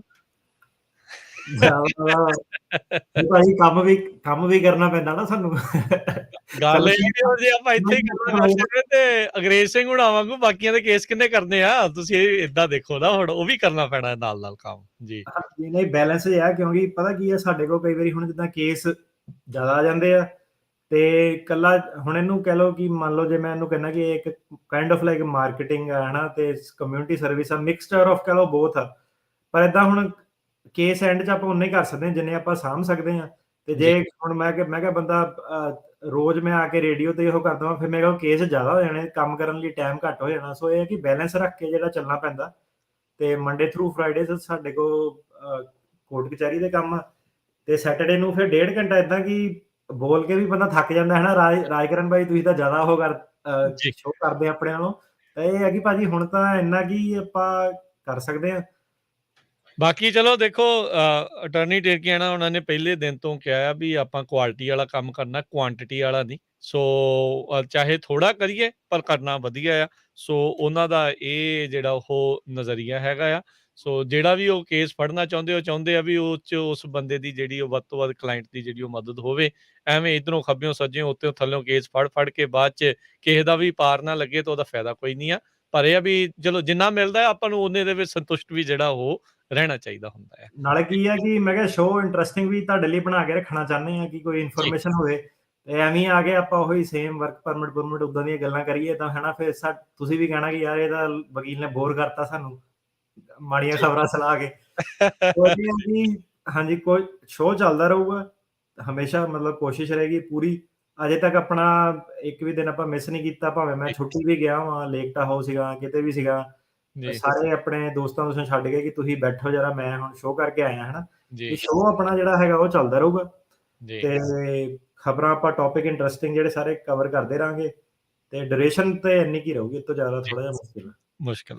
ਸੁਖਵਿੰਦਰ ਜੀ, ਹੈਲੋ, ਸਤਿ ਸ਼੍ਰੀ ਅਕਾਲ ਬੇਟੇ। ਹਾਂਜੀ, ਸਤਿ ਸ਼੍ਰੀ ਅਕਾਲ ਬੇਟੇ। ਮੇਰੇ ਬੇਟੇ ਦੇ 17 ਦੀ ਮੇਰੀ ਬੇਟੀ ਦੀ ਪਟੀਸ਼ਨ ਕੀਤੀ ਹੋਈ ਸੀ ਜੀ, ਤੇ ਉਹਦੇ 2 ਬੇਟੀਆਂ ਸੀਗੀਆਂ ਤੇ ਬੇਟੀਆਂ ਦੇ ਤੇ ਨਾਲ ਹੀ ਜਨਮ ਸਰਟੀਫਿਕੇਟ ਦਿੱਤੇ ਸੀ ਤੇ ਹੁਣ ਉਹਦੇ ਬੇਟਾ ਹੋਇਆ ਆ 2 ਮਹੀਨੇ ਹੋ ਗਏ ਆ, ਉਹ ਬੇਟੇ ਦੀ ਵੀ ਨਾਲ ਕਰਵਾਉਣਾ ਪਊਗਾ ਨਾ ਐਡ? ਨਹੀਂ ਜੀ, ਉਹ ਤੁਸੀਂ ਬਾਅਦ ਚ ਕਰਾ ਸਕਦੇ ਹੋ ਜਦੋਂ ਨੰਬਰ ਆਊਗਾ ਨਾ ਉਹਨਾਂ ਦਾ। ਹਾਂਜੀ, ਜਦੋਂ ਮਤਲਬ 13 ਸਾਲ ਬਾਅਦ ਜਾਂ 12 ਸਾਲ ਬਾਅਦ ਆਵੇ ਉਦੋਂ ਕਰਵਾ ਸਕਦੇ? ਉਦੋਂ ਕਰਾ ਸਕਦੇ, ਐਡ ਕਰਾ ਸਕਦੇ ਵਿੱਚ ਜੀ। ਅੱਛਾ, ਕੋਈ ਪ੍ਰੋਬਲਮ ਤਾਂ ਨਹੀਂ ਆਊਗੀ ਬੇਟੇ? ਨਹੀਂ ਜੀ, ਕੋਈ ਪ੍ਰੋਬਲਮ ਨਹੀਂ ਆਣੀ ਜੀ, ਇਦਾਂ ਹੀ ਚੱਲਦੇ ਆ ਜੀ ਉਹ ਸਾਰੇ ਸ਼ੁਰੂ ਤੋਂ ਜੀ। ਆਪਣੇ ਅਗਲੇ ਕਾਲਰ ਜਗਦੀਪ ਜੀ। ਹਾਂਜੀ ਵੀਰ ਜੀ, ਸਤਿ ਸ਼੍ਰੀ ਅਕਾਲ। ਮੈਂ ਨਾ ਸਿਟੀਜ਼ਨ ਆ, ਪਰ ਮੈਂ ਆਪਣੇ ਬ੍ਰਦਰ ਦਾ ਅਪਲਾਈ ਕੀਤਾ ਸੀਗਾ 2010 ਚ। ਉਹਦੀ ਪ੍ਰਾਇੋਰਟੀ ਡੇਟ ਹੈਗੀ ਆ 9 ਸਤੰਬਰ 2010। ਸੋ ਕਿੰਨਾ ਕੁ ਟਾਈਮ ਲੱਗ ਰਿਹਾ ਵਾ ਇਸ ਕੇਸਿਸ ਨੂੰ? ਜੀ 2005 ਵਾਲੇ ਚੱਲ ਰਹੇ ਆ ਤੇ ਅਰਲੀ 6 ਵਾਲੇ, ਤੇ ਤੁਹਾਨੂੰ ਇਹਦੇ ਵਿੱਚ 7 ਸਾਲ ਹੋਰ ਲੱਗੂਗੇ ਜੀ। 7 ਸਾਲ ਹੋਰ ਲੱਗਣਗੇ, ਠੀਕ ਹੈ ਜੀ। ਇਹ ਗਰੰਟੀ ਨਹੀਂ ਆ, 7 ਵੱਧ ਵੀ ਸਕਦੇ ਆ, ਘੱਟ ਵੀ ਸਕਦੇ ਆ, ਵਧਣ ਦੇ ਜ਼ਿਆਦਾ ਚਾਂਸ ਹੁੰਦੇ ਆ। ਜਿੱਦਾਂ ਦਾ ਕੋਵਿਡ ਕਰਕੇ ਡਿਲੇ ਸਾਰਾ ਕੁਝ ਵੱਧ ਰਿਹਾ ਆ, ਬੈਕਲੌਗ ਨੰਬਰ ਆਫ ਕੇਸਿਸ ਵੱਧਦੇ ਜਾ ਰਹੇ ਆ। ਸੋ ਇਹ ਅਖੀਰਲੀ ਨਾ ਇਹਨੂੰ ਪੱਥਰ ਤੇ ਲਕੀਰ ਨਾ ਮੰਨਿਆ ਕਰੋ, ਜਿਹੜੀ ਆਪਾਂ ਦੱਸਦੇ ਹੁੰਦੇ ਆ ਨਾ ਤਰੀਕਾ, ਉਹ ਐਵਰੀ ਡੇ ਜਿਹੜੀਆਂ ਉਹ ਚੇਂਜ ਹੁੰਦੀਆਂ ਨੇ। ਅਗਲੇ ਕਾਲਰ ਨੇ ਮਨਦੀਪ ਜੀ। ਹੈਲੋ, ਹਾਂਜੀ ਸਰ, ਮੇਰਾ ਕੁਐਸਚਨ ਹੈਗਾ, ਮੇਰਾ 골ਡ ਜੁਐਲਰੀ ਦਾ ਬਿਜ਼ਨਸ ਆ ਤੇ ਮੈਂ ਜੇ ਕਾਰੀਗਰ ਬੁਲਾਉਣੇ ਹੁਣ ਇੰਡੀਆ ਤੋਂ, ਮੈਂ ਬੁਲਾ ਸਕਦਾ? ਜੇ ਤਾਂ ਭਾਜੀ ਤੁਹਾਡੀ ਇੰਡੀਆ ਦੇ ਵਿੱਚ ਵੀ ਤੁਹਾਡਾ ਬਿਜ਼ਨਸ ਜੇ ਹੈਗਾ ਹੈ ਨਾ 15-20 ਬੰਦਿਆਂ ਦਾ ਜੇ ਅਦਾਰਾ ਹੈਗਾ ਤੇ ਤੁਹਾਡੀਆਂ ਦੋਨੋਂ ਕੰਪਨੀਆਂ ਰਿਲੇਟਡ ਹੈਗੀਆਂ, ਫਿਰ ਤੁਸੀਂ ਕਾਰੀਗਰ ਬੁਲਾ ਸਕਦੇ ਹੋ, ਉੱਦਾਂ ਨਹੀਂ। ਜਾਂ ਕੋਈ ਵਰਕ ਪਰਮਿਟ ਤੇ ਹੋ ਸਕਦਾ ਹੈ ਕੁਝ? ਨਹੀਂ, ਵਰਕ ਪਰਮਿਟ ਭਾਜੀ ਇੱਥੇ ਸਿਰਫ ਡਿਗਰੀ ਵਾਲਿਆਂ ਲਈ ਹੈ US ਦੇ ਵਿੱਚ। ਜੀ ਜੀ। ਤੇ ਇਹਦੀ ਆਈ ਡੋਂਟ ਨੋ ਵੀ ਜਿੱਦਾਂ ਸ਼ੈਫ ਦੀਆਂ ਹੁੰਦੀਆਂ ਆ, ਇਹਨਾਂ ਦੀਆਂ ਵੀ ਕੋਈ ਹੁੰਦੀਆਂ ਆ ਵੀ ਐਕਸੈਪਸ਼ਨਲ ਕਾਰੀਗਰ ਜਾਂ ਕੁਛ ਇਦਾਂ ਦੀ ਚੀਜ਼? ਉਹ ਤਾਂ ਫਿਰ ਡਿਜ਼ਾਈਨਰ ਹੀ ਲੱਭਣਾ ਫਿਰ। ਠੀਕ ਆ। ਸੋ ਇਹ ਦੇਖਣਾ ਪੈਣਾ ਹੈ ਜੀ ਤੁਹਾਨੂੰ ਉਸ ਹਿਸਾਬ ਦੇ ਨਾਲ। ਇਟਲੀ ਤੋਂ, ਫਰਾਂਸ ਤੋਂ, ਇਹ ਜਗ੍ਹਾ ਤੋਂ ਨਾ ਸਾਡੇ ਜੂਲਰੀ ਡਿਜ਼ਾਈਨਿੰਗ ਦੇ ਵਿੱਚ ਕਾਫੀ ਕਲਾਇੰਟ ਆਉਂਦੇ ਨੇ। ਠੀਕ ਹੈ। ਉਹ ਕਾਰੀਗਰ ਨਹੀਂ, ਉਹ ਇੱਕ ਆਰਟਿਸਟ ਕਹਿ ਲਓ, ਜਿੱਦਾਂ ਕਿ ਡਿਜ਼ਾਈਨਰ ਲੈਵਲ ਦਾ ਬੰਦਾ। ਫਿਰ ਦੱਸਣਾ ਪੈਂਦਾ ਕਿ ਉਹਨੇ ਕਿਹੜੇ ਵੱਡੇ ਪ੍ਰੋਜੈਕਟ ਜਿਹੜੇ ਕੀਤੇ ਆ, ਉਹ ਬੰਦਾ ਓਵਨ ਤੇ ਆ ਸਕਦਾ। ਸੋ ਜੇ ਕਹ ਲਓ ਕਿ ਬਿਲਕੁਲ ਇੱਕ ਆਮ ਹੀ ਡਿਜ਼ਾਈਨ ਬਣਾਉਣ ਵਾਲਾ ਜਿਹੜਾ ਮਤਲਬ ਜਿੱਦਾਂ ਤੁਸੀਂ ਕਹਿੰਦੇ ਵੀ ਸੇਮ ਅਦਾਰਾ ਉੱਧਰ ਸੇਮ ਇੱਧਰ, ਫਿਰ ਉਹ L1 ਵਗੈਰਾ ਉਹਦੇ ਤੇ ਆ ਸਕਦੇ ਹੁੰਦੇ? ਹਾਂਜੀ, L1B ਤੇ ਆ ਸਕਦਾ। L1B ਇਹ ਹੁੰਦਾ ਕਿ ਜੇ ਕਿਸੇ ਦੀ ਉੱਥੇ ਕੰਪਨੀ ਚੱਲਦੀ ਆ ਤੇ ਇੱਥੇ ਕੰਪਨੀ ਚੱਲਦੀ ਆ US ਦੇ ਵਿੱਚ, ਉਹ ਬੰਦੇ ਦੀ ਆਰਗੂਮੈਂਟ ਹੈ ਕਿ ਸਾਡਾ ਇੱਕ ਸਟਾਈਲ ਆ ਕੰਪਨੀ ਦਾ ਬਣਾਉਣ ਦਾ ਨਾ ਸਪੈਸ਼ਲ, ਤੇ ਉਹ ਜੇ ਆਪਾਂ ਇੱਥੋਂ ਕਾਰੀਗਰ ਲੱਭੀਏ ਸਾਨੂੰ ਕਾਫੀ ਟਾਈਮ ਲੱਗਣਾ, ਤੇ ਇੱਥੇ ਕਾਰੀਗਰ ਉਹ ਹੈ ਨਹੀਂਗੇ। ਤੇ ਤੁਹਾਨੂੰ ਉਹ ਸ਼ੋਅ ਕਰਨਾ ਪੈਂਦਾ ਕਿ ਕੀ ਸਪੈਸ਼ਲ ਹੈਗਾ। ਤੁਹਾਨੂੰ ਇਹ ਸ਼ੋਅ ਕਰਨਾ ਪੈਂਦਾ ਕਿ ਇਹ ਜਿਹੜੀ ਟ੍ਰੇਨਿੰਗ ਆ, ਇਹ ਸਿਰਫ ਸਾਡੀ ਕੰਪਨੀ 'ਚ ਰਹਿ ਕੇ 1 ਸਾਲ ਉੱਥੇ ਇੰਡੀਆ ਦੇ ਵਿੱਚ ਕੰਮ ਕਰਕੇ ਸਾਡੇ ਨਾਲ ਫੇਰ ਹੀ ਬੰਦਾ ਸਿੱਖ ਸਕਦਾ। ਤੇ ਜੇ ਤੁਸੀਂ ਉਦਾਂ ਦੀ ਫਿਰ ਆਰਗੂਮੈਂਟ ਦਿੰਦੇ ਹੋ ਤੇ ਫਿਰ ਇਮੀਗ੍ਰੇਸ਼ਨ ਨੂੰ ਲੱਗੇ ਕਿ ਵਾਕਈ ਇਦਾਂ ਦੇ ਵਰਕਰ ਹੈ ਨਹੀਂ US ਦੇ ਵਿੱਚ, ਤੇ ਇਹ ਸਿਰਫ ਇਹਨਾਂ ਦੇ ਕੋਲ ਇਹਨਾਂ ਦੀ ਕੰਪਨੀ 'ਚ ਹੀ ਇੰਡੀਆ ਦੇ ਵਿੱਚ ਕੰਮ ਕਰਕੇ ਟ੍ਰੇਨਿੰਗ ਮਿਲਣੀ ਆ, ਫਿਰ ਉਹ ਆ ਸਕਦੇ ਨੇ L1B ਤੇ। ਜੀ ਜੀ। ਇੱਕ ਸਵਾਲ ਆ ਹਰਜੀਤ ਕੌਰ ਹੋਣਾ ਦਾ, ਉਹ ਕਹਿੰਦੇ ਵੀ ਉਹਨਾਂ ਦੀ ਬੇਟੀ ਦਾ 2007 ਦਾ ਕੇਸ ਲੱਗਿਆ ਆ, ਰਿਸਪੌਂਸ ਨਹੀਂ ਆਇਆ।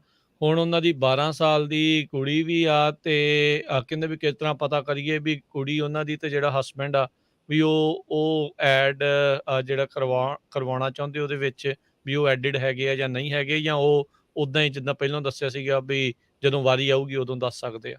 ਹਾਂਜੀ, ਜਦੋਂ ਵਾਰੀ ਆਊਗੀ ਉੱਥੇ DS-260 ਭਰਨ ਦੀ, NVC ਵਾਲੇ ਜਦੋਂ ਪੇਪਰ ਭੇਜਦੇ ਆ ਉੱਥੇ ਐਡ ਆ ਰਿਲੇਟਿਵ ਦੀ ਆਪਸ਼ਨ ਆ ਜਾਂਦੀ ਹੈ, ਉੱਥੇ ਕਰ ਸਕਦੇ। ਠੀਕ ਹੈ ਜੀ। ਅਗਲੇ ਕਾਲਰ ਗੁਰਦੀਪ। ਇੱਕ ਇਹਦੇ ਵਿੱਚ ਭਾਜੀ ਇਹ ਚੀਜ਼ ਸੀਗੀ ਕਿ ਜਿਹੜਾ ਜਿੱਦਾਂ ਆਪਾਂ ਦੱਸਿਆ ਕਿ ਗ੍ਰੀਨ ਕਾਰਡ ਹੋਲਡਰ ਵਾਲੇ ਜਦੋਂ ਆਪਣੇ ਅਨਵਿਆਹੇ ਬੱਚਿਆਂ ਨਾਲ ਕਰ ਸਕਦੇ ਆ, ਜੇ ਵਿਆਹ ਹੋ ਜਾਂਦਾ ਤਾਂ ਜਿਹੜੀ ਕੈਟਾਗਰੀ ਹੈ ਉਹ ਗ੍ਰੀਨ ਕਾਰਡ ਕੈਂਸਲ ਹੋ ਜਾਂਦਾ ਹੈ ਨਾ, ਸਿਰਫ ਸਿਟੀਜ਼ਨ ਜਿਹੜਾ ਉਹ ਵਿਆਹੇ ਬੱਚਿਆਂ ਦੀ ਹੁੰਦਾ, ਸੋ ਉਹ ਵੀ ਚੀਜ਼ ਜਿਹੜੀ ਹੈ ਦੇਖਣੀ ਪੈਣੀ ਤੁਹਾਨੂੰ ਜੀ। ਸੋ ਅਨਲੈਸ ਫਿਰ ਜਿਹੜਾ ਇਧਰੋਂ ਜਿਹੜਾ ਪਟੀਸ਼ਨ ਕਰ ਰਿਹਾ ਹੈ ਉਹ ਸਿਟੀਜ਼ਨ ਹੋਵੇ, ਫਿਰ ਉਹ ਮੁੜ ਤੋਂ ਨਵੇਂ ਸਿਰ ਤੋਂ ਹੀ ਅਪਲਾਈ ਹੋਊਗਾ, ਰਾਈਟ? ਹਾਂਜੀ ਹਾਂਜੀ ਜੀ ਜੀ। ਸੋ ਬੇਸਿਕਲੀ ਕਲੌਕ ਇੱਕ ਹਿਸਾਬ ਦੇ ਨਾਲ ਮੁੜ ਤੋਂ ਸ਼ੁਰੂ ਹੋ ਜੂਗੀ ਜੀ। ਗੁਰਦੀਪ ਜੀ। ਹਾਂਜੀ, ਸਤਿ ਸ਼੍ਰੀ ਅਕਾਲ ਵੀਰ ਜੀ। ਜੀ ਮੇਰਾ ਕੁਐਸਚਨ ਹੈ ਜੀ, ਮੇਰਾ ਬੇਟਾ 15.5 ਸਾਲਾਂ ਦਾ ਜੀ, ਉਹਦੇ ਵਰਕ ਪਰਮਿਟ ਰਿਨਿਊਵਲ ਵਾਸਤੇ 16 ਸਾਲ ਤੱਕ ਵੇਟ ਕਰਨਾ ਪਊਗਾ ਜਾਂ ਆਪਾਂ ਹੁਣ ਤੱਕ ਕਰ ਸਕਦੇ ਹਾਂ ਸਟਾਰਟ? ਭਾਜੀ ਕਿਹੜੀ ਕੈਟਾਗਰੀ ਦੇ ਵਿੱਚ ਕਰ ਰਹੇ ਹੋ ਤੁਸੀਂ? ਅਸਾਈਲਮ ਚ ਹੈ ਜੀ। ਹਾਂਜੀ, ਨਹੀਂ ਕਰ ਸਕਦੇ, ਤੁਸੀਂ ਵੇਟ ਕਰਨ ਦੀ ਲੋੜ ਨਹੀਂ। ਓਕੇ ਜੀ, ਥੈਂਕ ਯੂ ਜੀ। ਓਕੇ, ਕਸ਼ਮੀਰ ਜੀ। ਸਤਿ ਸ੍ਰੀ ਅਕਾਲ ਜੀ। ਸਤਿ ਸ੍ਰੀ ਅਕਾਲ ਭਾਈ, ਮੇਰਾ ਸਵਾਲ ਹੈਗਾ ਜੀ, ਮੇਰੇ ਘਰ ਵਾਲੀ ਨੇ ਆਪਣੇ ਭੈਣ ਭਰਾਵਾਂ ਦਾ ਕੀਤਾ ਜੀ 2012 ਦਾ ਜੀ, ਉਹਨਾਂ ਨੂੰ ਪੁੱਛਣਾ ਸਾਲ ਦਾ ਵੀ ਕਿਹੜਾ ਸਾਲ ਚੱਲ ਰਿਹਾ ਇਲੈਕਸ਼ਨ? ਜੀ 2005 ਤੇ 6 ਚੱਲ ਰਿਹਾ ਜੀ। ਜੀ, ਅਜੇ ਕਾਫੀ ਸਮਾਂ ਜਿਹੜਾ ਇਸ ਦੇ ਵਿੱਚ ਇੰਤਜ਼ਾਰ ਹੈ। ਗਗਨਦੀਪ। ਜੀ ਜੀ, ਸਤਿ ਸ਼੍ਰੀ ਅਕਾਲ ਜੀ।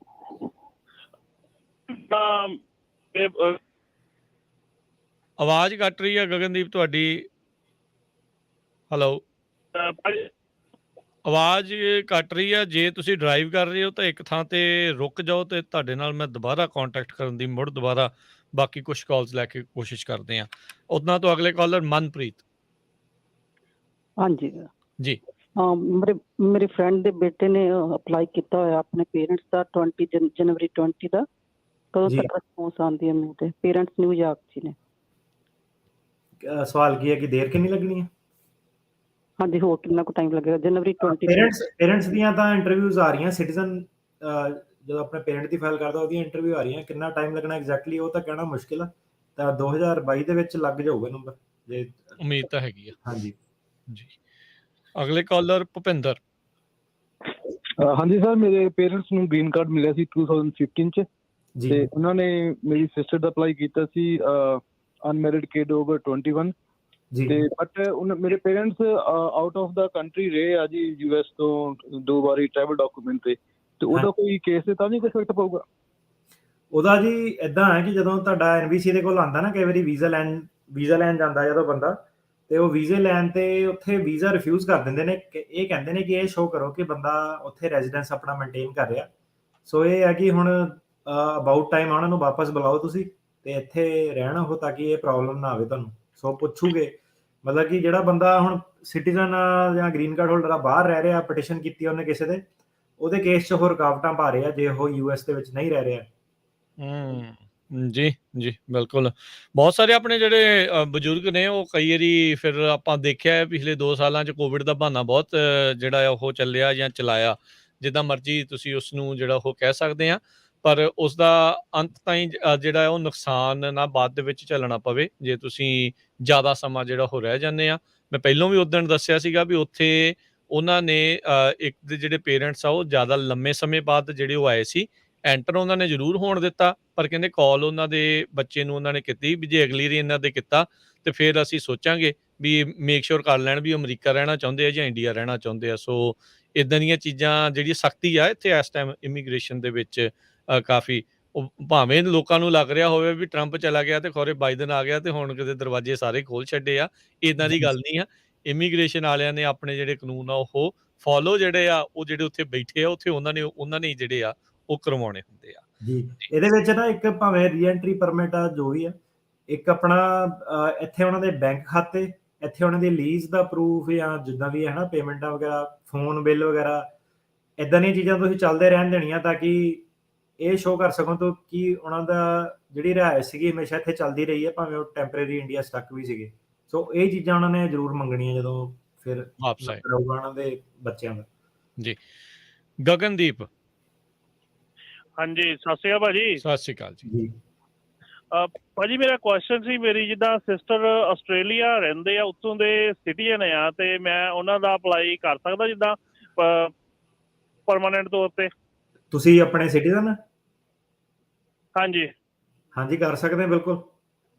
ਪਰ ਉਹਨਾਂ ਦੇ ਲਈ ਸਮਾਂ ਫਿਰ ਉਹ ਇੰਡੀਅਨ ਬਰਥ ਦੇ ਹਿਸਾਬ ਦੇ ਨਾਲ ਉਹੀ ਜਿਹੜਾ ਉਹ ਲੱਗਣਾ ਹੈ। ਉਦਾਂ ਫਿਰ ਉਦਾਂ ਕੋਈ ਚਾਰਾ ਹੈਗਾ ਹੋਰ ਜਲਦੀ ਆਉਣ ਦਾ ਉੱਥੋਂ ਵਾਲਿਆਂ ਦਾ? ਆਸਟ੍ਰੇਲੀਆ ਵਾਲਿਆਂ ਦਾ ਉਹੀ ਆ, ਜੇ ਉਹ ਸਿਟੀਜ਼ਨ ਬਣ ਜਾਂਦੇ ਆ ਤਾਂ E2 ਸਭ ਤੋਂ ਬੈਸਟ ਆ। ਸੋ ਗਗਨਦੀਪ ਜੀ ਉਸ ਪਾਸੇ ਵੱਲ ਨੂੰ ਦੇਖੋ ਵੀ ਜੇ ਉਹ ਇੱਥੇ ਆ ਕੇ ਬਿਜ਼ਨਸ ਕਰਨਾ ਚਾਹੁੰਦੇ ਆ ਤਾਂ ਫਿਰ ਥੋੜਾ ਸੌਖਾ ਹੈ, ਅਦਰਵਾਈਜ਼ ਇਹ ਦੋਨੋਂ ਚੀਜ਼ਾਂ ਪੈਰਲਲ ਵੀ ਚੱਲ ਸਕਦੀਆਂ, E2 ਵੀ ਕਰੀ ਜਾਓ ਤੇ ਨਾਲ ਬਲੱਡ ਵਾਲਾ ਜਿਹੜਾ ਉਹ ਵੀ ਅਪਲਾਈ ਜੇ ਕਿਉਂਕਿ ਨਾ E2 ਵਾਲਾ ਟੈਂਪਰੇਰੀ ਹੁੰਦਾ, ਤੁਸੀਂ ਇਹ ਸ਼ੋ ਕਰਨਾ ਹੁੰਦਾ ਕਿ ਵਾਪਸ ਚੱਲ ਜਾਣਾ, ਸੋ ਪਹਿਲਾਂ E2 ਕਰ ਲਓ, ਪਹਿਲਾਂ ਇੱਕ ਵਾਰੀ ਮੰਗਾ ਲਓ, ਇੱਕ ਵਾਰੀ ਆ ਜਾਣ ਤੇ ਫਿਰ ਇੱਥੇ ਆ ਕੇ ਬਾਅਦ ਚ ਕਰ ਲੈਣ ਅਪਲਾਈ ਫਿਰ ਜੀ ਉਹ ਫਿਰ ਲੌਂਗ ਟਰਮ ਹੋ ਗਿਆ ਜਿਹੜਾ ਭੈਣ ਭਾਈ ਦਾ ਲੌਂਗ ਟਰਮ। ਜੀ ਸੋਹਣ ਸਿੰਘ ਜੀ। ਹੈਲੋ ਹਾਂਜੀ ਭਾਈ ਸਤਿ ਸ੍ਰੀ ਅਕਾਲ ਜੀ। ਜੀ ਭਾਈ ਮੇਰੇ ਕੋਲ ਅੱਜ ਨਾ ਲੜਕੀ ਆ ਕੈਨੇਡਾ ਆਈ ਆ ਸਟੂਡੈਂਟ ਵੀਜ਼ੇ ਤੇ ਜੀ, 3 ਮਹੀਨੇ ਦੀ ਸਟੱਡੀ ਰਹਿੰਦੀ ਆ ਉਹਦੀ, ਹੋਰ ਤੇ ਉਹ ਕਰਨ ਤੋਂ ਬਾਅਦ ਮੈਡੀਕਲ ਨਰਸਿੰਗ ਦਾ ਕਰਨਾ ਚਾਹੁੰਦੀ ਹੈ ਇੱਧਰ USA, ਕੀ ਆ ਸਕਦੀ ਹੈ ਇੱਥੇ? ਉਹ ਜੀ ਸਟੂਡੈਂਟ ਵੀਜ਼ੇ ਤੇ ਆ ਸਕਦੀ ਹੈ, F1 ਵੀਜ਼ੇ ਤੇ। ਹਾਂਜੀ ਸਟੂਡੈਂਟ ਵੀਜ਼ਾ ਮਤਲਬ ਅਪਲਾਈ ਕਰਨ ਤੋਂ ਪਹਿਲਾਂ ਕਿਸੇ ਕਾਲਜ ਤੋਂ ਲੈਣੀ ਕੋਈ ਸਪਾਂਸਰ ਜਾਂ ਕਿੱਦਾਂ? ਕਾਲਜ ਤੋਂ ਭਾਜੀ ਐਡਮਿਸ਼ਨ ਲੈ ਕੇ ਨਾ I-20 ਇੱਕ ਡਾਕੂਮੈਂਟ ਹੁੰਦਾ, I-20 ਡਾਕੂਮੈਂਟ ਦੇ ਦਿੰਦੇ ਨੇ, ਤੇ I-20 ਡਾਕੂਮੈਂਟ ਇੱਕ ਵਾਰੀ ਆ ਗਿਆ ਤੇ ਆਨਲਾਈਨ ਜਾ ਕੇ ਨਾ DS-160 ਐਪਲੀਕੇਸ਼ਨ ਭਰ ਦੇਵੇ। ਸੋ ਇਹਦੇ ਵਿੱਚ ਕੋਈ ਤੁਹਾਨੂੰ ਏਜੰਟ ਪਾਉਣ ਦੀ ਲੋੜ ਨਹੀਂ, ਸਿੱਧਾ ਹੀ ਆਪਣਾ ਜਿਹੜਾ ਨਾ ਆਪਣੇ ਲੈਵਲ ਤੇ ਡਾਇਰੈਕਟਲੀ ਕਰ ਸਕਦੀ ਹੈ ਉਹ। I-20 ਲੈ ਲਵੇ ਯੂਨੀਵਰਸਿਟੀ ਤੋਂ, ਫੀਸ ਵਗੈਰਾ ਭਰ ਕੇ ਸਰਵਿਸ ਦੀ, ਤੇ DS-160 ਫਾਰਮ ਜਿਹੜਾ ਸਬਮਿਟ ਕਰਕੇ ਤੇ ਸਟੂਡੈਂਟ ਵੀਜ਼ਾ ਲੈ ਸਕਦੀ ਜੀ।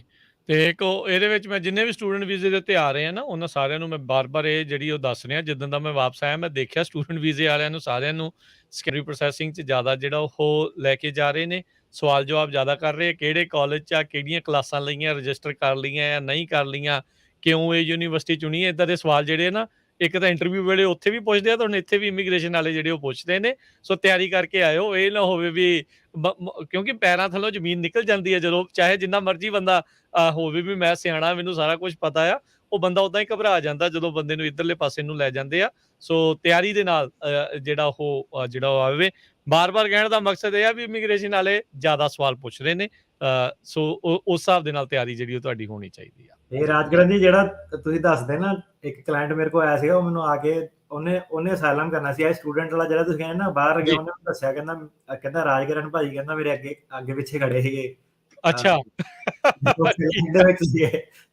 ਠੀਕ ਆ ਦੇਖ ਲਓ ਹੈ ਨਾ ਵੀ। ਸੋ ਏਦਾਂ ਚੱਲਦਾ ਆ, ਸੋ ਏਦਾਂ ਪਛਾੜਿਆ ਵੀ ਜਾਂਦਾ। ਮੈਂ ਤਾਂ ਤੁਹਾਨੂੰ ਦੱਸ ਰਿਹਾ ਵੀ ਭਾਈ ਬੰਦਾ ਤਿਆਰੀ ਦੇ ਨਾਲ ਜਿਹੜਾ ਉਹ ਜ਼ਰੂਰ। ਹਾਂਜੀ, ਜਿਹੜਾ ਉਹਨੂੰ ਨਾ ਜਿੱਦਾਂ ਕਾਫੀਆਂ ਦੇ ਜਿੱਦਾਂ ਸਟੂਡੈਂਟ ਵੀਜ਼ੇ ਸੀਗੇ, ਉਹਨਾਂ ਨੇ ਕੈਂਸਲ ਕਰਤੇ, ਯੂਨੀਵਰਸਿਟੀ ਫਰਾਡ ਸੀ ਜਾਂ ਜੋ ਵੀ ਸੀਗਾ ਨਾ, ਏਜੰਟ ਨੇ ਕਈ ਵਾਰੀ 4-4 5-5 ਜਣੇ ਇਕੱਠੇ ਭੇਜ ਦਿੰਦੇ, ਤੇ ਉਹ ਕਈ ਕੇਸਾਂ ਦੇ ਵਿੱਚ ਉਹ ਟਾਈਮ ਨਾਲੋਂ ਪਹਿਲਾਂ ਭੇਜ ਦਿੰਦੇ ਕਿ ਜਿੱਦਾਂ ਇੱਕ ਡਿਊਰੇਸ਼ਨ ਹੁੰਦੀ ਉਹ 'ਚ ਤੁਸੀਂ ਐਂਟਰ ਕਰ ਸਕਦੇ ਹੋ। ਹਾਂਜੀ ਜੀ। ਤੇ ਉਹ ਫਿਰ ਨਾ ਜਿੱਦਾਂ ਉਹਨੂੰ ਉਹਦਾ ਦਿਮਾਗ ਕੰਮ ਕੀਤਾ ਕਿ ਉਹ ਕਹਿੰਦਾ ਕਿ ਨਹੀਂ ਮੈਂ ਜਾ ਨਹੀਂ ਸਕਦਾ ਨਾ, ਮੈਨੂੰ ਖਤਰਾ ਵਾ, ਤੇ ਉਹਨੂੰ ਫਿਰ